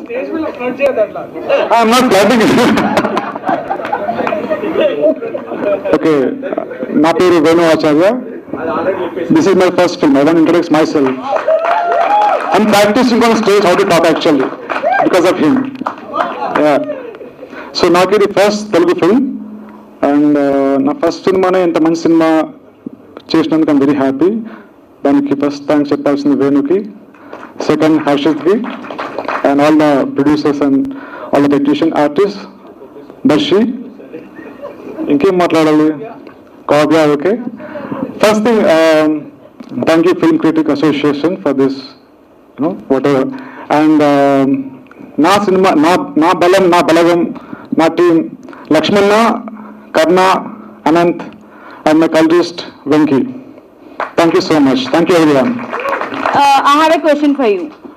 It's okay. No. ఇందాక అన్నారు కదా మీరు క్వశ్చన్. Because I'm hurt. ఇప్పుడు హర్ట్ చేయకుండా మీరు నన్ను లైక్ చేస్తారు. ఓకే, నేను అడిగే క్వశ్చన్ వింటే. I don't think so. Okay. Now you're hurting me. I'm not hurting you. So ఎంతమంది మీరు ఓకే చెప్తారు? ఇప్పుడు క్వశ్చన్ అడగాలా వద్దా? అడగాలా? ఓకే, సో ఇది మీకు డెబ్యూ ఫిలిం అన్నారు కదా, వేణు గారు డైరెక్టర్ మిమ్మల్ని బాగా కష్టపడ్డారా? లేదండి, this is a very important question. Good. It was very, Venu is very clear about me, right? No, I like Venu. So Venu is very clear about anకేం కావాల్సిందో. సో పెద్ద ఇబ్బంది రాలేదు మాకు. So I know what he wants and you know what I can give. So అంత ఈజీగా అయిపోయింది మాకు. అయితే చాలా సార్లు నేను అరిచాను ఆయన మీద, గుర్తుండదు కానీ, but I was bit angry some times. So but అందరినీ జాగ్రత్తగా చూసుకున్నాడు, లైక్ పేరెంట్స్ లాగా అందరినీ, ఆల్ క్రూని. సో థ్యాంక్ యూ వెను ఓన్లీ. సో ఎంతమంది అమ్మాయిలు మరి మీరు ఈ మూవీకి డిఓపిగా వేయించారు కదా, ఎంతమంది అమ్మాయిలు ఫ్లర్ట్ చేశారు మిమ్మల్ని ఈ మూవీ చూసిన తర్వాత? నాకు తెలియదు కదా. Be honest and be genuine. ఎవరు లేరా? Okay, right. ఓకే, సో ఇప్పుడు పిలిచేస్తున్నాం ఈ మూవీలో ఎక్కువగా గోల గోల రచ్చరచ్చ చేసిన రచ్చరవి గారిని స్టేజ్ మీదకి ఆహ్వానిస్తున్నాను. ఒకసారి గట్టిగా చెప్పట్లు.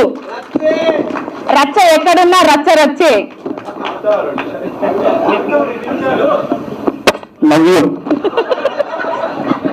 ఎందుకు గోస మళ్ళీ ఫ్లడ్ చేసి ఇవన్నీ ఉంది, ఉంచుకోవడం బాగుంటుంది. రెడీ. ఫస్ట్ ఆఫ్ ఆల్ ఈ వేదికను ఏర్పాటు చేసిన ఎఫ్సిఏకు అంటే ఫిలిం క్రిటిక్ అసోసియేషన్ కు మా బలగం టీం తరఫున, మా బలగం ప్రేక్షకుల తరఫున, మా బలగాన్ని దీవించిన వారందరి తరఫున ఫస్ట్ ఆఫ్ ఆల్ నేను చేస్తున్న సలాం. సినిమాలో అంటే నేను క్రిటిక్ అనగానే దీని అర్థం ఏంటి అని బాపుని అడిగిన. ఆయన సీనియర్ క్రిటిక్ ఉన్నాడు అక్కడ. బాపు అంటే విమర్శకుడు అన్నాడు. విమర్శకుడు అనేది ఆ పేరే సరిపోదు, ఎందుకంటే వాళ్ళు విమర్శించరు. మీరు చేసిన తప్పులను మీరు అంటే ఇలా చేస్తే బాగుంది అని సూచకులుగా వాళ్ళు ఉంటారు. వాళ్ళు ఎప్పుడు క్రిటిక్స్ కాదు, సూచకులకు ఇంగ్లీష్ లో ఏమంటారో చెప్తే నేను అది అనౌన్స్ చేస్తా. ఏంటంటే అడ్వైజర్స్ ప్రభు అనే నేను ఇప్పుడు అందరి గురించి చెప్తే ఇక్కడ, ఎందుకంటే ఈ వేదిక ఏర్పాటు చేసిన మీరు కాబట్టి మీ గురించి మాట్లాడాల్సింది ఉంది, మా గురించి మాట్లాడాల్సింది లేదు. మా గురించి మాట్లాడకుండా చేస్తే మీరు ఇక్కడ పిలిచారు కాబట్టి మనం ఎన్నో అంటే ఇప్పటివరకు 5232 సినిమాలు రిలీజ్ అయ్యాయి తెలుగు చిత్రసీమలో. అంటే ఎన్ని సినిమాలకు మీరు సన్మానించారో నాకు ఐడియా లేదు, అది మీరు స్టేజ్ మీదకి వచ్చినప్పుడు చెప్పండి. కానీ ఒక విమర్శకులుగా అని ఒక బోర్డు పెట్టి అందరికీ సూచకులుగా వ్యవహరిస్తూ, ఎందుకంటే మీకు కథ అనుకున్నప్పుడు కూడా మీ దగ్గరికి వచ్చే వాళ్ళు ఉంటారు, కథ తీసినాక మీకు చూపెట్టే వాళ్ళు కూడా ఉంటారు. అలాంటి సూచకులుగా ఉన్న మీ దగ్గర నుంచి ప్రశంసలు తెచ్చుకుంటున్నామంటే ఇది ఖచ్చితంగా ఈ బలగం యొక్క విజయమని మేము అనుకుంటున్నాం, ఒప్పుకుంటున్నాం, మేము స్వీకరిస్తున్నామని చెప్తున్నాం. ఇకపోతే బలగం గురించి నేను ఎప్పుడు ఒక రోజు కూడా చెప్పాలనుకున్న మాట ఒకటి, బలగం క్రియేట్ చేసింది ఒక అద్భుతమైనది ఏంటంటే కథనం అనేది తెలంగాణ యాసలో తీసామని మేము ఫస్ట్ డే నుంచి చెప్పాం. బట్ నేను సినిమా ఫీల్డ్ లో ఉంటూ సినిమా తింటూ నేను ప్రమాణపూర్వకంగా చెప్తున్నా, నాకు తూగో పాగో శ్రీకాకుళం నుంచి కూడా కాల్స్ వస్తున్నాయి, అదేవిధంగా కడప నుంచి అనంతపురం నుంచి కూడా కాల్స్ వస్తున్నాయి. మేము తీసింది తెలుగు సినిమా అని మేము ఎప్పుడు నమ్మినామంటే ఇది అందరి కోసం తీశాం, కానీ మేము ప్రచారం కూడా ఇక్కడే చేస్తున్నప్పుడు తూగో పాగో నుంచి చాలా మంది వ్యక్తులు పెద్దవాళ్ళు కూడా ఫోన్ చేసి, ఇక్కడ హాల్స్ లో తక్కువ మంది ఉన్నారు రవి, కానీ చూసిన ప్రతి వ్యక్తి కన్నీరుతో బయటకు వెళ్తున్నారు, చాలా గొప్ప సినిమా తీశారని వాళ్ళు చెబితే మేము చూసిన ఆ 10 ఆ 100 మందిని ఆ 1000 మందిని మేము వాళ్ళే ప్రేక్షక దేవులుగా స్వీకరిస్తున్నాము. దయచేసి మీరు అందరూ కూడా ఈ మీడియా మిత్రులు కావచ్చు, ఇక్కడికి వచ్చిన పెద్దలు కావచ్చు, అందరూ కూడా వేదికపై నుంచి కోరుకునేది ఏంటంటే ఇది ఖచ్చితంగా తెలుగువాడి సినిమా, తెలుగువాడి తాతయ్య సినిమా. ఇప్పుడు పెద్దమల్లి సుధాకర్ రెడ్డి గారు ఒక కథ చెప్పారు, నేను ఒక చిన్న కథ చెప్తా, 2 నిమిషాల కథ అని తక్కువ ఉంటుంది. పెద్దవాళ్ళ గురించి చెప్పేటప్పుడు నా చిన్నప్పుడు మా సార్ చెప్పారు, ఒక రాజ్యంలో ఒక రాజుకు అక్కడికి విపరీతమైన కరువు వచ్చినాక ఏం చేద్దాం స్టెప్ బై స్టెప్ అంటే ధాన్యములు ఫస్ట్ పెద్దవాళ్ళ దగ్గర ఉన్న ధాన్యములు పంచండి, ఆ తర్వాత పూటకొకరిని ఖచ్చితంగా ఒకరిని పస్తులు ఉండమనండి, ఇలా ప్రతిపాదనలు పెట్టి ఒక్కొక్క ప్రతిపాదన పెట్టి వాళ్ళు ధాన్యాన్ని అంటే ఆ కరువును నెట్టేద్దాం అనుకున్నప్పుడు ఆ కరువు ఇంకా పూర్తి కాకపోతే తను ఒక అనౌన్స్మెంట్ చేస్తాడు. ఏంటంటే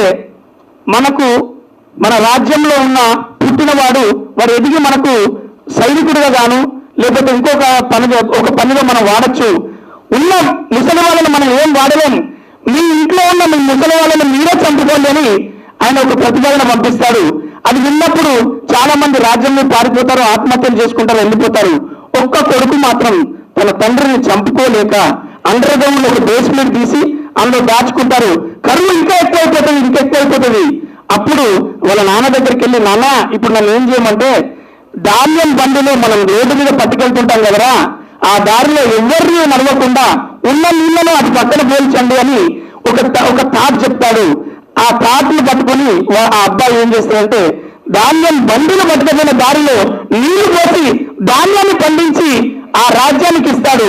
రాజు పిలిపించి ఈ గొప్ప కరువు నుంచి బయటపడేసినందుకు నీకేం కావాలి అడగంటే ఆయన పాదాల మీద వేడుకొని మా నాన్నను నాతో పాటు బతికేటట్టు చేయండి అంటే, బతికి ఎలా వస్తాడయ్యా చంపుకున్నాం కదా అంటే, నేను చంపుకోలేక మా నాన్న నా గుండెలో పెట్టుకోలేక బయట దాచుకోలేక అండర్ గ్రౌండ్ లో పెంచుకుంటున్నాను అన్నప్పుడు ఆ సీనియర్లను చెప్పినందుకు ఆ రాజు కుచించి అక్కడే బాధపడితే తప్పు చేశానని రాజ్యాన్ని వదిలిపెట్టేంత ఆయన బాధపడతాడు.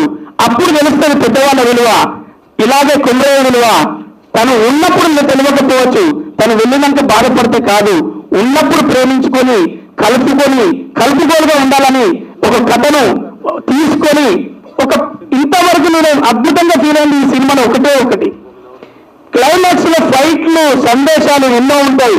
ఒక పాట రూపంలో క్లైమాక్స్ అప్పచెప్పి చూపెట్టి అక్కడ విజిల్స్ నా దగ్గర చాలా వీడియోస్ నేను షేర్ చేస్తా ఉన్నా.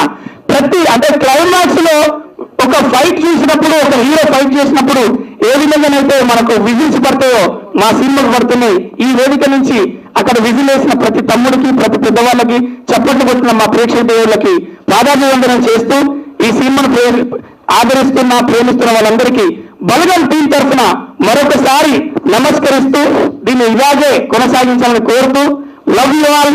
నేను మీరు అక్షరాలు ఎప్పటికీ మీ గుండెలో లవ్ యూ. ఇన్స్టా ఐడి కూడా ఇవ్వచ్చు కదా. నా ఆస్తి పేరు జిరాక్స్ కూడా ఇస్తా, తీసుకుంటావా? అవును, వైట్ కలర్ షర్ట్ వేసుకొని బ్లాక్ కదరా, ఖద్దర్ షర్ట్ వేసుకొని వచ్చావు ఎందుకు? ఫ్యూచర్ లో ఏది ఏం ఆలోచించదు. నువ్వు తెలియనప్పుడు నీకేమనిపించింది? అంటే ఏదైనా ఎమ్మెల్యేగా ట్రై చేస్తున్నావా ఎక్కడైనా? ఎమ్మెల్యే పాత్ర ట్రై చేస్తున్నా, తర్వాత ఎమ్మెల్యేగా ట్రై చేద్దాం. అంటే డైరెక్ట్ షూట్ నుంచి వచ్చేసావా ఇప్పుడు? అవునరా, నీకు అన్ని తెలిసిపోతాయి. Love you. ఇట్లా ఉంటుంది అంటే మా ఇద్దరికి మా కన్వర్జేషన్ ఉంటుంది. తను నాకు ఫస్ట్ తెలుసు, నయనతార కాదు తను, ఈమె నయనతార కాదు నా ప్రీతి జింట. ఇంకా మైక్ ఇస్తే అడుగురా, కూడా పిలవాలి. వద్దు అడుగురా. థ్యాంక్ యూ ఎవరిని ప్రేమిస్తావు? చాలు, థ్యాంక్ యూ వెరీ మచ్. ఈ మూవీలో కోడల్ క్యారెక్టర్ లో మనల్ని ఎంతగానో మెప్పించిన లలిత గారిని స్టేజ్ నుంచి రావాల్సిందిగా కోరుకుంటున్నాము. గట్టిగా చప్పట్లతో ఒక్కసారి లలిత గారిని వెల్కమ్ చేద్దాం.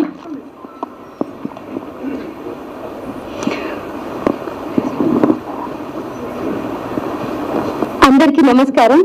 నాకు ఫస్ట్ ఏం మాట్లాడాలో అర్థం కావట్లేదు. చాలా షై వస్తుంది, భయంగా కూడా ఉంది. ఏదో మాట్లాడతాను, తప్పులు ఏమైనా ఉంటే ముందు క్షమించండి. మీడియా మిత్రులకి నా నమస్కారం, వేదికను అలంకరించిన పెద్దలకి అందరికీ నా నమస్కారం. ఫస్ట్ ఆఫ్ ఆల్ వేణు సార్కి చాలా చాలా thank you so much sir. Basically నేను చాలా ఎమోషనల్. అసలు నేను ఆడిషన్కి నన్ను గంగాజమ్మ వెళ్ళమన్నప్పుడు నాకు సిటీలో ఎక్కడికి వెళ్ళాలో తెలియదు, నేను పెద్దగా చదువుకోలేదు. నేను వెళ్ళలేనన్నా అంటే లేదు, దిల్రాజ్ గారు బ్యానర్లో చేస్తున్నారు, అందులో నీకు చిన్న క్యారెక్టర్ వచ్చినా చాలా అదృష్టం నువ్వు అని బలవంతం పెడితే డీస్కేట్ ధనరాజ్ అన్న వెళ్ళాను. అక్కడికి వెళ్తే అమీర్పేట వెళ్ళాక మా ఆయన తీసుకొచ్చి ఆడిషన్ చేపించి పంపించారు. వేణు సార్ చెప్పినప్పుడు ఏదో వచ్చింది చేసేసాను.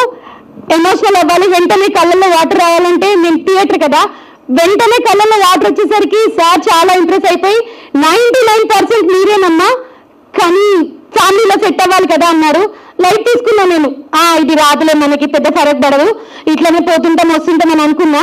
కానీ తర్వాత వర్క్ షాప్ కి పిలిచి తర్వాత షూట్ లొకేషన్ కి ఫోన్ చేసి ఈ టైంకి ఇక్కడ ఉండాలమ్మా అని మేనేజర్ రవి గారు అది చెప్పినప్పుడు అసలు ఫస్ట్ డే షూట్ అప్పుడు అంతకుముందు మూవీస్ చేశాను కానీ చాలా అంటే ఇప్పుడు కూడా నాకు షైనింగ్ వస్తుంది. Thank you so much sir. Media మిత్రులకు కూడా చాలా థ్యాంక్ యూ.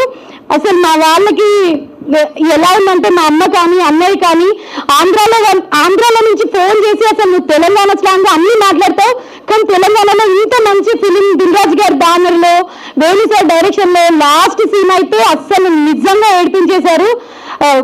ఏడవకుండా మాత్రం ఎవరు బయటికి వెళ్ళట్లేదు అని వీడియోస్ దానిపైన అవి చూస్తూ ఉంటే చాలా చాలా హ్యాపీగా ఉంది sir. Thank you so much. నువ్వు బాగా చేసావంటే క్రెడిట్ మొత్తం మీదే సార్, నిజంగా మీదే. ఎందుకంటే థియేటర్లో అంటే అనుభవం ఉంది కాబట్టి చేసేస్తాను, బట్ షూట్కి వచ్చేసరికి చాలా మంది ఉంటారు, ఎవరో తెలీదు. ఇప్పుడిప్పుడే అలవాటు అవుతుంది కదా ఎలా చేస్తాను ఏంటో, చేశాక అసలు ఎడిటింగ్ లో ఉంటుందో పోతుందో కూడా తెలీదు. చాలా చాలా thank you so much sir. Media మిత్రులకు కూడా నేను స్క్రీన్ లో చూసుకుంటుంటే అయితే చాలా ఎమోషనల్ అయిపోయాను. చాలా అంటే చాలా thank you so much sir. అసలు నేను ఇకపై మూవీస్ చేసినా చేయకపోయినా నేను మాత్రం అస్సలు మర్చిపోను సార్. చాలా మంచి క్యారెక్టర్ ఇచ్చారు, ఇంత ఆపర్చునిటీ వచ్చినందుకు లైఫ్ లాంగ్ గుర్తుండిపోతాను. Thank you Harshith Reddy sir, Harshitha Reddy ma'am, Priyadarshi sir. అసలు ఎంత బాగుంటారంటే కొంచెం కూడా ఏది లేదు. సార్ అంటే సార్ కాదు, కాలనీ దర్శి, డిఓపి వేణు సార్, అసలు చాలా సార్. మీరు అసలు కొంచెం కూడా ఎప్పుడు కోప్పడింది లేదు, ఒకసారి మాత్రం పడ్డారు. కానీ మీతో వర్క్ చేయడం చాలా అంటే చాలా సంతోషంగా ఉంది సార్. మీడియా మిత్రులకు అయితే thank you so much sir. Ratnam sir, manager Ravi Teja garu first of all చిన్న స్టార్ట్ అయిన తర్వాత ఫ్రెండ్ అయిపోయారు. Upender sir, Prashanth sir, coeditor Nag sir, అసలు మీ అందరితో వర్క్ చేయడం చాలా అంటే చాలా హ్యాపీగా ఉంది. ఏదో మాట్లాడేశాను, తప్పులు ఏమైనా ఉంటే మాత్రం క్షమించండి సార్. థ్యాంక్ యూ మీడియా మిత్రులకైతే thank you so much. Thank you so much అండి. ఇంకో కోడలి పాత్రలో మనల్ని మెప్పించిన సుజాత గారిని స్టేజ్ మీదకి రావాల్సిందిగా కోరుకుంటున్నాము. ఒకసారి గట్టిగా చప్పట్లు సుజాత గారికి.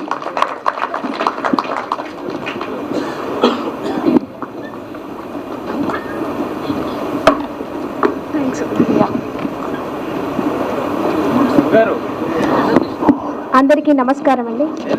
మీడియా మిత్రులకు కూడా thank you so much sir. ఈ ప్రోగ్రామ్ మా కోసం మీరు అరేంజ్ చేసినందుకు thank you sir. Dilraj sir thank you so much sir. Venu sir to you sir. నేను ఈ మూవీ షూటింగ్ చేసేటప్పుడు ఏమనుకున్నానంటే నేను ఇలా యాక్టింగ్ చేస్తున్నా అని అందరూ చెప్పుకున్నా, గర్వంగా చెప్పుకున్నా. దిల్రాజ్ సార్ గారి ఈ మూవీ బ్యానర్లో నేను హీరోకి మదర్గా చేస్తున్నా అని కొంచెం గర్వంగా చెప్పుకున్నా. ఇప్పుడు సినిమా చూసినాక ఎట్లా ఉందంటే నా సినిమా బాగుంది, మా మూవీ బాగుంది, నా బలగం బాగుంది, నా బలగం అంతా రియల్ బలగం అని ప్రతి చోట చెప్పిందే చెప్పి వాళ్ళందరికీ బోర్ కొట్టిస్తున్నా, ఫీల్ అవుతున్నా. ఎంత ఇప్పుడు ఈ మూవీలో చూసి నన్ను అందరు శత్రువులు కూడా వచ్చి నన్ను హగ్ చేసుకున్నారు. So thank you Venu sir. నిజంగా ఇది చిన్నది సార్, ఎందుకంటే యాక్టింగ్ చేయడం కాదు గొప్ప, ఇంత పెద్ద మూవీలో చేయడం గొప్ప. ఇంత మంచి కథ. నేను చిన్నప్పుడు థియేటర్లో మా అమ్మనంతా కూర్చొని సినిమా చూసిన, ఒకసారి మొన్న రీసెంట్గా కొడుకుతో చూసిన, చూడలేకపోయినా సినిమా. నేను ఇలాంటి సినిమాలు ఎప్పుడు వస్తాయి, నేను మా అమ్మ నాన్నని ఎప్పుడు గుర్తు చేసుకుంటాను అంటే ఈ సినిమా అంటేనే ఏడిపోస్తుంది, ఏమనుకోకండి. చాలా రోజులకి ఇలాంటి ఫ్యామిలీ సినిమాలో చూసిన ఈ అందులో నేను యాక్ట్ చేయడం నాకు గర్వంగా ఉంది, చాలా గర్వంగా ఉంది. నేను డబ్బింగ్ కూడా చేయలేకపోయినా అప్పుడు. ఆ దేవుడు అది నిజంగా మాటలు వస్తలేవు, నేను ఏ విధంగా కృతజ్ఞతలు చెప్పుకోవాలో నాకు తెలియదు. Sir Dilraj sir thank you so much అండి. మీకు ఎన్ని థ్యాంక్స్లు చెప్పినా సరిపోదు, ట్యాంకులు నిండినా సరిపోదు, కొండంత థ్యాంక్స్ అండి. ఇందులో నేను యాక్ట్ చేయడం చాలా గర్వంగా ఉంది. అండ్ నా కొడుకు అమ్మ అని పిలుస్తున్న కొద్ది లొకేషన్లో సీన్లు ఎక్కడ విలువలే లొకేషన్ ఇందాక మా చెల్లి తోటి ఆర్టిస్ట్ గారు చెప్పారు కదా, ఆవిడ ప్రియదర్శి గారు అంటే వాళ్ళు పిలవద్దు, నన్ను దర్శి అని పిలవండి అన్నారు. ఇంత గర్వం లేదు. మా వేణు సార్ అయితే ఇంకా ఎంత కూల్గా ఎంత బాగా చెప్పారు. అసలు వేరే షూట్లో ఏదైనా వేయాలంటే డైరెక్టర్ ఏమంటాడో అనే భయం ఉండేది. కానీ ఇక్కడ ఎంతో హ్యాపీగా నా ఫ్యామిలీతో నేను చేసిన, నా మరిది కానీ నా తోడికోడలు కానీ ఇంకా మా మామయ్య గారు, కొత్త పోరలు అయితే హస్బెండ్, ఇక్కడ మామయ్య. నెక్స్ట్ ఏం చేద్దాం మా అంటే ఇంకేముంది తాత క్యారెక్టర్కి వస్తాను నీకు అని అన్నారు. అండ్ నా అందరు ఆర్టిస్టులు చాలా సపోర్ట్గా చేసి నేను లొకేషన్లో కూడా చాలా చాలా అందరూ బలగం, నిజంగానే బలగం. నాకు ఈ ఆపర్చునిటీ ఇచ్చిన వేణు సార్కి వేల వేల కృతజ్ఞతలు. కొత్త వాళ్ళని ఇంట్రడ్యూస్ చేసిన దిల్రాజ్ సార్కి, మా ప్రొడ్యూసర్స్కి చాలా చాలా thanks. Thank you so much ఇక్కడ నుంచి మాట్లాడే అవకాశం ఇచ్చేందుకు థ్యాంక్ యూ సో మచ్. అలాగే ఎస్, ఈరోజు మనకి ప్రౌడ్ మూమెంట్ అని చెప్పుకోవచ్చు, ఎందుకంటే appreciation and felicitation to Balagam movie team by film critics association వాళ్ళు గర్వంగా ఈరోజు ఈవెంట్ ని నిర్వహిస్తున్నారు. సో అలాగే మన దిల్రాజు సార్ కి వెల్కమ్ చెప్తూ ఒకసారి గట్టిగా చెప్పట్లు. సో ఇవాళ ఈవెంట్ కి మరొకసారి అందరికీ వెల్కమ్ చెప్తున్నాను. అండ్ ముందుగా film critics association president Suresh Kondati గారిని వేదిక మీదకి రావాల్సిందిగా కోరుకుంటున్నాము. అండ్ అలాగే ఈ సన్మానం కార్యక్రమాన్ని కూడా స్టార్ట్ చేయవలసిందిగా కోరుకుంటున్నాము. And general secretary M Lakshminarayana గారు సో దయచేసి స్టేజ్ మీదకి రావాల్సిందిగా కోరుకుంటున్నాము. సార్ ఒకసారి గట్టిగా చెప్పట్లు. ఎనర్జీ లెవెల్స్ అయితే చాలా డౌన్ అయిపోయింది సార్ అప్పుడే. Okay. And senior film journalist Prabhu garu ఈ రోజు మన ఈవెంట్ కి సభా అధ్యక్షులుగా నిర్వహిస్తారు. సార్ దయచేసి వెల్కమ్.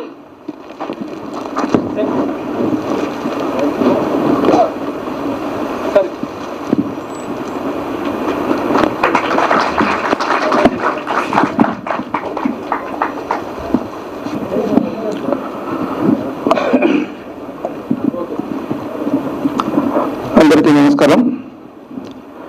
ఫిలిం క్రిటిక్స్ అసోసియేషన్ 54 సంవత్సరాల సుదీర్ఘ చరిత్ర కలిగినటువంటి ఒక అసోసియేషన్. తెలుగు చలనచిత్ర పరిశ్రమకు ప్రేక్షకులకు మధ్య వారధిగా ఉంటూ ఎన్నెన్నో చిత్రాల విజయోత్సవ చరిత్రను, విజయ గాథలను ప్రేక్షకులకు చేర్పించినటువంటి ఒక అసోసియేషన్ ఇది. ఈ అసోసియేషన్ యొక్క పటిష్టతను కానీ, ఈ అసోసియేషన్ యొక్క సుదీర్ఘమైనటువంటి ప్రస్థానాన్ని గురించి తెలుసుకోవాలనుకుంటే, ఈ అసోసియేషన్కు ఉన్నటువంటి విలువ ఏంటో తెలుసుకోవాలనుకుంటే we have to go long back. ఒక గొప్ప ఫ్లాష్ బ్యాక్ ఉంది, ఒక అద్భుతమైనటువంటి చరిత్ర ఉంది. ఆ రోజుల్లో మహానటులు అక్కినేని నాగేశ్వరరావు గారు, ఎన్టీ రామారావు గారితో మొదలుకొని ప్రతి ఒక్కరితో కూడా విశేషమైన అనుబంధాన్ని కొనసాగినటువంటి అసోసియేషన్.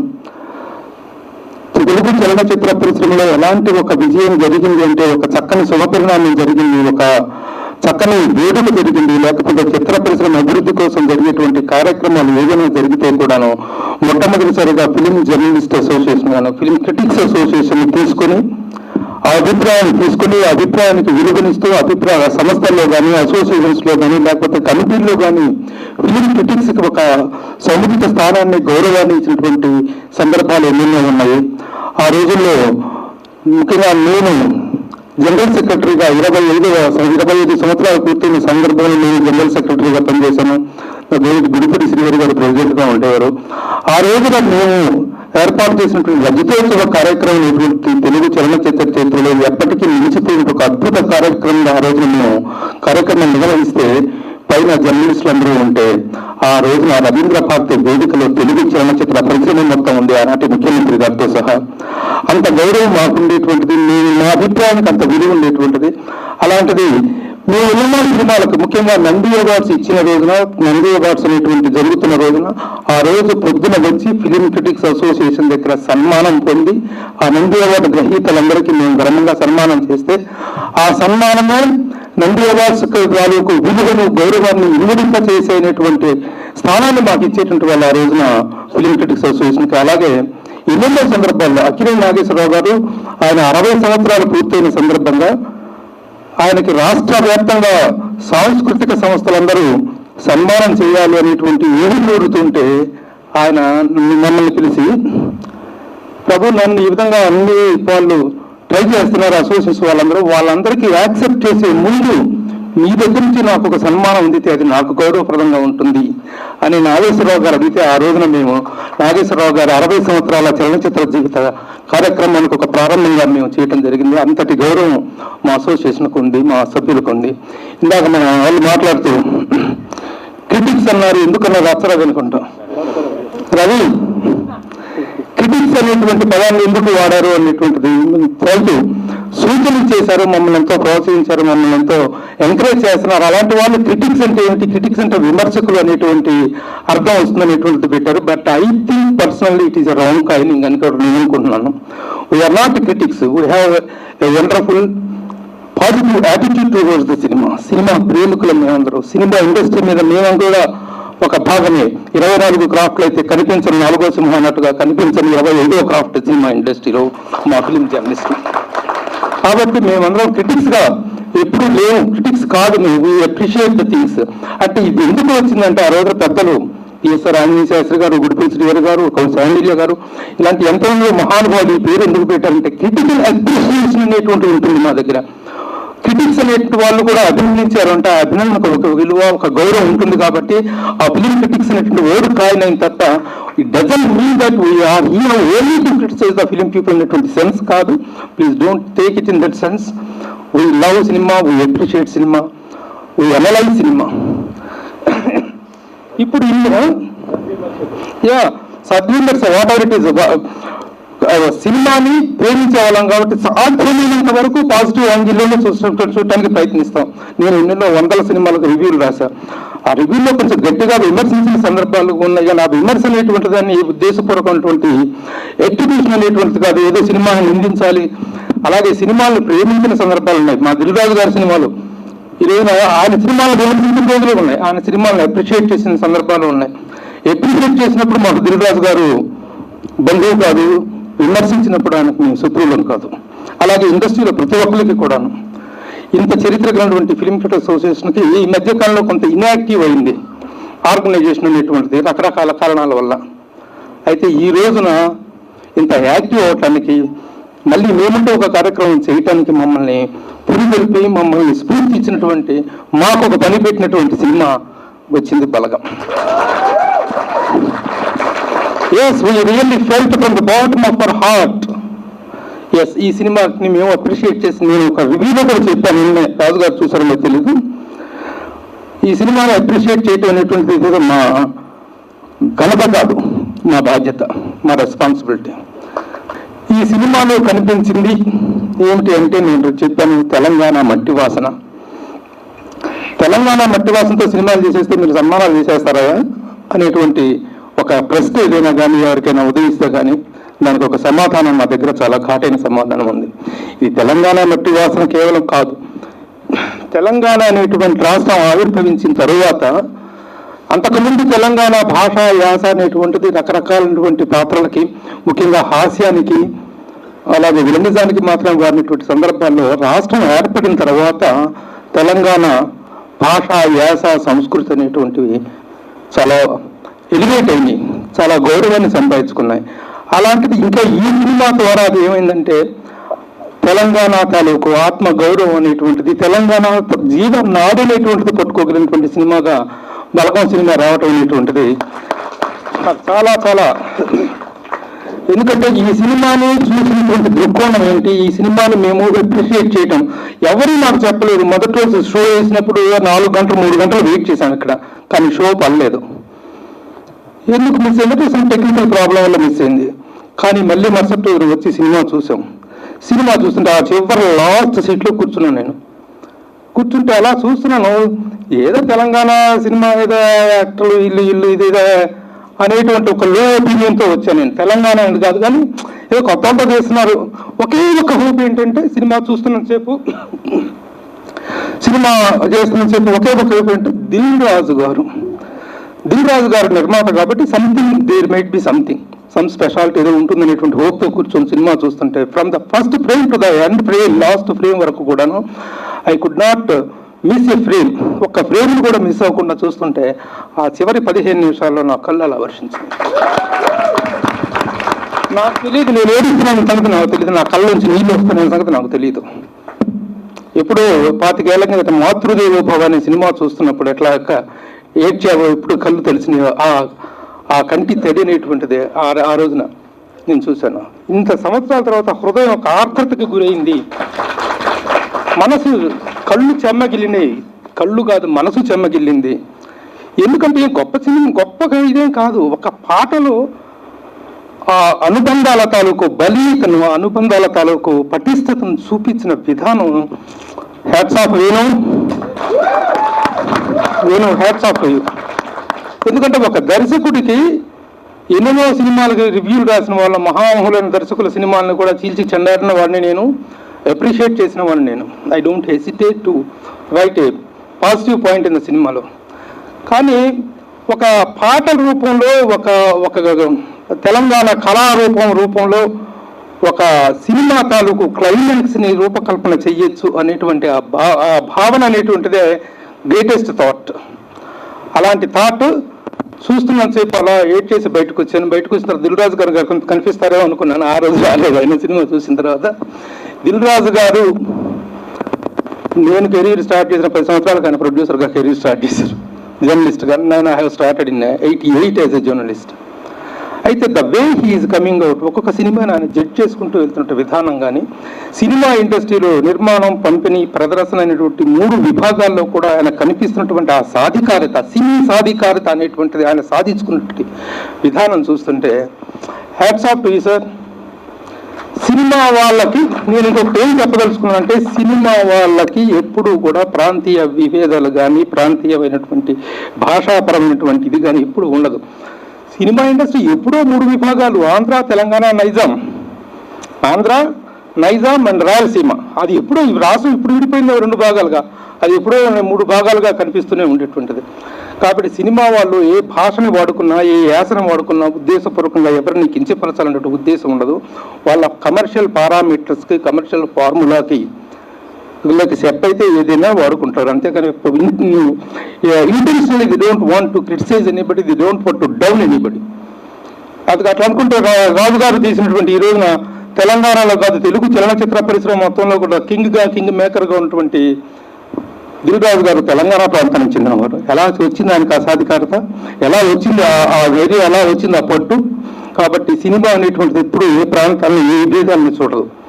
ఈ విధంగా ఈ సినిమా పర్టికులర్గా ఈ రోజు మన ఫిల్మ్ క్రిటిక్స్ అసోసియేషన్ ఈ కార్యక్రమం చేయాలి అనేటువంటి ఒక ఇన్స్పిరేషన్ తీసుకున్నటువంటి సందర్భం ఏంటనేటువంటి మేము చెప్పాం. మా మిత్రులు సురేష్ కొండరెడ్డి గారు కానీ లక్ష్మీనారాయణ మిగతా కార్యవర్గ సభ్యులందరూ ఈ నిర్ణయం తీసుకున్నామని చెప్పేసి పొద్దున్న మెసేజ్ పెట్టినప్పుడు చాలా కాలం తర్వాత the film critics association is coming forward with a wonderful thought and wonderful action అనేటువంటిది నాకు అనిపించింది.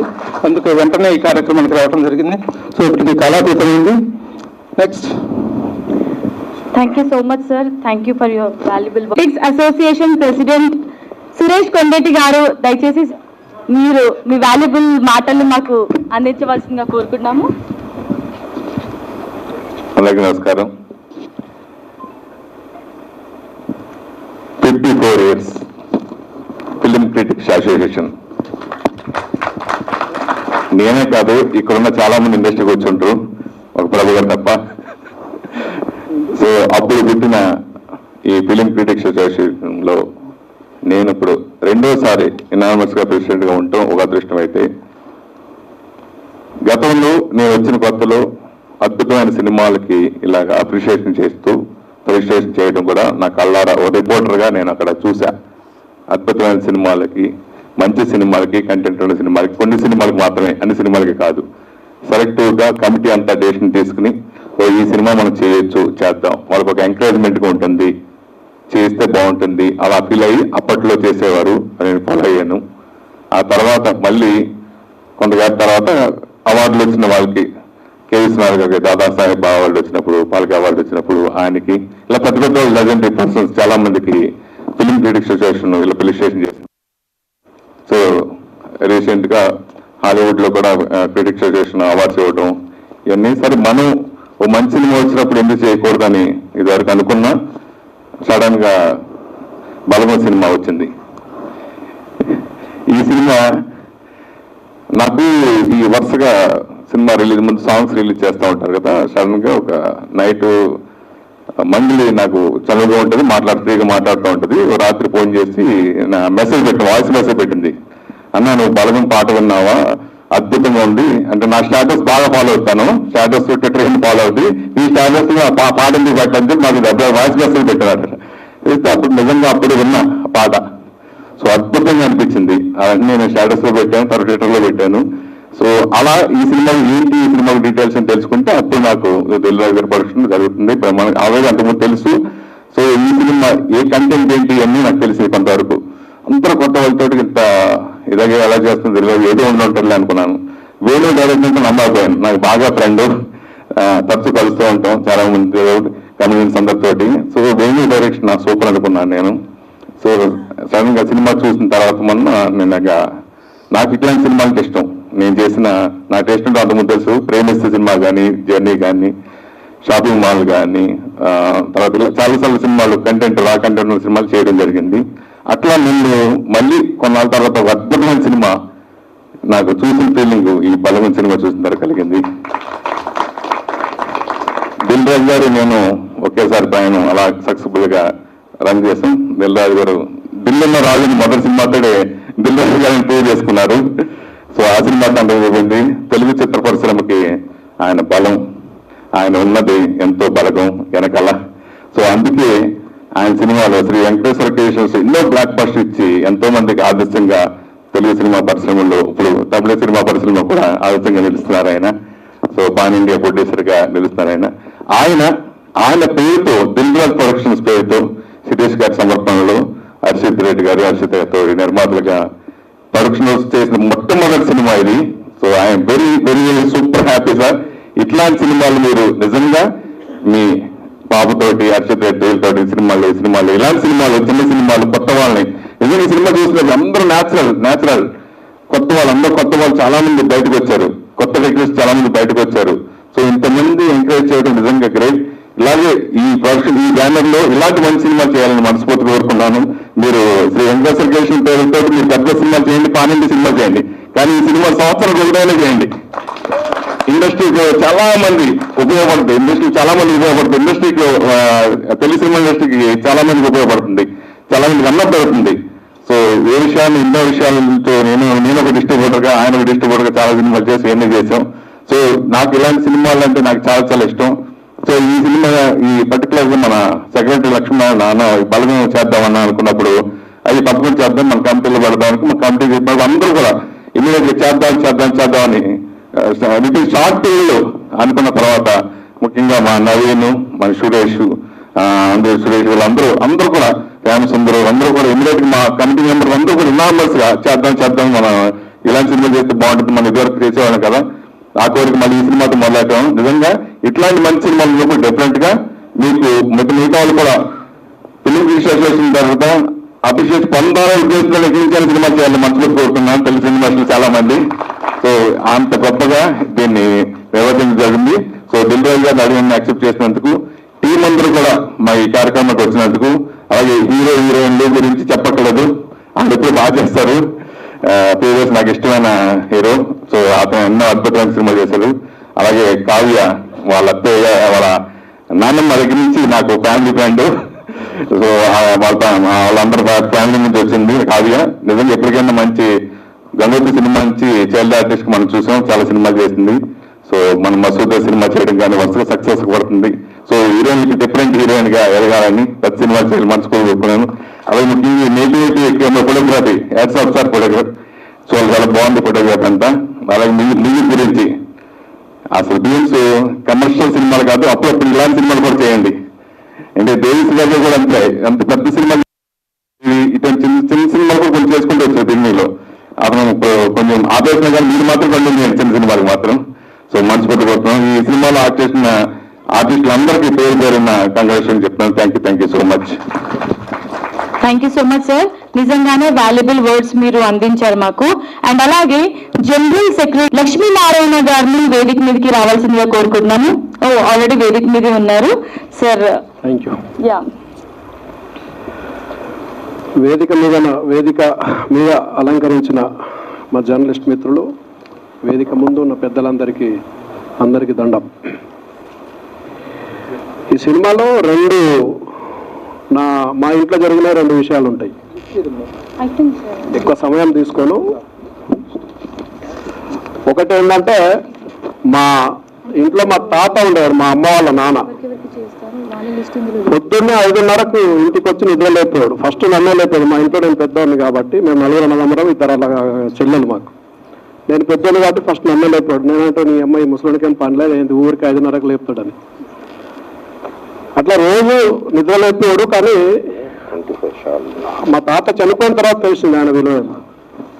తిట్టేటోళ్ళం, అది మామూలుగా సరదాగా ఆడుకునేటోళ్ళం, అదంతా ఉన్నా కూడా ఆయన చనిపోయిన రోజు తెలిసింది. ఈ కొమరయ్య క్యారెక్టర్ చనిపోతే మా తాత గుర్తుకొచ్చింది, అందుకే ఏడిచిన నేను. రెండవది, హీరోయిన్ క్యారెక్టర్ వాళ్ళ హీరోతో బావతో చెప్తుంది, నువ్వు తాత దగ్గర పెరిగినావు, కనీసం నేను తాత అనడానికి కూడా అవకాశం లేదు నాకని ఒక డైలాగ్ ఉంటుంది ఇందులో. ఇది నా భార్యకు వర్తిస్తుంది. నా భార్యకు బాబు వాళ్ళ అమ్మ నాన్న తాతలు ఇద్దరు తెలియదు. ఆమె చిన్నగా ఉన్నప్పుడు వాళ్ళిద్దరు చనిపోయినట. సో ఆ డైలాగ్ చెప్పినప్పుడల్లా నా మిస్సెస్ గుర్తొచ్చి ఆమెకు బయటికి వెళ్ళి ఫోన్ చేసి చెప్పిన, ఇట్లా అప్పుడప్పుడు సేమ్ నీ క్యారెక్టర్ ఇక్కడ ఉంది అని. సినిమా బయటకు వచ్చి మెట్లు దిగిన తర్వాత దిల్ రాజు గారికి ఫోన్ చేసి ఏడ్చేసిన. నేను జనరల్గా నేను ఎంత అంటే అసలు సినిమా చూస్తే ఏడవను, నాకు అంత ఏడుపు రాదు ఈజీగా. సినిమా చూసేవాడు కదా, ఒక సినిమా కదా అనుకుంటాం. బట్ ఇది సినిమా కాదు, రియల్గా నా లైఫ్లో జరిగిన సినిమా లాగా అనిపించింది. అందుకని ఏడుచుకుంటూ ఆయనకు ఫోన్ చేసినాడు. ఇక్కడ అందరూ మాట్లాడుతుంటే నాకు ఒక హిందీలో ఒక షాయరీ గుర్తొచ్చింది. ఇక్కడ ఉన్న వాళ్ళు చాలా మందికి హిందీ అర్థమైంది కాబట్టి హిందీలో కూడా చెప్తా. तलवार चलाना है तो छत्रपति शिवाजी से सीखो, बंदूक चलाना है तो सुभाष चंद्र बोस से सीखो, तीर चलाना है तो एकलव्य से सीखो, कोई आदमी पिक्चर निकालना है तो हमारे दिलराज से सीखो. Thank you very much. Flavour super ఉంటుంది, అందుకే సప్పలు కొట్టి తర్వాత నీకు చెప్తా మళ్ళీ. Right, thank you very much. ఇప్పుడు మా సీనియర్ జర్నలిస్టు ప్రభు గారిని సభాధ్యక్షత వహించి సభను నడిపించాలని కోరుచున్నాం.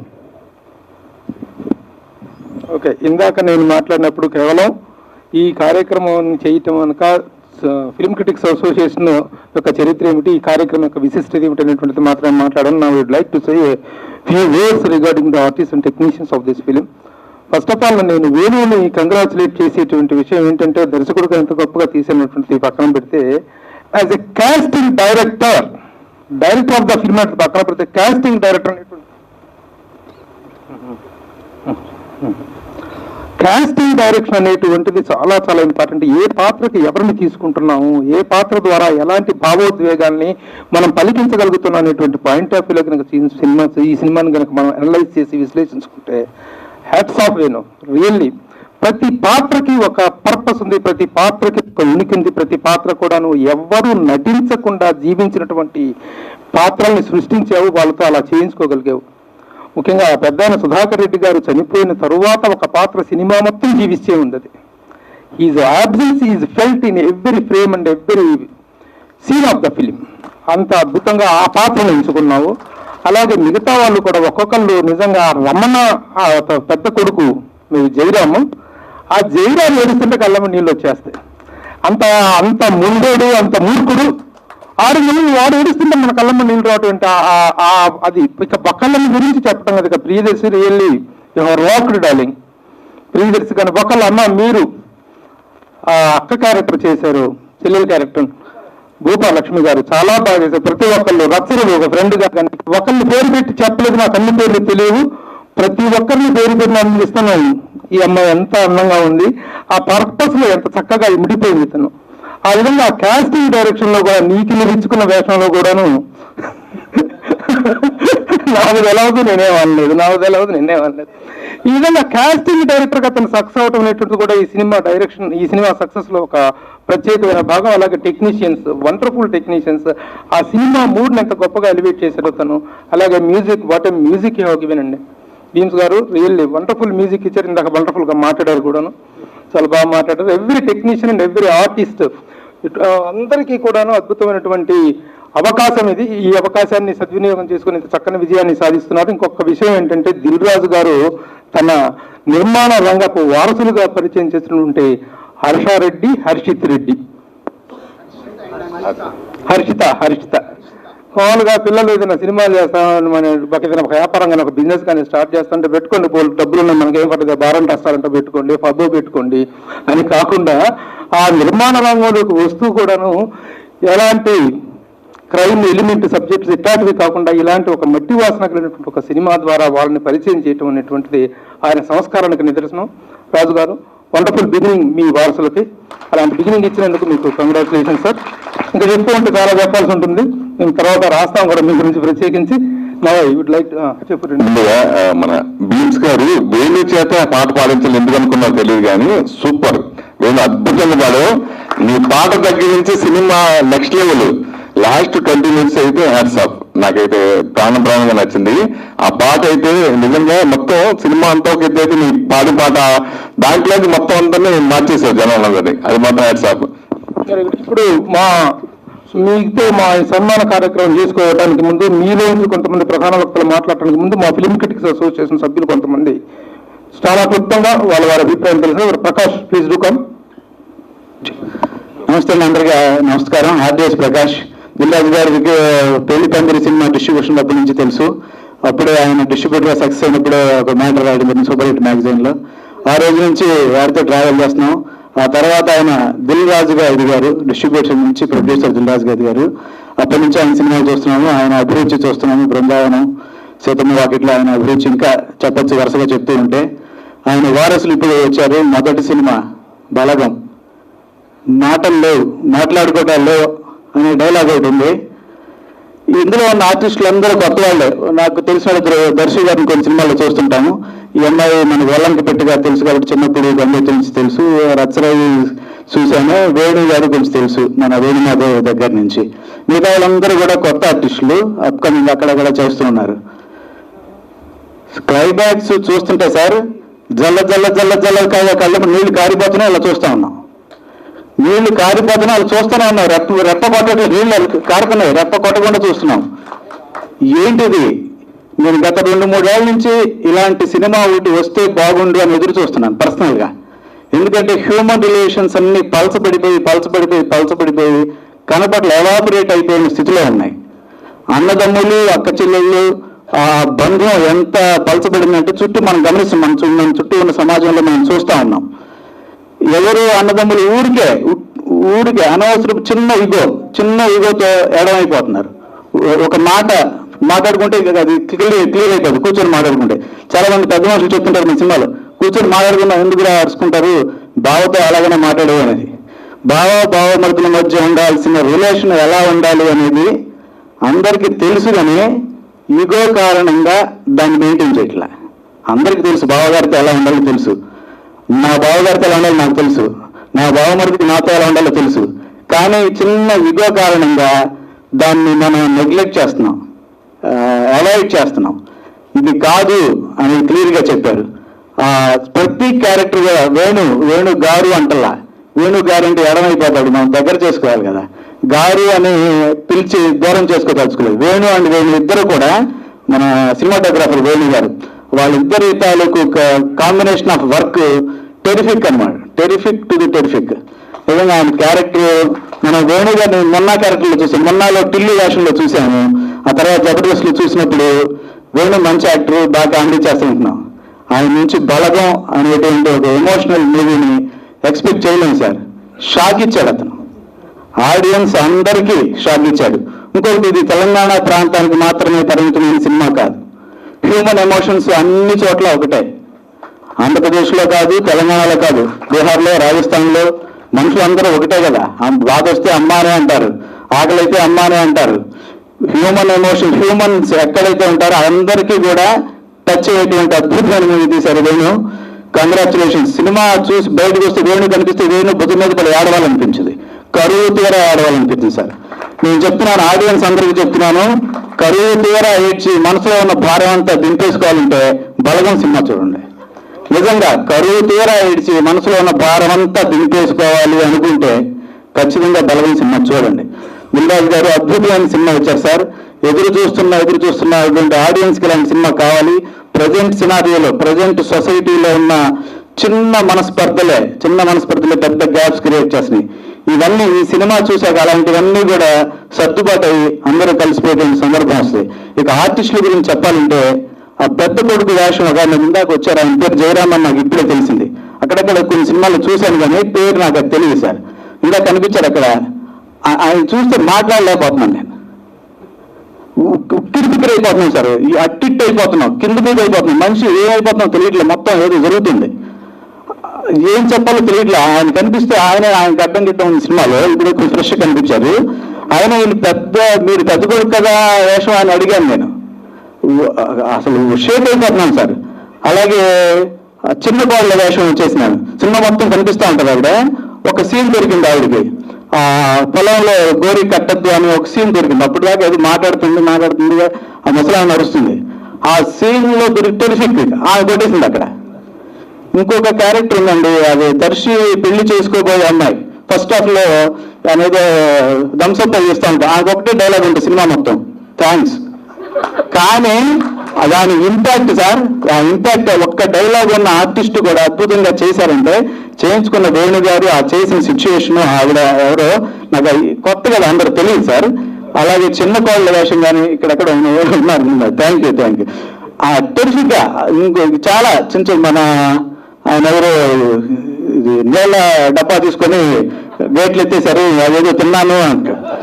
అది ఒకటి. ప్రతి క్యారెక్టర్ నిజంగా ఇందాక మా సార్ ప్రభు గారు చెప్పినట్టుగా ప్రతి క్యారెక్టర్కి కాస్టింగ్ డైరెక్టర్గా ఆయన సూపర్ సక్సెస్ అని చెప్పారు గురువు గారు.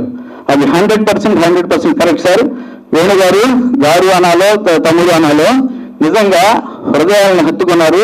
ఇలాంటి సినిమా ఇచ్చిన మీకు డైరెక్టర్ గారికి ఫస్ట్ టైమే హర్షిత్ గారు ఏం చెప్పాలి కొట్టేశారు సార్, గుద్ది పారేశారు. ఇది కమర్షియల్ గా కూడా చాలా పెద్ద సినిమా అవుతుంది. ఇది మీకు అప్రిసియేషన్స్ ప్లస్ రెమ్యునరేషన్స్, రెవెన్యూ కూడా. Congratulations all the Balagam team, film critics association కి నిజంగా పని పెట్టారు. మా సార్ చెప్పినట్టుగా 54 సంవత్సరాల ఫిలిం క్రిటిక్స్ అసోసియేషన్ ఇక్కడ ఈ టీంని అభినందించేటువంటి అవకాశం కూడా మాకు కలిగింది. సంతోషం. ఈ అసోసియేషన్లో నేను 20 సంవత్సరాలు 26 సంవత్సరాలుగా ఉన్నాను. మీ అందరికీ కూడా ధన్యవాదాలు తెలియజేస్తున్నాను. మీ అందరికీ శుభాకాంక్షలు తెలియజేస్తున్నాను. ఇలాంటి మంచి సినిమాలు మళ్ళీ మళ్ళీ ఇవ్వండి. Thank you very much. Very good. Kavirayani Suresh Kavirayani మాట్లాడాల్సిందిగా కోరుతున్నాను. అందరికీ నమస్కారం. ముందుగా బలగం టీం కంగ్రాచులేషన్స్. జబర్దస్త్ వేణుని కమెడియన్గా చూస్తుంటాం కానీ ఆయన ఇంత బలమైన సినిమా తీస్తాడని అనుకోలేదు. కంగ్రాచులేషన్స్ వేణు. దిల్ రాజు గారికి కంగ్రాచులేషన్స్. ఇలాంటి సినిమాలు దిల్ రాజు గారు ఇంకా చాలా తీయాలని, ఎలాగో మీరు దిల్ రాజు ప్రొడక్షన్ స్టార్ట్ చేశారుగా, అందులో ఇలాంటి మంచి మంచి సినిమాలన్నీ ఇంకా తీయాలని. తెలంగాణ ప్రభుత్వం కూడా దీనికి ట్యాక్స్ ఎగ్జామ్షన్ ఇస్తే వాళ్ళకు కూడా కొంచెం ఉత్సాహంగా ఉంటుంది ప్రొడ్యూసర్లకి. అందుకని నేను గవర్నమెంట్కి కూడా ఏంటంటే ఇలాంటి సినిమాలకి ట్యాక్స్ ఎగ్జామ్షన్ ఇవ్వమని కోరుకుంటున్నాను. అలాగే ఇందులో నటించిన వాళ్ళందరూ చాలా బాగా నటించారు. అంటే మాకు పేర్లు తెలియట్లేదు, వాళ్ళ ఒరిజినల్ పేర్లు తెలియదు, సినిమాల పేర్లే తెలుసు, అంత బాగా నటించారు. ఆయన ఫోటోగ్రఫీ కూడా ఆచార్య వేణు చాలా బాగా చూపించాడు అంతాను. బీన్స్ గారు మ్యూజిక్ అదిరిపోయి లాస్ట్ పాట అందరికీ అసలు కన్నీళ్ళు తెప్పించింది. చాలా బాగుంది సినిమా. దీనికి అవార్డులు కూడా వస్తాయి, పంపించండి. ఫిలిం ఫెస్టివల్స్కి నేషనల్ అవార్డు కూడా పంపించండి. లేజీగా ఉండిపోవద్దు, పంపించండి. ఎందుకంటే మన వాళ్ళు పంపిద్దాంలే అని అలా వదిలేస్తారు. అందుకని ముందుగానే ప్రిపేర్ అయ్యి పంపించండి. ఇలాంటి సినిమాలు దిల్ రాజు గారు మరికొన్ని ఇలాంటివి తీసి మంచి సక్సెస్ అందుకుంటారని ఆల్ ద బెస్ట్. అందరికీ కూడా కంగ్రాచులేషన్స్ మరోసారి. Thank you. The release of the film should not be neglected at any point. ఈ సినిమాని ఏ స్థాయికి తీసుకెళ్లాలన్నటువంటి విషయంలో మా మీడియా ఎంత చేస్తుందో the government also has every responsibility to promote this film, to be with this film. దానికి మీ గుడ్ ఆఫీసర్స్ మీరు ఉపయోగించాల్సిన అవసరం ఉంది. మీరు నేను చెప్పాల్సిన వాళ్ళు అన్నారు కానీ you know how do you make use of that. Now welcome Abdul, my colleague. Teja.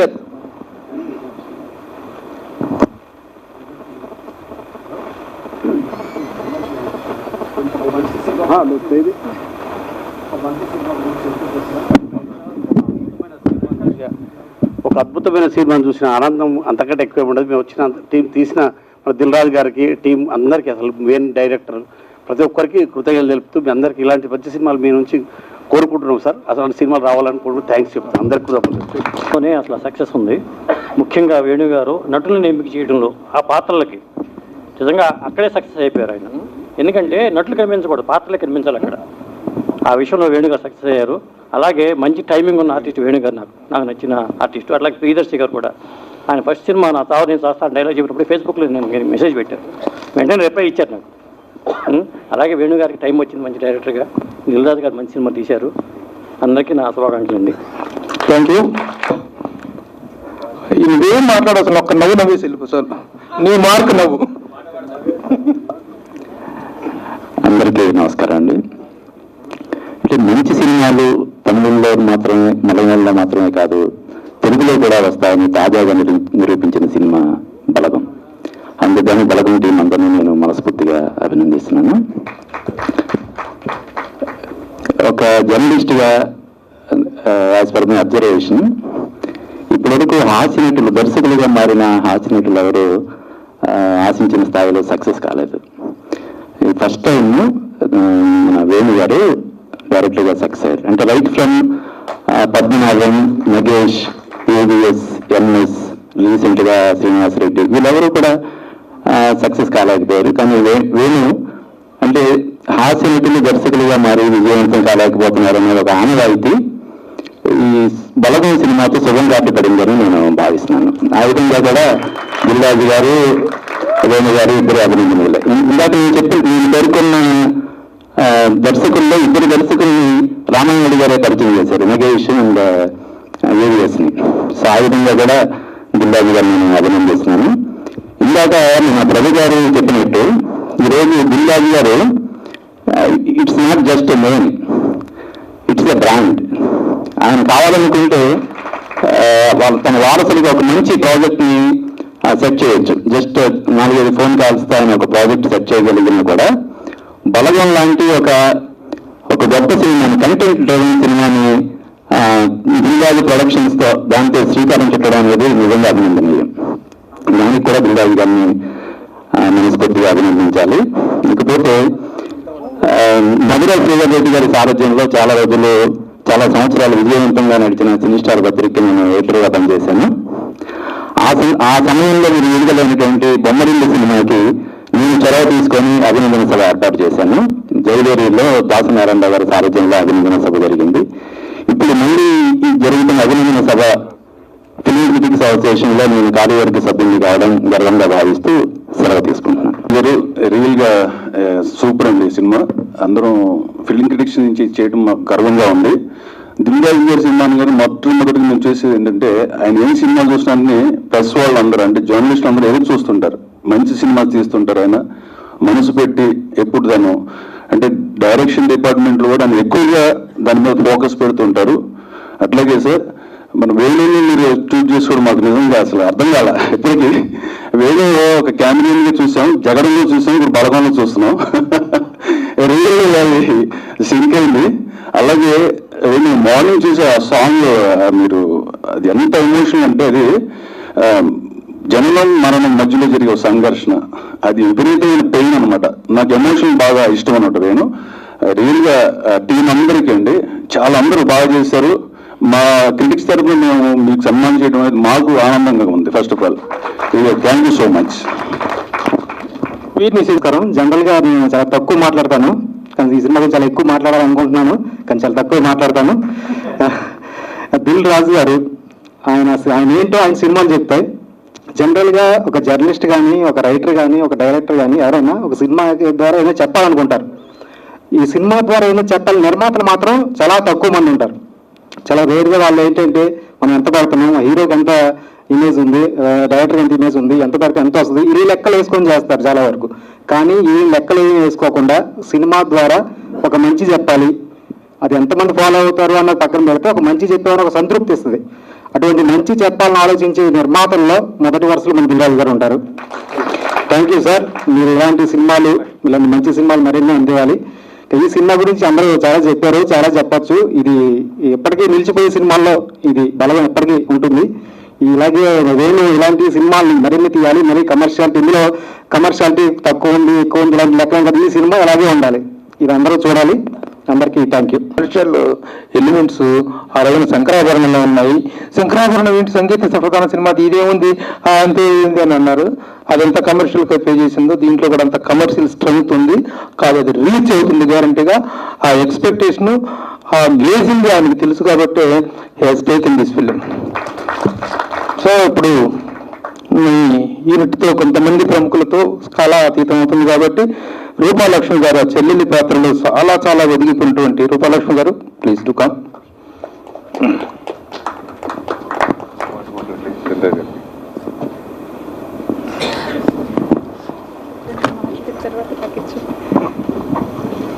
అందరికీ నమస్కారం అండి.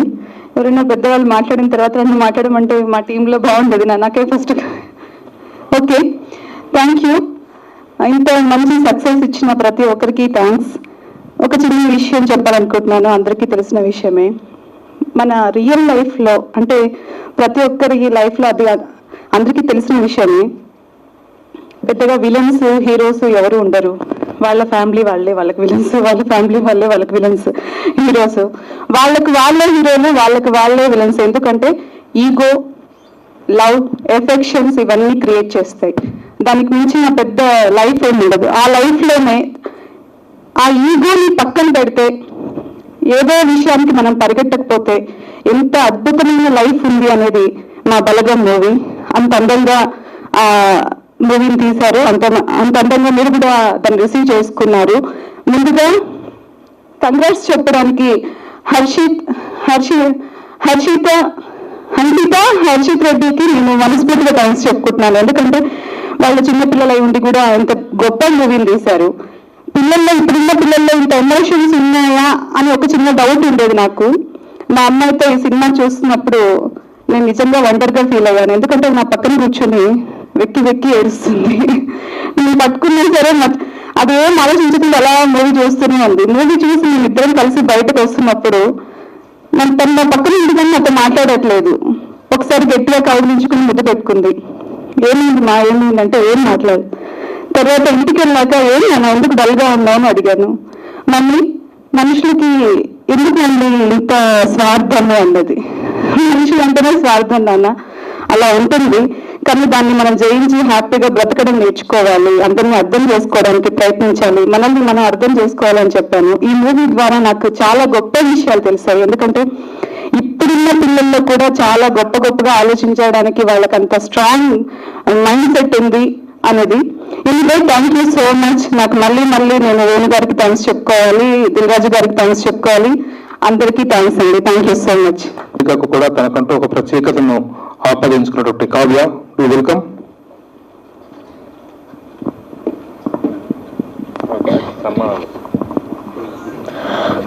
అందరికీ నమస్కారం. యాక్చువల్లీ ఫిలిం క్రిటిక్స్ని మెప్పించడం చాలా కష్టం అని అందరం అనుకుంటూ ఉంటాము. అది మీరు హార్ష్ అని కాదు సార్, కానీ ఇందాక మీరు అన్నారు మీరు కనిపించని 25th క్రాఫ్ట్ అని. కానీ 24 క్రాఫ్ట్స్ లో కూడా పనిచేసే వాళ్ళకంటే ఎక్కువ సినిమాలు మీరే చూస్తారనుకుంటా. సో అన్ని సినిమాలు చూసి అంత కాంటెంట్ కన్జ్యూమ్ చేసే వాళ్ళని మెప్పియాలంటే అది అఫ్ కోర్స్ చాలా కష్టం. సో అంటే ఆడియన్స్ ని మెప్పించాం అనుకున్నాము, చాలా మంచి we getting very very good response, చాలా పొగడ్తలు వస్తున్నాయి, కాల్స్ వస్తున్నాయి, అదంతా ఒక ఎత్తు అయితే మీరందరూ కూడా సినిమా చూసి అన్ని సినిమాలు చూసి మా సినిమా చూసి ఏడ్చారు అంటే వేరే sir we have won. So we have all won. Team Balagam అంటే నిజంగా గెలిచాము, నిజంగా మంచి సినిమా తీసాము అని అనిపిస్తుంది. థ్యాంక్ యూ సో మచ్ మీ అందరికీ ఈ ఈవెంట్ ఆర్గనైజ్ చేసినందుకు. మాకంటే కూడా లేదంటే ఏ యూట్యూబ్ ఛానల్స్లో మేము చేసే ప్రమోషన్స్ కంటే దేనికంటే కూడా రియల్ సినిమాలు చూసే ఆడియన్స్ మిమ్మల్ని ఎక్కువ నమ్ముతారు అనుకుంటా, సినిమా బాగుంది అని మీరు చెప్తే. సో మాకు మీరు చెప్పినట్టు దీనివల్ల కమర్షియల్ గా కూడా చాలా రీచ్ వస్తుంది. So thank you very much and congratulations Balagam team అందరికీ. కంఠాన అలంకరించిన కంఠాభరణం శంకరాభరణం అని చెప్పి ఆ రోజున హెడ్డింగ్ తో రాస్తే బయర్స్ ఎవడు ముందుకు రాల కొనడానికి. సినిమా రిలీజ్ అయ్యే వారం రోజుల తర్వాత ఆ సినిమా ఏంటో దాని విలువ ఏంటో తెలిసింది. అలాగే ఫిలిం క్రిటిక్స్ అనేటువంటి మెచ్చుకున్నారంటే చిన్న సందేహం ఉండొచ్చేమో, కానీ ఆ సందేహ నివృత్తి అనేటువంటిది చాలా త్వరలో తీరిపోయి సినిమా పెద్ద హిట్ అవుతుంది, అందులో సందేహం లేదు. వెల్కమ్ హీరో ఎవరు దర్శి వన్ ఇయర్.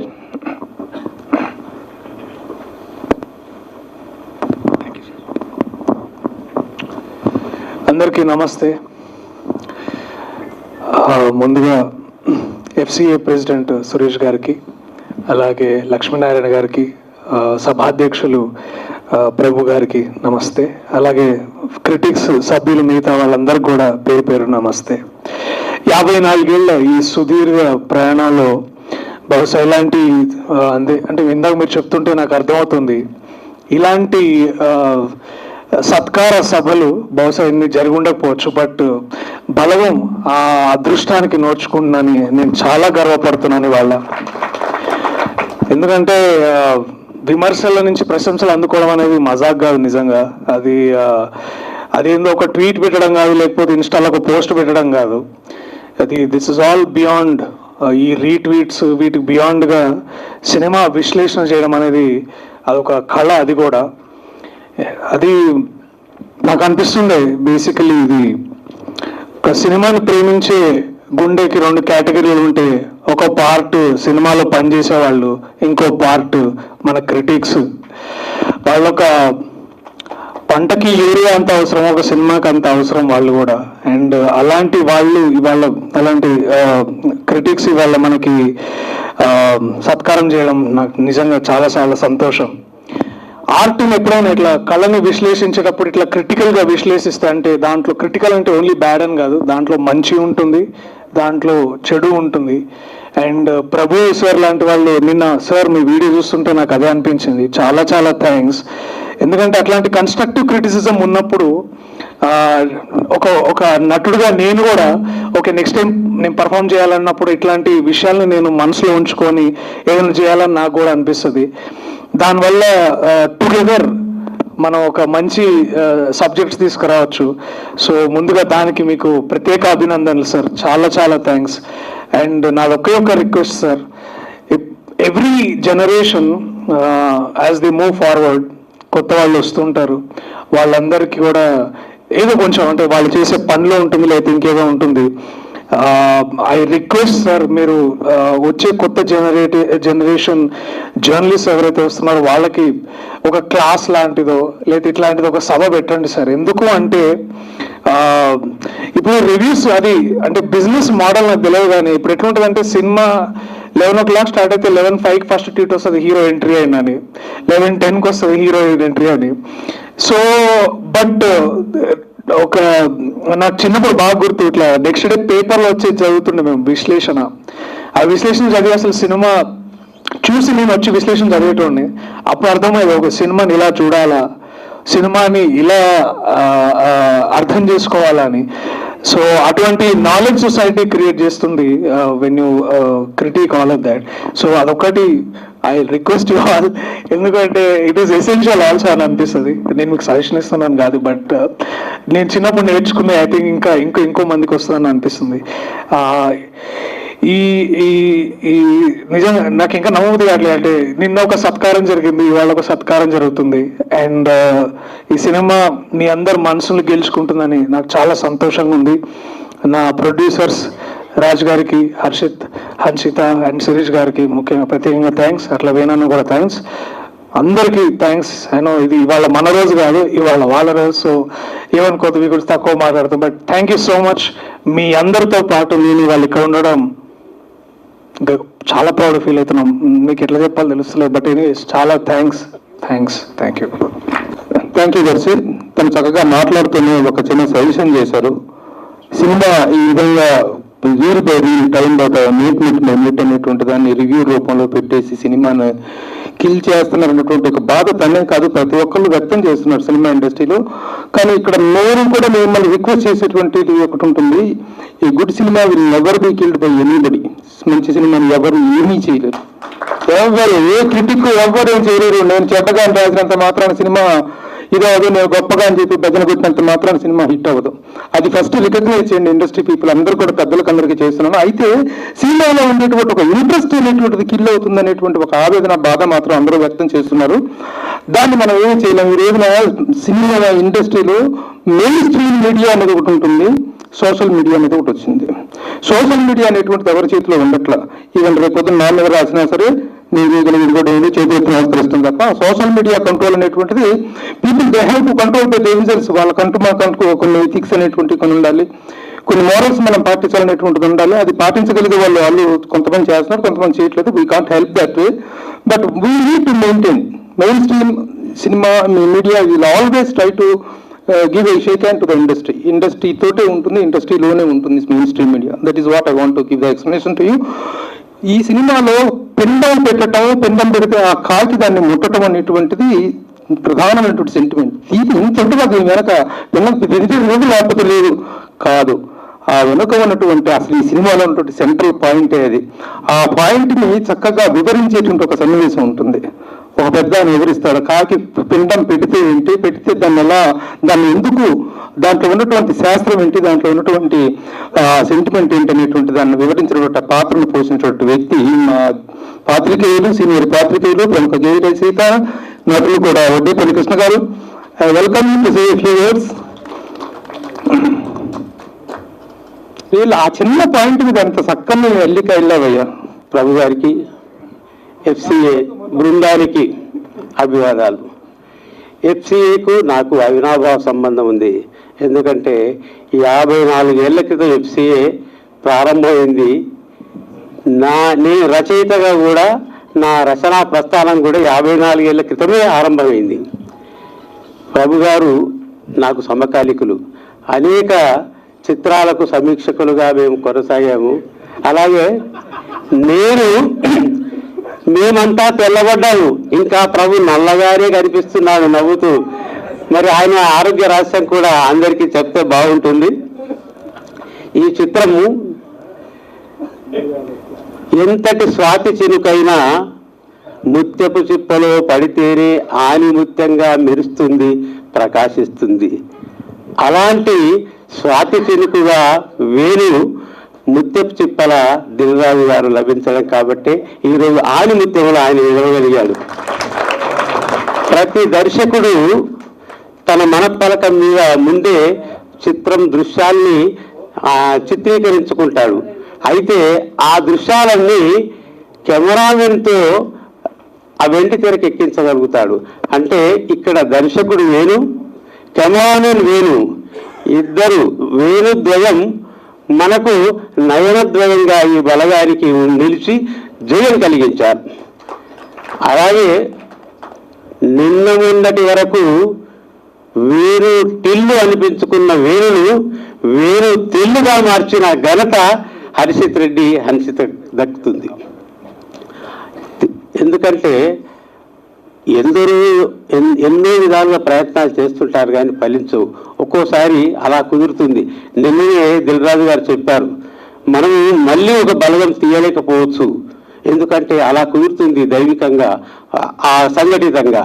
అంటే ఒక వంటవాడు అద్భుతంగా ఒక కూర చేస్తాడు, కానీ మళ్ళీ అంత బాగా చేయలేకపోవచ్చు. అలాంటి సందర్భాలు ఉంటాయి. ఈ విధంగా ఈ బలగం అంటే బంధుమిత్ర పరివారం.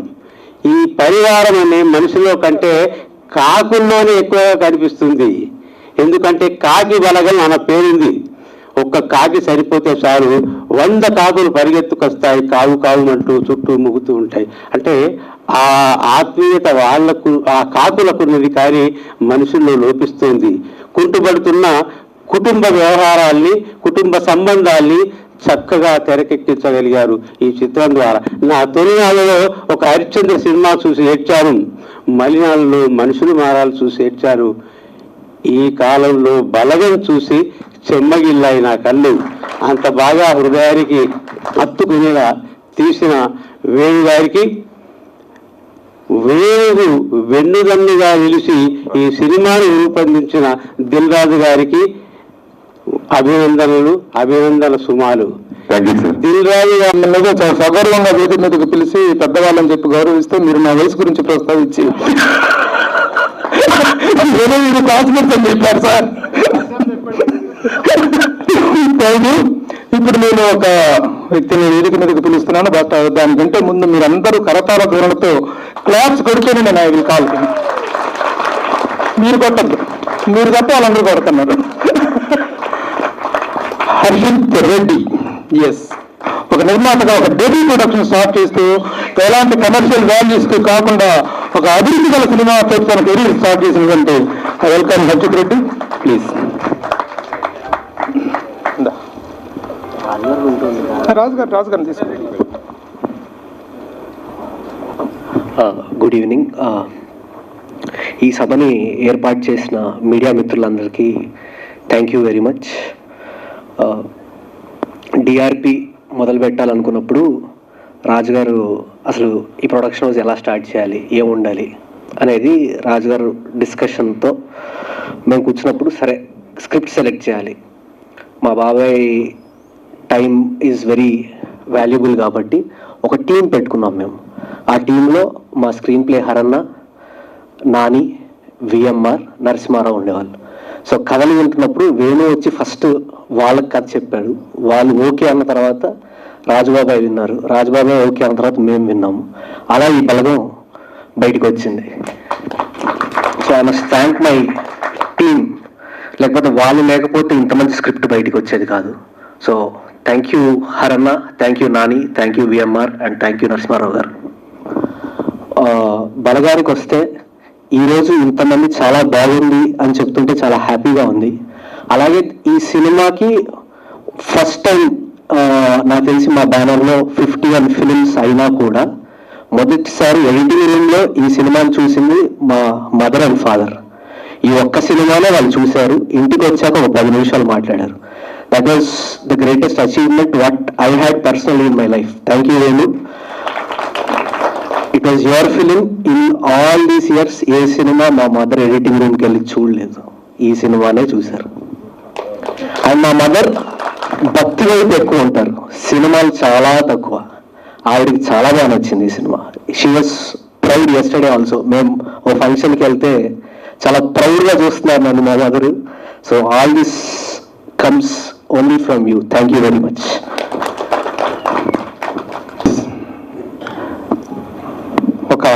ఒకనొక హాస్య నటుడు, చిన్న చిన్న పాత్రలు చిన్న చిన్న క్యారెక్టర్ చేస్తూ ఉండేటువంటి ఒక హాస్య నటుడికి చాలా మంది కొంతమంది డైరెక్షన్ చేశారు, కానీ ఈ స్థాయిగా ఇంత అద్భుతమైనటువంటి అప్లాజ్ తెచ్చుకున్నటువంటి వండర్ఫుల్ డైరెక్టర్గా, ముఖ్యంగా జబర్దస్త్ అనేటువంటి కార్యక్రమంలో చూస్తూ ఆ జబర్దస్త్ టీం మొత్తం కూడా ఇప్పుడు ఓన్ చేసుకుని మేమందరం గర్వంగా ఫీల్ అవుతున్నాం అనేటువంటి వేణు, ఐ వెల్కమ్ యూ.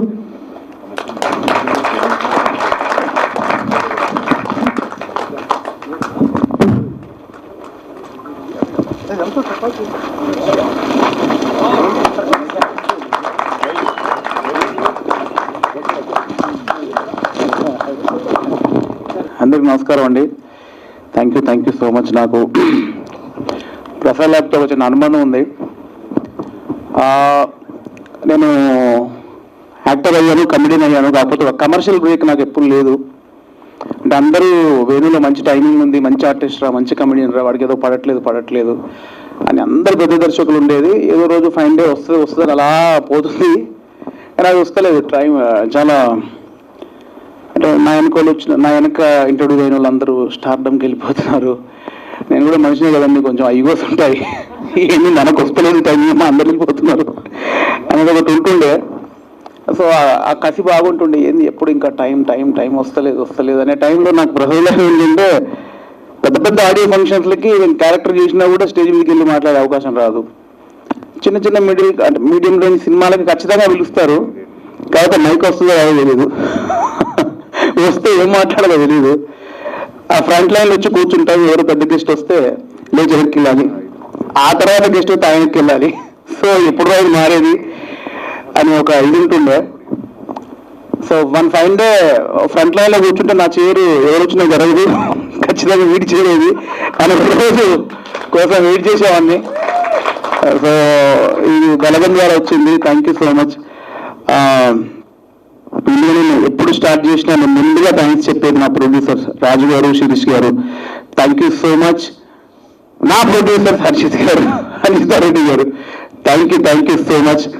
ఇంకా అన్న నేను ఏం చెప్పారు మీ అందరికీ, నా కెరియర్ స్టార్టింగ్ నుంచి మీరు అందరు చూసిరు నన్ను. అంటే నేను ఒక అసిస్టెంట్గా, టచ్ బాయ్గా చేసిన, సెట్ బాయ్గా చేసిన, మీ అందరు చూస్తున్నారు. అప్పటి నుంచి చిన్న యాక్టర్గా వచ్చాను, చేశాను. అలా వెళ్తుంది ఏదో రోజు ఏదో సినిమా కమర్షియల్ హిట్ కొట్టి ఒక ప్రభర్ లాంటి పెద్ద ఇంటర్వ్యూ చేసి బాగా చేసావు తమ్ముడు అని ఒక రోజు రావాలి. ఒక సురేష్ కొండేటి గారు, ఒక లక్ష్మీనారాయణ గారు, వీళ్ళందరితోటి నేను ఒకరోజు నీ క్యారెక్టర్ బాగుంది కొట్టావు అని ఒక ఇంటర్వ్యూ నన్ను పర్సనల్గా చేయాలి, ఒక యాక్టర్గా అనేది ఒకటి ఉండేదన్నా. అది అలా డిలే ఎందుకు ఆ డిలేలు ఈ కమర్షియల్ బ్రేక్ రాకనే కసి పెరిగిందేమో. మనమే చేసుకున్నాం వన్ ఫైన్ డే, ఎందుకు ప్రయత్నించకూడదు అనుకొని ఇది రాసుకొని ముందుకు వచ్చినప్పుడు ఈ సినిమా అంటే నాకు తెలియదండి, ఈ సినిమా ఇంత స్థాయికి వచ్చిందని నాకే తెలియట్లేదు. ఎందుకంటే మనసులో అనుకున్నది రాశాను, ఏదైతే ఫీల్ అయ్యానో అదే ఎగ్జాక్ట్లీ తీద్దాం, ఇంకే కొలమని పాటించొద్దు, నచ్చినట్టు తీద్దాం అని కాన్ఫిడెంట్గా తీశారు, నాకు సపోర్ట్ చేశారు. ఈరోజు అలా వచ్చింది బలగం. సో ఏదో ప్రభు అన్న వీళ్ళందరూ చిన్న ఇంటర్వ్యూ చేసి నేను ఆశీర్వదిస్తే చాలనుకున్న పరిస్థితి నుంచి ఈరోజు ఫిలిం క్రిటిక్ అసోసియేషన్ నన్ను అభినందిస్తున్నారు, నా సినిమాని మెచ్చుకుంటున్నారంటే అంటే ఈ 3 రోజుల నుంచి సినిమా హిట్, సక్సెస్ కొట్టాం, అది కొట్టాం, కలెక్షన్లు వస్తున్నాయి, రేపు పెరుగుతున్నాయి, మా పెరుగుతుంది. అంటే ఇక్కడ సినిమా మంచి పేరు వచ్చింది, డైరెక్టర్గా మంచి పేరు వచ్చింది, నా టీం మంచి పేరు వచ్చింది, ఇంకా డబ్బులు రావాలి మా ప్రొడ్యూసర్స్కి అంటే మెల్లిమెల్లిగా పెరుగుతుంది. ఇంకా నాకు కాన్ఫిడెంట్ లేదు. ఈరోజు ఫిలిం క్రిటిక్స్ అసోసియేషన్ సన్మానం ద్వారా హిట్ కొట్టానన్నా నేను. ఇప్పుడు నేను డైరెక్టర్ నేను ఫీల్ అవుతున్నానన్న, ఆ కాన్ఫిడెన్స్ నాకు మీరు ఇచ్చారు. ఈ సినిమాకి మొదటి ప్రేక్షకులు మీరు, మొదటి అభినందన మీ దగ్గర నుంచి వచ్చింది, మీరే ముందుకు తీసుకెళ్లారు. ఒక మంచి సినిమా స్వచ్ఛంగా నిజాయితీగా తీస్తే ఫిలిం క్రిటిక్స్ కూడా సన్మానం చేస్తారు అని ధైర్యం ఇచ్చారు డైరెక్టర్స్ అందరికీ థ్యాంక్ యూ రుణపడి ఉంటాను మీ అందరికీ. మళ్ళీ చెప్తున్నా ఇదంతా అయిపోయిన తర్వాత ప్రత్యేకంగా గౌరవించుకుంటాను మిమ్మల్ని అందరినీ. ఎందుకంటే ఈ సపోర్ట్ మామూలు సపోర్ట్ కాదు. ఈరోజు క్రిటిక్స్ రాస్తే ఎంతో మంది వెళ్తారు సినిమాకి. క్రిటిక్స్ సన్మానం చేసుకునే బలగం సినిమాకి మొత్తం మంది వెళ్తారు. ఈ దెబ్బకి ఇక్కడి నుంచి ఇంకెళ్తారన్నా. ఇంత గౌరవం మా బలగంకి ఇచ్చినందుకు రుణపడి ఉంటాను మీకు. ధన్యవాదాలు. థ్యాంక్ యూ ఎన్నిసార్లు చెప్పుకున్నా. థ్యాంక్ యూ సో మచ్ అన్న. ఎందుకంటే మీ ముందు పెరిగాను, మీరు నన్ను తీసుకెళ్లారు, ఆ గౌరవం ఇచ్చారు, మర్చిపోలేని జీవితంలో. యాక్టర్ల గురించి అందరు చెప్పారు, అందరూ ఆల్రెడీ ఎంత చేశారు ఏంటని స్క్రీన్లో చూస్తున్నారు యాక్టర్లు అందరూ. మీరు మళ్ళీగా కొత్తగా చెప్పేది ఏం లేదు. Thank you so much all of you. చాలా బాగా చేశారు. నేను ఎట్లా అంటే టార్చర్ పెట్టాను అందరినీ పెట్టాను కాబట్టి మరి ఇవన్నీ వచ్చినాయి. ఈరోజు పేరు పిలుస్తున్నారు. సో మళ్ళీ మీకోసం చెప్పను. ఇంతమంది ఆర్టిస్టులు ఈరోజు ఇంత కలర్ఫుల్ గా కనిపిస్తున్నారు. ఇప్పుడు జయరాం గారు ఏడిపించారన్నా, రూప గారు ఏడిపించారన్నా, ఇంతమంది అద్భుతంగా చేశారన్నా. వీళ్ళందరినీ ఇంత బాగా చేయడానికి నా టీం ఉందన్నా, తెర వెనుక టీం ఉంది. వీళ్ళందరికంటే ముందుకు నేను ఆ టీంకు నేను మీకు పరిచయం చేయడం. ఎందుకంటే మీరు క్రిటిక్స్ సీరియస్ కాబట్టి తెర వెనుక నా టెక్నీషియన్ అందరూ మీకు పరిచయం చేస్తే మీ ద్వారా వాళ్ళకి ఇంకా పని దొరుకుతుంది. సో ఈరోజు ఈ వేదికనే ఓన్లీ నా టెక్నీషియన్లో నేను పరిచయం చేసుకుంటాను. First of all my writers Nagaraju, please come on stage please. Nagaraju, Ramesh, Arun, editor Madhu గారు, ప్లీజ్ సార్. లక్ష్మణ్ గారు, కర్ణ, అందరూ ఒకసారి స్టేజ్ మీదకి రావాలి. వేణు, బీర్సన్న, అంటే వీళ్ళందరూ స్క్రీన్ మీద చూశారన్నా. వాళ్ళు ఏంటో ప్రపంచానికి వెళ్ళిపోయింది, వాళ్ళ పేరు వచ్చేసింది, ముందుకు వెళ్ళిపోతున్నారు. బట్ నా డైరెక్షన్ టీం, నా రైటింగ్ టీం, నాగరాజు నా writer and co director, Ramesh writer, Arun writer, బీన్స్ అన్న వాళ్ళకి తెలుసు, మా Madhu garu editor and art director Tirumala ఇక్కడ ఉన్నారు. Please Tirumala, please. Prashanth and direction team అందరు రావాలి. ప్రశాంత్ ఉపేంద్ర అండ్ ఇంకెవరున్నారు, బాలు. సో అంటే నేను ఎందుకు వీళ్ళని చెప్తున్నానంటే అన్న, వాళ్ళందరూ తెలిసారు ప్రపంచానికి. వాళ్ళు తెలియడానికి కష్టపడింది ఈ కోర్ టీం, నా టీం. సో గట్టిగా వీళ్ళకి చప్పట్లు కొట్టాలి.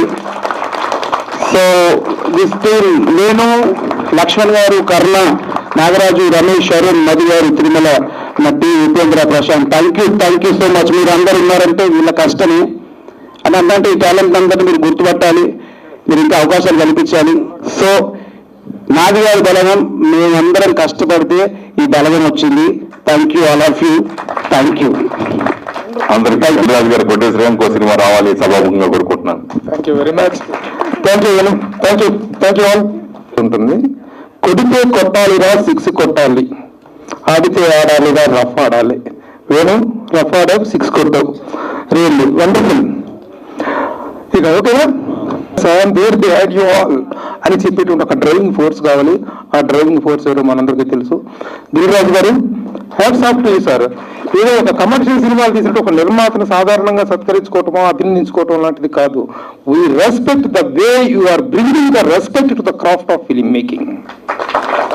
సినిమా నిర్మాణం అనేటువంటి ఒక క్రాఫ్ట్ కి మీరు తెస్తున్న గౌరవానికి గాను మిమ్మల్ని అభినందిస్తూ ఆహ్వానిస్తున్నాను. Please do come on to the dais.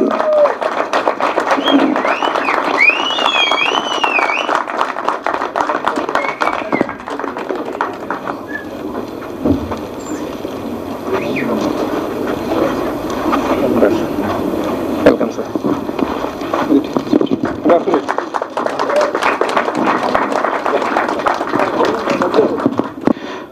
ముందు అందరికీ నమస్కారం. ఫిలిం క్రిటిక్స్ అసోసియేషన్ ఎందుకు పెట్టారో 54 సంవత్సరాల ముందు, కానీ అది మామూలు కాదు. అప్పుడు జర్నలిజం అన్నా, ఒక పేపర్కి ఒక జర్నలిస్ట్ అన్నా గొప్ప వాల్యూ. అందుకే ఆ రోజు క్రిటిక్ అనే పదం వాడింది. ఇందాక మీరు ఎవరన్నారు, ఊరికే వాడలేదు. అది అంటే క్వశ్చన్, దేన్నన్నా క్వశ్చన్ చేసేవాడు ఇస్ జర్నలిస్ట్. అందుకోసం 54 సంవత్సరాల క్రితం అది పెట్టారు. అది మధ్యలో మీరందరూ అసోసియేషన్ చిన్న గ్యాప్ వచ్చిన మళ్ళీ మా బలగంతో మీరందరూ బలగంగా తయారై మమ్మల్ని ఇక్కడ పిలిచి అభినందిస్తున్నందుకు థ్యాంక్ యూ వెరీ మచ్. అంటే మా బలగం సినిమా మీ అందరిని కూడా కదిలించి కలిపినందుకు ఇట్స్ నాట్ ఏ జోక్. అంటే ఇది నేను మళ్ళీ నా దాంట్లోకి వచ్చినప్పుడు నేను చెప్తాను, నేను సినిమా తీసాను అన్ని. అంటే మీరు అందరు కలవటానికి కూడా బలగం ప్రేరణ కలిపారు. సినిమా చూసాక ఏంటి మన మధ్యలో ఎందుకు ఇలా వచ్చేస్తుంది, మనం ఎందుకు చేయట్లేదు, లేదు మనం అది కంటిన్యూ చేయాలనేది బలగం సినిమా మీ అందరినీ కదిలిచ్చింది. అందుకే ఈరోజు బలగం టీవీని మీరు సత్కరిస్తున్నారని నాకు అర్థమైంది. Thank you.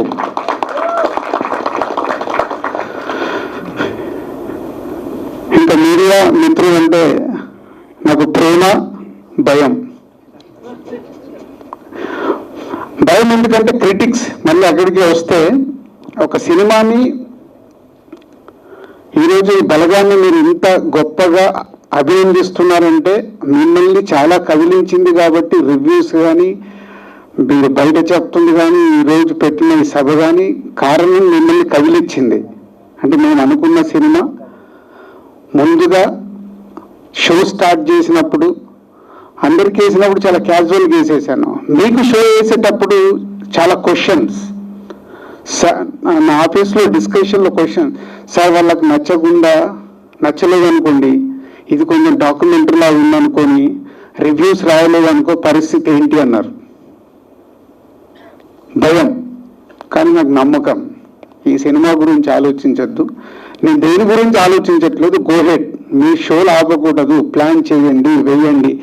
థర్డ్ రిలీజ్ అంటే ఫస్ట్ ఇంకా ఒకరోజు అడ్వాన్స్గా మీకు షో వేయించింది కూడా ఈ బలగం పైన ఉన్న నాకు కాన్ఫిడెన్స్, అది నిజమైంది. మీ అందరు గుర్తులేదు, పైన షో స్టార్ట్ అయింది, ఇక్కడ షో డిలే అవుతుంది, నాకు లోపల టెన్షన్ ఉంది. అమ్మ వీళ్ళు షో డిలే అయింది, టెక్నికల్ ప్రాబ్లం అంటున్నారు, ఇప్పుడు వీళ్ళందరూ ప్రభు రఘు వీళ్ళందరూ అక్కడ వెయిట్ చేస్తున్నారు, ఒక 15 నిమిషాలు ఎవరు వెళ్ళిపోకుండా నేను మెట్ల దగ్గర నిలబడ్డాను. అంటే నాకు తెలుసు హాఫ్ అన్ అవర్ అయిపోయింది, నేను అప్పటికి ఏం చూస్తాంలే, అది మళ్ళీ మీ అందరు కూడా ఈ చిన్న సినిమా ఏం చూస్తాంలే, స్టార్ సినిమా అనుకో మనం వెయిట్ చేస్తాం. ఈ సినిమా గురించి మీరు అందరు ఆ రోజు 1 అవర్ వెయిట్ చేసి టెక్నికల్గా అవ్వట్లేదంటే నేను లోపలికి వచ్చి అందరికీ సారీ చెప్పి మళ్ళీ అరేంజ్ చేస్తామంటే మీరు అందరూ వెళ్ళి పైన థియేటర్లో షో అయిపోయింది. నెక్స్ట్ డే మళ్ళీ మీరు, సో మీకు అప్పటికి పైన థియేటర్ నుంచి చూసిన వాళ్ళు ఆల్రెడీ మీకు రిపోర్ట్ చెప్పారు కాబట్టి మీకు నెక్స్ట్ డే రావాలని ఎంతగానం వచ్చింది, లేకుంటే రాదు. సో సినిమా మళ్ళీ సెకండ్ డే కూడా మిమ్మల్ని ఇక్కడ వరకు తీసుకొచ్చింది, అది బలగం విజయం మాది కాదు. సో ఆ బలగంలో ఉన్నది ఏదైతే ఉందో మిమ్మల్ని తీసుకొచ్చి, సో మీరందరూ సినిమాలు చూసిన తర్వాత నో డౌట్ ఎక్కడ కూడా నాకు అందరూ ఫస్ట్ నైట్ షో అయిపోయిన తర్వాత పంపించారు. ఇందాక లక్ష్మీనారాయణ చెప్తున్నాను, నేను మామూలుగా సో 10:30కి పడుకోవడం నాకు అలవాటు. సో పైన షోకి ఆ రోజు ఉండి ఫస్ట్ హాఫ్ అయిపోయిందని కలిసా, ఎవరి రియాక్షన్స్ లేవు. నాకు తెలుసు ఫస్ట్ హాఫ్ చూడగానే ఏం రియాక్షన్స్, బాగుంది సార్, మా మాట చెప్తున్నారు. కొందరు వచ్చి బాగుంది సార్, వేణు దర్శి వీళ్ళందరూ టెన్షన్ పడిపోతున్నాం, మీరేం టెన్షన్ పడకండి, వదిలేయండి, పానిక్ అవుతున్నారు. దర్శి ఒక పిచ్చోళ్ళగా పైకి కిందకి దిగుతున్నాం, మీరు తిరగకయ్యా. అంటే వాళ్ళకు ఆ ఎక్స్పీరియన్స్ లేదు, కొత్త వాళ్ళు చేసేసాము, ఏం చెప్తారని ఒక ఎగ్జైట్మెంట్లో వాళ్ళు అటు ఇటు తిరుగుతున్నారు. అప్పుడు నేను నెక్స్ట్ డే ఇంటికి వెళ్ళిపోయి తొందరగా పడుకున్న రోజు ఏంటో విచిత్రంగా, మామూలుగా ఫోన్ నా సైలెంట్లో ఉంటుంది, సైలెంట్లో లేదు, కరెక్ట్ 12 o'clock ఫోన్ దింగాను. లక్ష్మీనారాయణ ఫోన్, అన్న కంగ్రాచులేషన్ అన్న, మా తాత గుర్తుకొస్తున్నాడు అని ఫోన్ లేట్ చేస్తున్నాడు. అప్పుడు ఇవన్నీ ఒకెత్తు అయితే ఆ ఒక్క ఫోన్ కాల్, ఒక్క పర్సన్ మళ్ళీ చాలా, మా లక్ష్మీనారాయణ నేను చాలా ప్రెస్ మీట్లలో నాకు క్వశ్చన్స్ వేసి నేను ఇరిటేట్ చేస్తుంటాడు, నేను ఆన్సర్స్ ఇస్తుంటాను, అది తప్పదు, వాళ్ళ జాబ్ వాళ్ళు చేస్తారు. అలాంటి వ్యక్తి ఫోన్ అంత కనెక్ట్ అయ్యి ఫోన్ చేశాడు. అక్కడి నుంచి మా వాళ్ళందరూ మీరు రావాల్సిన రివ్యూస్ పంపించారు. రివ్యూస్ చదువుతుంటే అన్ని చాలా ఓపికగా 1 hour కూర్చున్నాను. 1 hour కూర్చుని ఎవ్రీ రివ్యూ ఎవరి స్టేట్మెంట్ ఇస్తున్నారు ఏంటి, అద్భుతమైన రివ్యూలు ఇచ్చారు. ఈ సినిమా ఈరోజు ప్రేక్షకులు థియేటర్కి వచ్చి డే 1 చాలా తక్కువ పర్సంటేజ్ ప్రేక్షకులు వచ్చారు ఫ్రైడే రోజు. ఎందుకంటే చిన్న సినిమాకి ఎవరికి ఎగ్జైట్మెంట్ ఉండదు. మొత్తం 2 స్టేట్లలో కలిసి 42,000 ఆడియన్స్ వచ్చారు డే 1 4 షోలకి.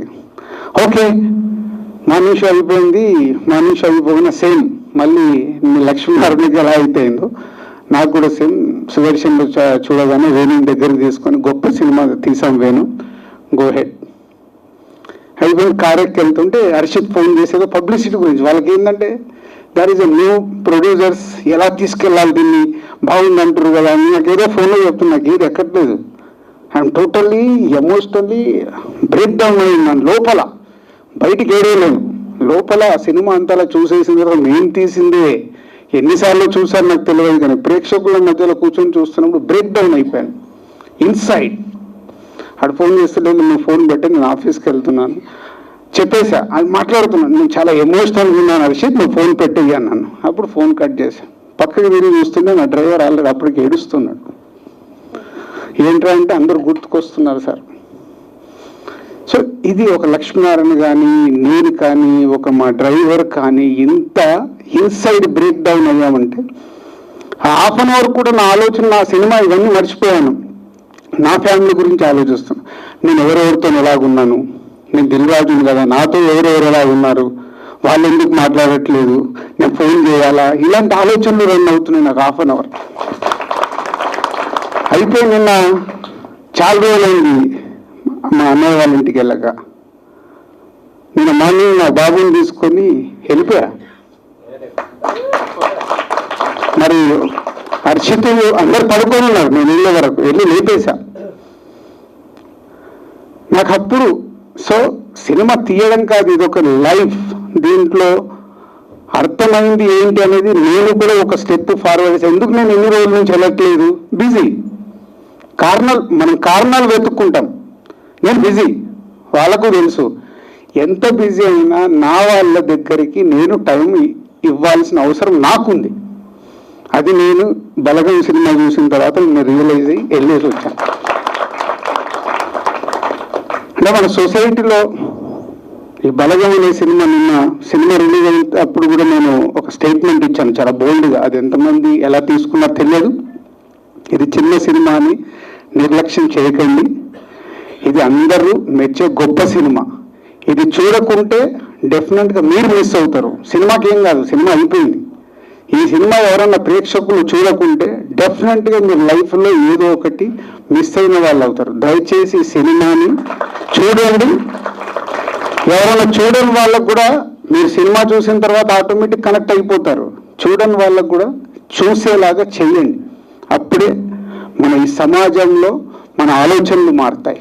ఎందుకంటే చిన్న చిన్న విషయాలకే ఇవాళ ఎవరితోనో ఒక స్నేహితుడితోనో భార్య, పిల్లలు, అమ్మ, నాన్న, అన్న, చెల్లి, అక్క, బావ ఎవరినో తీసుకొని చిన్న విషయాలకే మనం దూరం అవుతాం.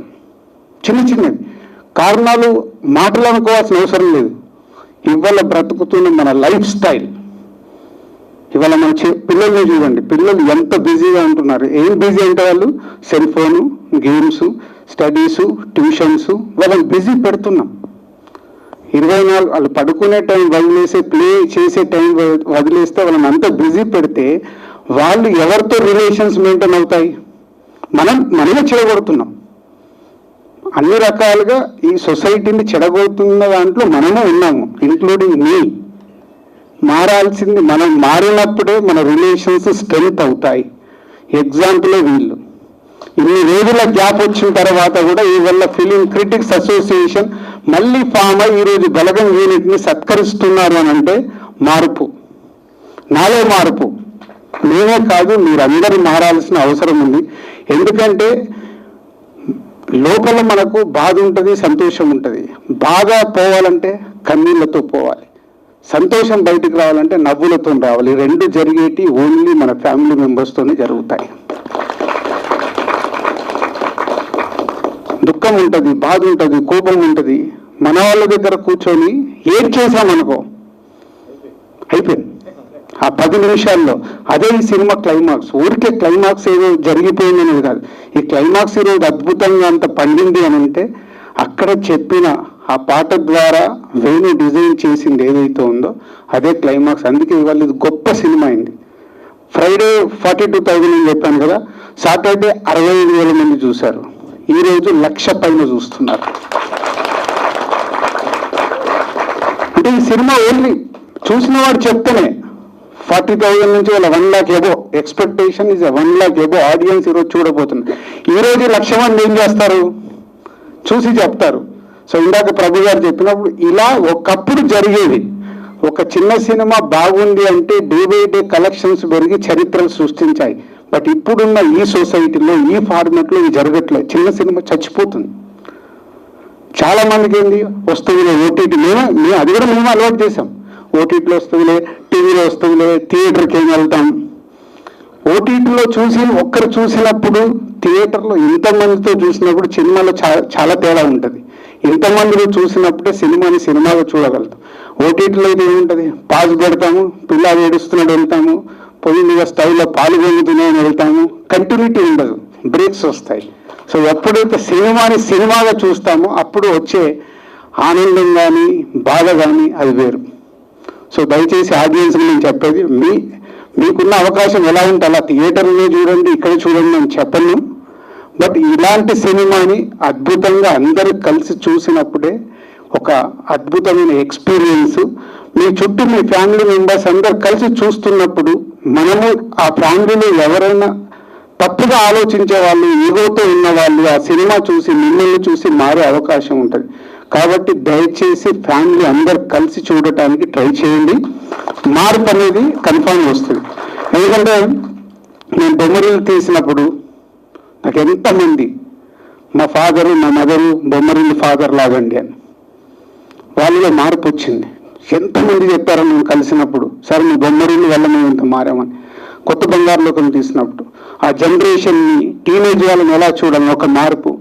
శతమానం భవతి తీసినప్పుడు మా పేరెంట్స్తో మేము ఇంత గ్యాప్ ఉంటున్నామండి చూసి రియలైజ్ అయ్యాము.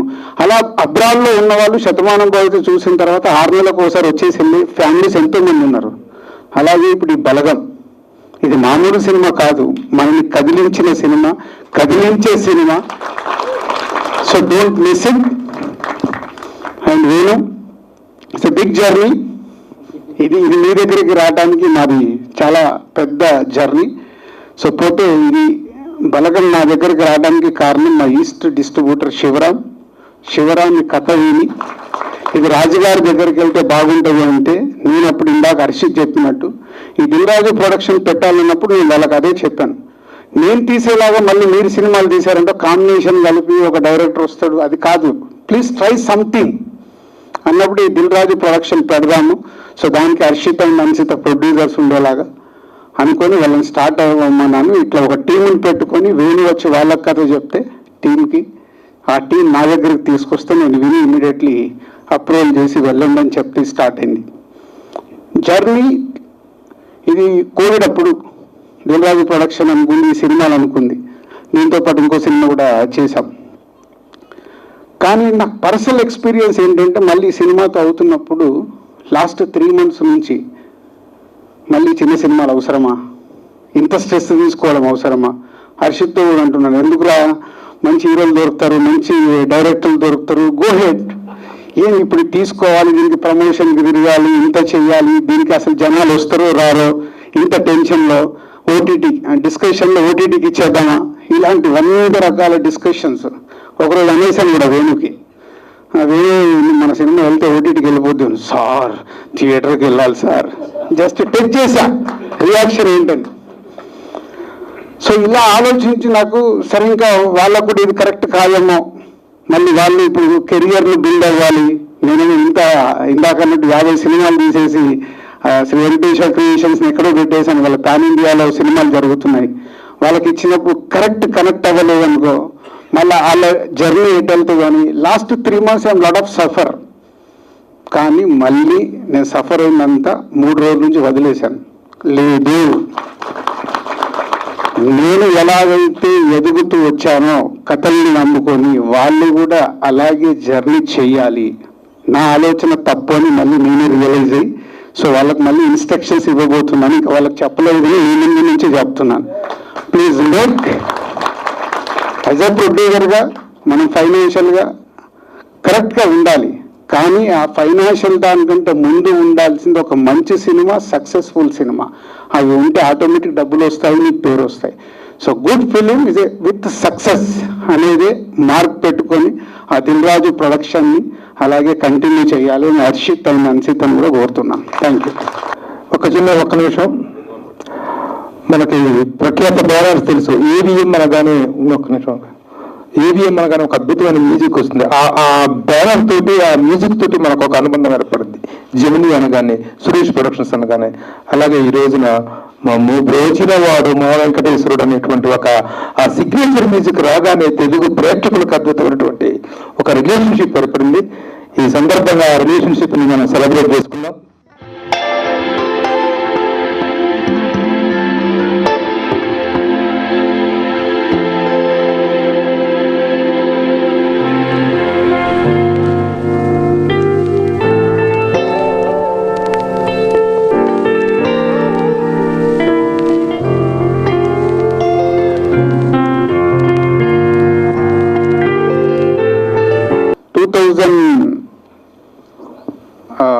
నైన్టీ 2001లో శ్రీ శ్రీనివాసం అని ఒక ఆల్బమ్ చేశాం శ్రీ వెంకటేశ్వర స్వామి మీద. అందులో ఒక సాంగ్లో ఈ లిరిక్ ఉంటుంది. వెంకటేశ్వర క్రియేషన్స్ బ్యానర్ అనుకున్నప్పుడు సో వెంకటేశ్వర స్వామిది ఎక్కడన్నా షూట్ చేయాలని రోడ్ నెంబర్ 1లో ఉన్న వెంకటేశ్వర స్వామి చిన్న టెంపుల్ ఉంటుంది, అక్కడికి వెళ్ళిపోయి షూట్ చేశాం. షూట్ చేశాక దిల్ సినిమా అప్పుడేదో మ్యూజిక్ వేస్తూ ఉన్నారు. మ్యూజిక్ ఎందుకని ఎందుకో ఒకరోజు ఆ సాంగ్ వింటుంటే దాన్ని ఎడిట్ చేసి అన్నయ్యకి చెప్పి అది పెట్టించాను. So this is the journey. మాకు తెలిసి అనుకున్నది కాదు, ఇవన్నీ తెలియకుండా జరిగినవి.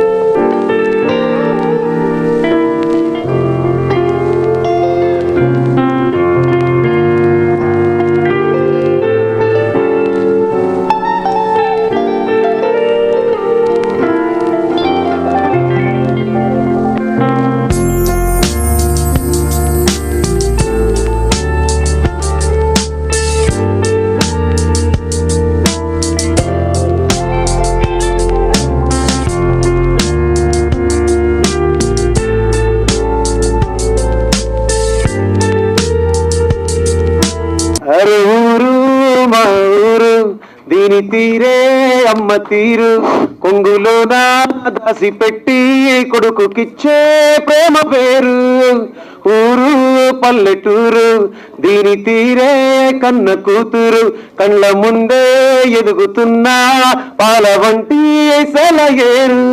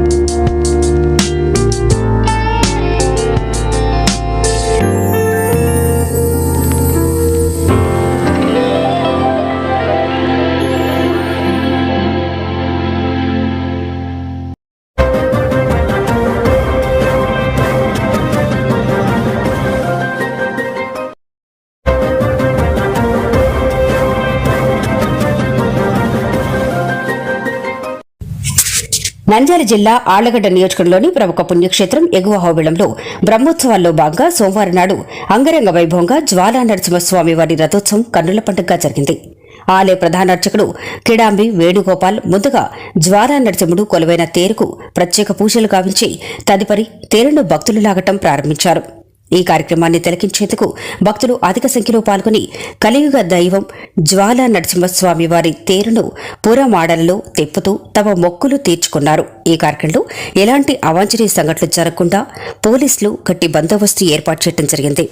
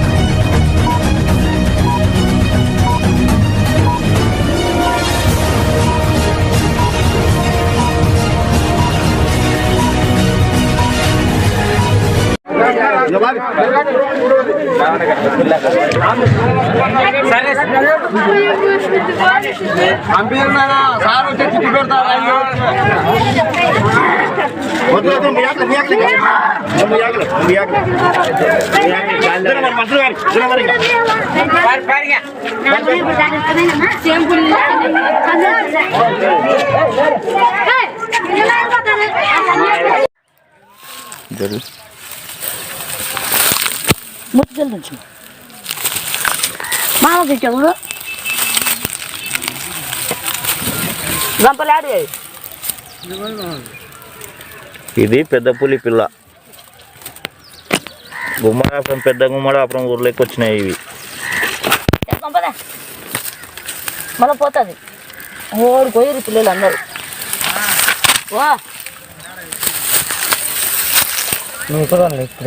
ముయ్యాలతాడు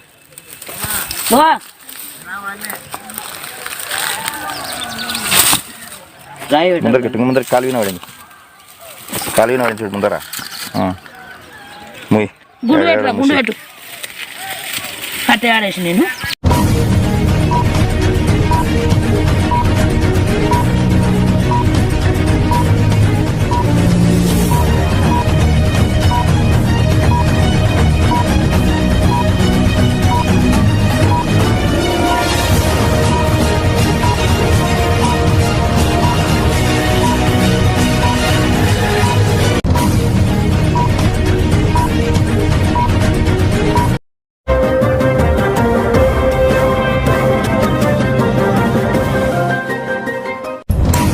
ఈ నెల 13వ తేదీన జరగబోయే ఎమ్మెల్సీ ఎన్నికల్లో రాష్ట ముఖ్యమంత్రి వైఎస్ జగన్మోహన్ రెడ్డి ఆశీస్సులతో పోటీ చేయనున్న పట్టభద్రుల ఎమ్మెల్సీ అభ్యర్థి వెన్నపూస రవీంద్రారెడ్డికి మద్దతుగా నంద్యాల జిల్లా సిరివెల్ల గ్రామంలో స్థానిక వైకాపా నాయకులు పట్టభద్రుల ఇంటింటి ప్రచారం నిర్వహించి ఎమ్మెల్సీ కరపత్రాలను అందించారు.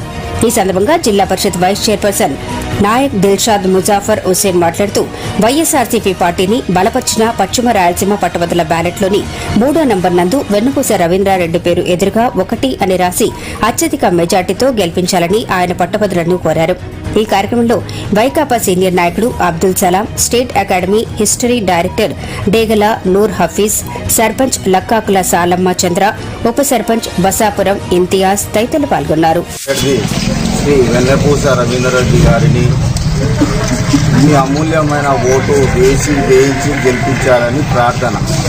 ఈ నెల 13వ తారీఖు జరగబోయే పట్టభద్రుల గ్రాడ్యుయేషన్ కోసం మీ అమూల్యమైన ఓటు క్రమసంఖ్య 3లో ఉంటుంది. వెన్నపూస రవీంద్రారెడ్డి, దాని పక్కన అభ్యర్థి ఫోటో పక్కన డబ్బాలో ఒకటేని గీయాల. వేరేది ఏం గీసినా కానీ ఆ ఓటు ఇన్వాలిడ్ అవుతుంది. మన పెన్ను గుడక తీసుకోవాల్సిన అవసరం లేదు. ఎలక్షన్ రోజు పెన్ను గుడక అక్కడనే ఉంటుంది. వాళ్ళ పెన్నుతోటనే ఒకటి అని వేయాల. ఓన్లీ ఒకటని గీత వేయాల. ఒకటని రాయకూడదు, 1 అని రాయకూడదు. ఒకటని గీత వేయాల.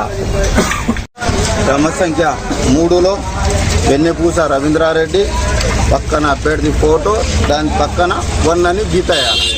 వైఎస్ఆర్ కాంగ్రెస్ పార్టీ బలపరిచిన పట్టభద్రుల ఎమ్మెల్సీ అభ్యర్థి.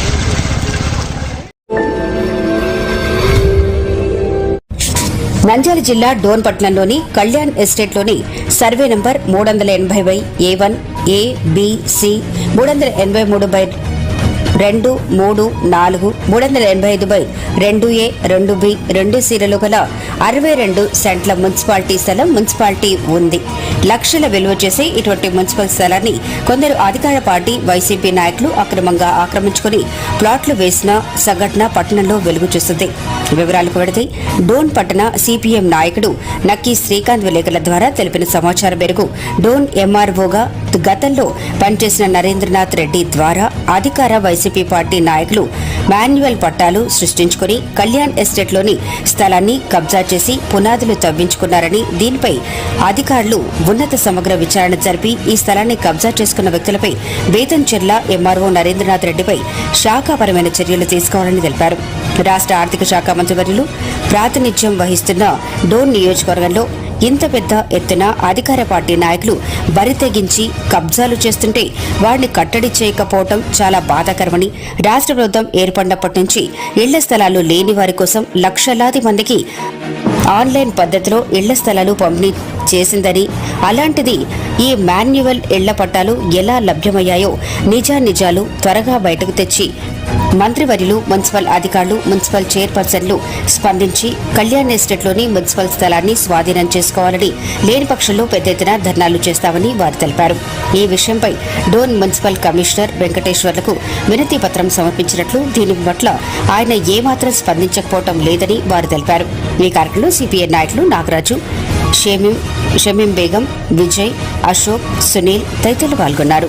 383, 385 సర్వే నంబర్లో ఉన్నటువంటి కళ్యాణి ఎస్టేట్లో ఉన్నటువంటి మున్సిపాలిటీకి చెందిన 62 స్థలాన్ని అధికార పార్టీకి చెందినటువంటి బుగ్గన రాజేంద్ర రెడ్డి గారి బంధువు అయినటువంటి గజేంద్రనాథ్ రెడ్డి గారి దగ్గర ఉన్నటువంటి అనుచర వర్గం కోట్ల రూపాయలకు విలువ చేసినటువంటి స్థలాన్ని కబ్జా చేయడం జరిగింది.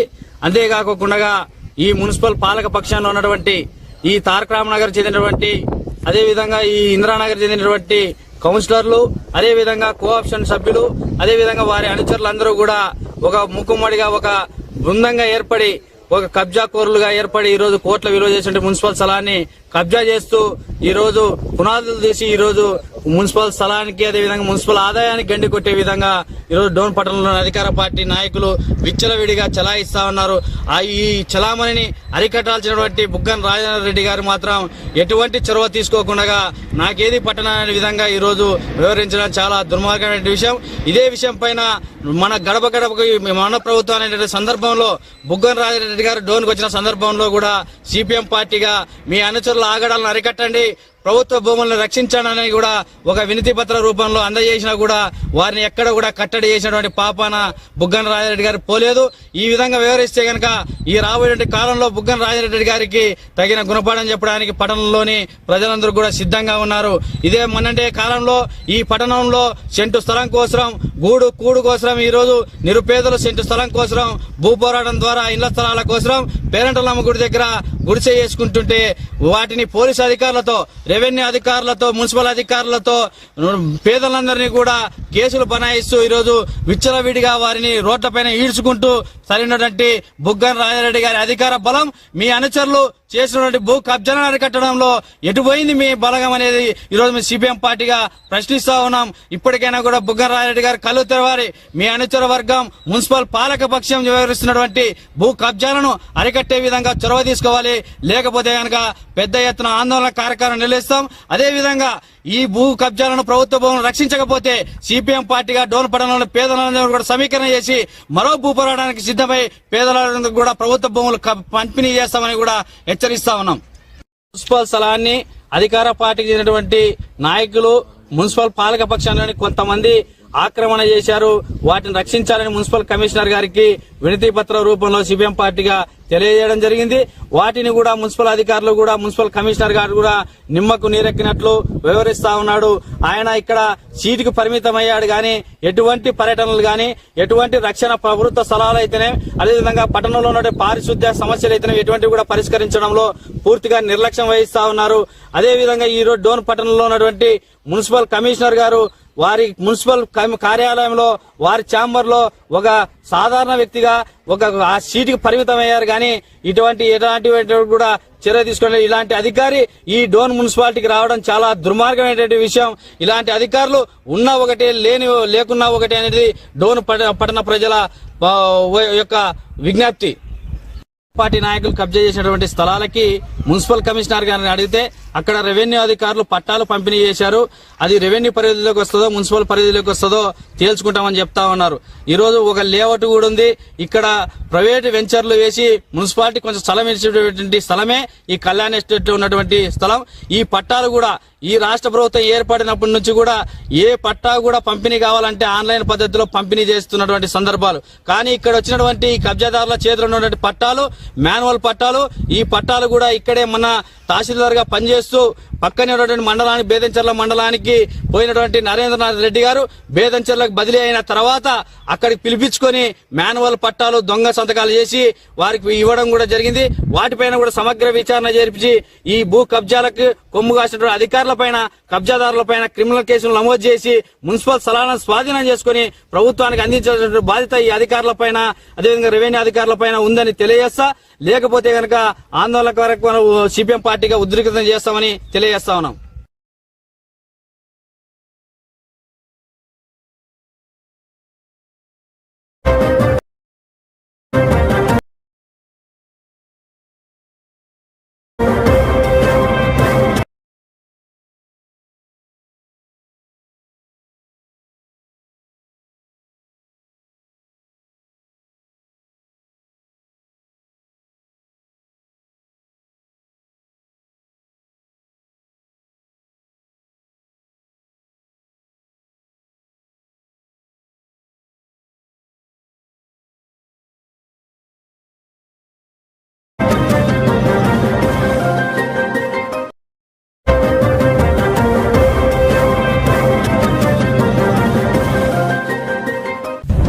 నందమూరి బాలకృష్ణ నటించిన వీరసింహారెడ్డి సినిమా 50 రోజులు పూర్తి చేసుకున్న సందర్భాన్ని పురస్కరించుకుని నంద్యాల డోన్ పట్టణంలోని రాజా థియేటర్ నందు ఆయన అభిమానులు థియేటర్ యజమానితో కేక్ కట్ చేయించి సంబరాలు చేసుకున్నారు.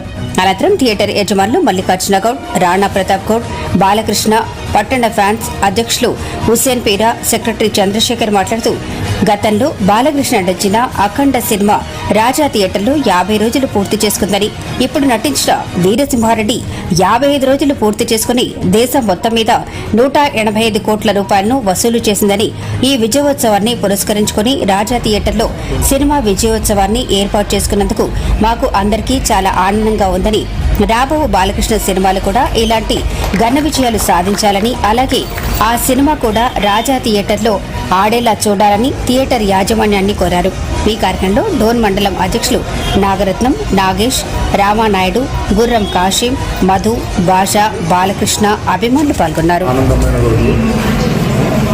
మా థియేటర్లో అఖండ సినిమా 54 రోజులు ప్రదర్శించింది. ఒకే సంవత్సరంలో మళ్ళా వీరసింహారెడ్డి 55 రోజులు మళ్ళా ప్రదర్శించినారు మా థియేటర్లో. దిగ్విజయంగా ఆడుతుంది. 123 కోట్లు రాసి చేసింది సినిమా. 123 కోట్లు షేర్ వచ్చింది. మాకు చాలా సంతోషం. అఖండని మించి మా థియేటర్లో వీరసింహారెడ్డి షేర్ వచ్చింది. అందులో మేము చాలా సంతోషపడుతున్నాము. అభిమానులందరికీ మాకు చాలా ప్రోత్సహించినందుకు వాళ్ళకి ప్రత్యేకంగా తోను రాజా టాకీస్ విజయోత్సవంగా పండగ జరుపుకుంటుంది. ఎందుకంటే 20 రోజులు ఆడిన రోజులు లేవు సినిమాలు. అట్లాంటి వచ్చి అఖండ సినిమా బీభత్సం సృష్టించింది. దానికి మించిన రేంజ్ ఈ సినిమాలోనే ఒక రాజా టాకీస్లోనే వచ్చి 55 రోజులు జరుపుకుంటుంది, పండగ జరుపుకుంటుంది. ఈ ఒకటే సంవత్సరంలోన బాలకృష్ణకి ఇంత కలెక్షన్లు వచ్చినాయంటే ఎవరికి తెలుగు ఇండస్ట్రీలోన ఏ హీరోకి రాని కలెక్షన్ మా హీరోకే వచ్చినాయని శుభ సందర్భంలోన మేము చాలా సంతోషంగా మేమంతా డోన్ ఫ్యాన్స్ తరఫున మేము పండుగ చేసుకుంటున్నాం. ఎందుకంటే ఇలాంటి సినిమాలు ముందు ఇంకా ఎన్నో రావాలని ఆశిస్తున్నాము, ఆలోచిస్తున్నాము. మళ్ళీ నెక్స్ట్ అనిల్ రాయపూడి సినిమా వస్తుంది. అది 100 రోజులు ఇంకా రికార్డు సృష్టించుతారని మాకు అభిమానుల ఆశలు అంచనాలు పెరిగినాయి. అదేవిధంగా ఆయన రావాలనేది ఆ సినిమా రావాలనే సినిమా కోసం ఎదురు చూస్తున్నాం ఫ్యాన్స్. మళ్ళీ ఈ రాజా టాకీస్లోన 100 రోజులు ఆడాలని మేము ఆశిస్తున్నాం. మాకు టాకీస్ యజమానులు మల్లికార్జున గౌడ అయితేనేముంది, రానా బాబు అయితేనేముంది, బాగా మాకు కోఆపరేషన్ ఇచ్చి మా సినిమాని విజయవంతంగా చేసినారు. ఈ సినిమా మళ్ళీ ఎన్నో సినిమాలు ఈ రాజా టాకీస్లోనే 100 రోజులు పడాలని మేము ఆశిస్తున్నాము, ఆలోచిస్తున్నాము. జై బాలయ్య. నా పేరు హుసేన్ పిరా, డోన్ నందమూరి బాలకృష్ణ ఫ్యాన్స్ అధ్యక్షుడు.